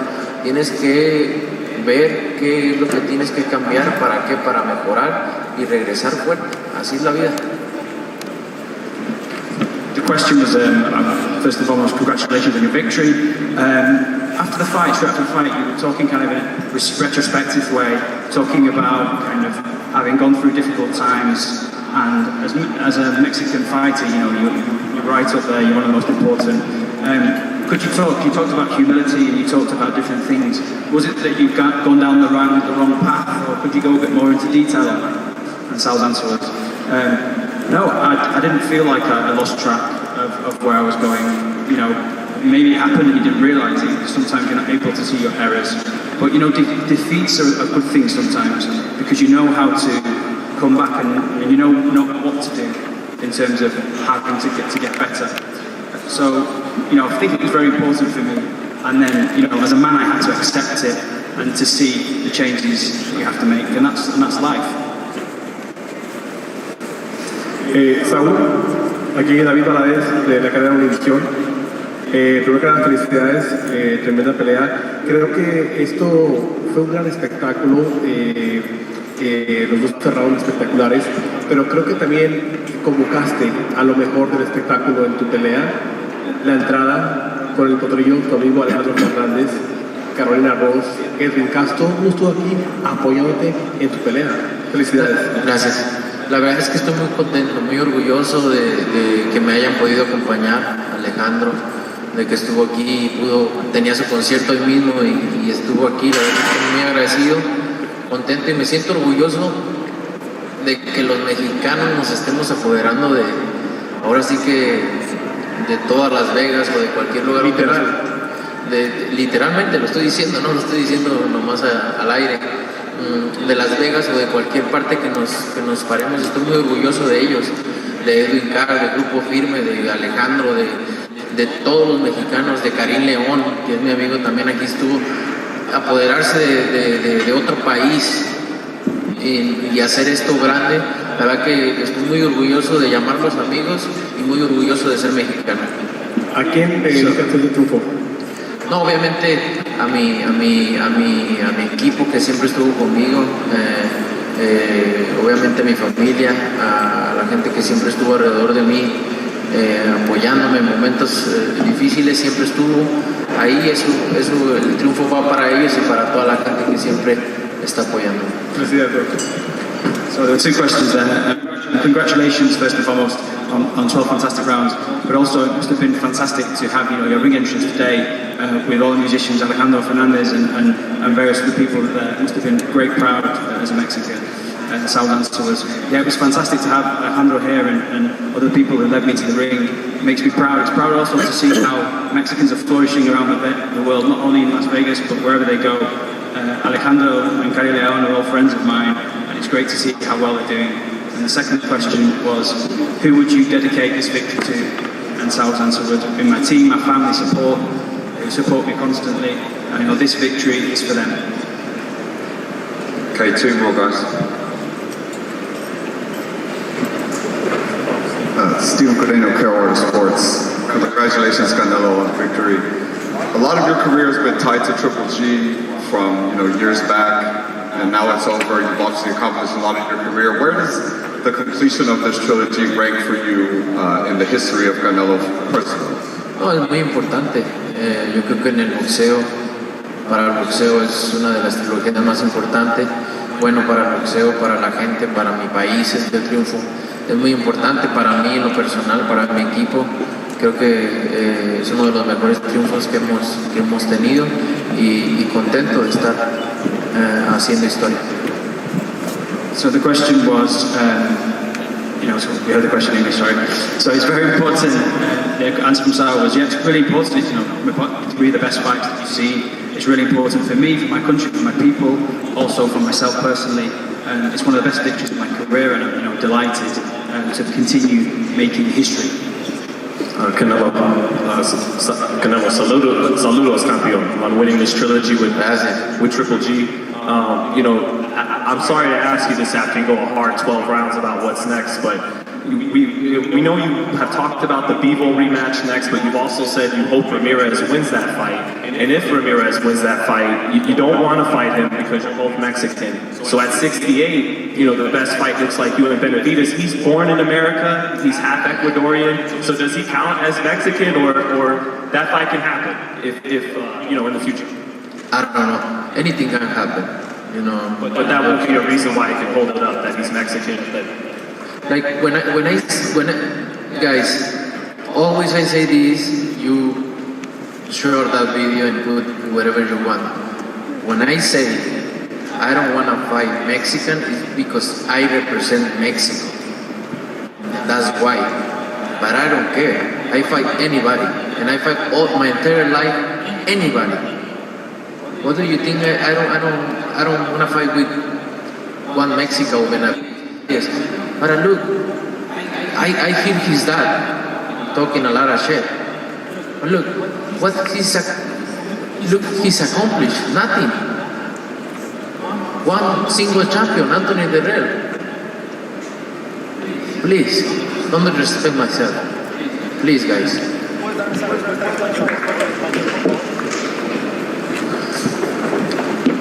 Cuando digo que no peleo con mexicanos es porque siento que yo represento a México. Ellos pueden pelear entre mexicanos, ¿por qué? Porque no es lo mismo que yo. Y no quiero sonar arrogante ni mucho menos, pero yo represento a mi país en todo el mundo. Por eso lo digo. Pero he peleado con los mejores del mundo. Ahora sí, como dice la canción, a los mejores del mundo me les he pegado un tiro. Entonces, he hecho muchas cosas en el boxeo. ¿Por qué crees que no voy a pelear con un Benavidez? Por favor, no lo hagas. Ahora, escuché al papá diciendo tantas cosas que no tengo por qué hacerle caso, que malas palabras y ofendiéndome. Pero ¿qué ha hecho su hijo? Peleando con un campeón del mundo nada más en la vida y con todos los demás peleadores perdedores. No me falten al respeto con eso, por favor. Siempre, toda mi vida han dicho, ay, que no quiere pelear con este, peleo, le gano y ahora otro, y siempre sale otro. No falten al respeto a mi carrera porque he hecho muchísimas cosas y he peleado con lo mejor del mundo desde que tengo razón. So it was basically the same answer in Spanish. The gentleman asked the question, but added, don't lack respect when you talk about me. I faced the best out there. I've never ducked anyone. Right, last question, guys, because we're have to get. Please, hold on.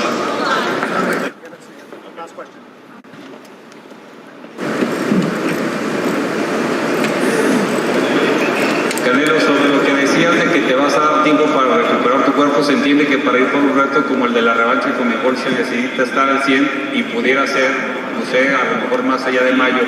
Si se extiende ese tiempo, ¿te gustaría que algunos de estos peleadores, no solo Benavidez, que llevan rato retándote, aprovechen el tiempo para enfrentarse entre ellos? Ellos pueden hacer lo que se les dé chingada gana, no me vale madre. O sea, si quieren pelear entre ellos, que peleen. Si no, pues, me vale. Al final de cuentas, yo voy a pelear con quien yo quiera pelear. So the question there was, you've mentioned that you're going to need time to recover. I suppose. No more question because I'm a little mad and I'm tired. Thank you. So the question was, about, you'll need, obviously need some more time to recover, but thinking about the Bivol rematch and possible other rivals as well, would you like fighters like Benavidez and other fighters to fight amongst themselves?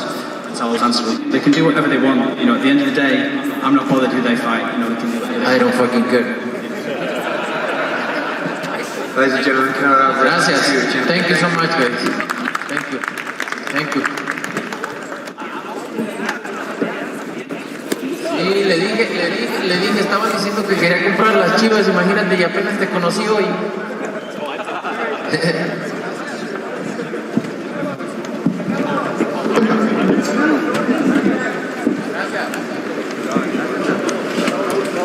Okay, guys, thanks ever so much for your patience, but we really do need to get out of here, I'm afraid. I'm so sorry. So if you could pack up the stuff and move as quickly as we can. Thank you.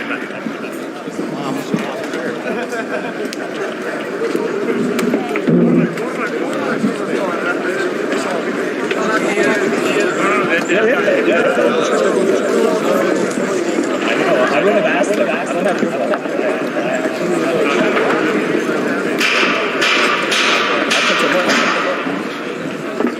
I'll go down in one.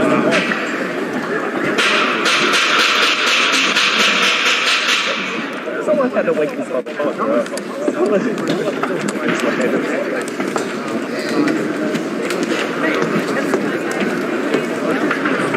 Alright, y'all. We just finalized the Canelo Triple G3. Oh, these big ass giant posters over here. Yes. But definitely appreciate you guys locking in. We're definitely going to have the post-conference completely posted in its entirety. If you missed it, you can just rewind this live. You guys can stay in here and chat and debate on who you guys want to see next. But we will be chopping, clipping, putting everything up together. And as always, if you have any interest in seeing what you missed today, we got Logan Paul, WWE, Boxing Expo, Canelo Triple G, all types of crazy stuff that just happened today.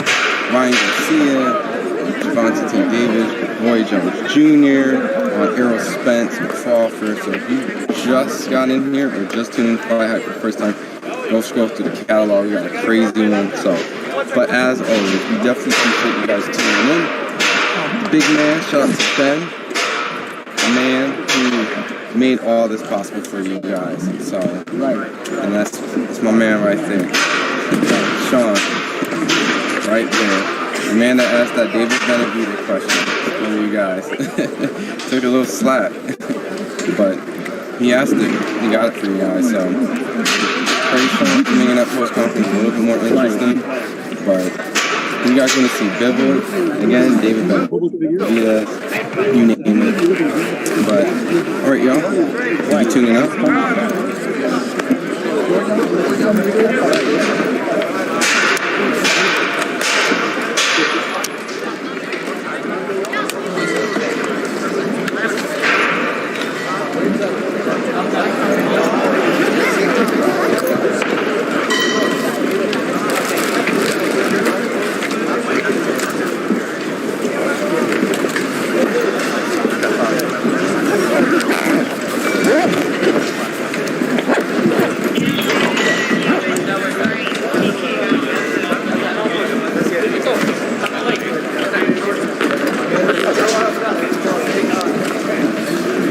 See you, mate. All right, man. Take care.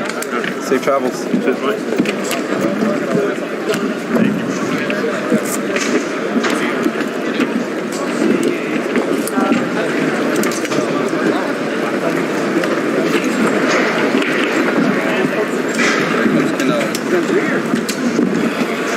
Ronnie, what's up, bro? Still live.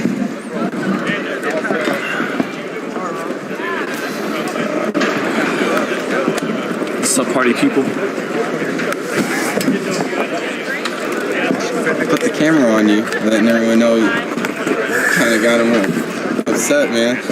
I love Canelo too. That's the funny part. I love him as a fighter. I like him as a person. It's not personal. It's just business. No, it's just I want to see like the Morales Barrera at 168. That's for a while I thought that was the best action fight you could make in boxing is David and Canelo. So. I don't want What he said at the end about just giving my respect, I wish I could tell him, oh, you got that. If you never fight, David, you got my respect times a million. I'm just trying to push a little bit for a fight I think the fans want to see, you know?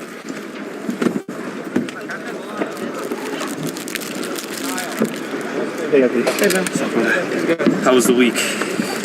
It's over. That's all I will say. There you go. Man, it's like Christmas with you, man. I know. A little bit of everything. Did you get a poster? I'll grab one since it's here now. Yeah.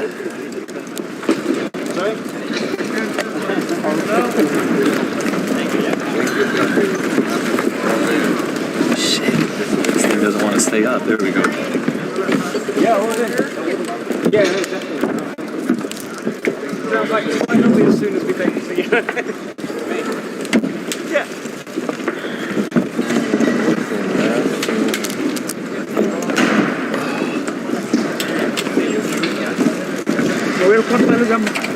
Cuando hagas el enojar te voy a decir como Canelo era un fucking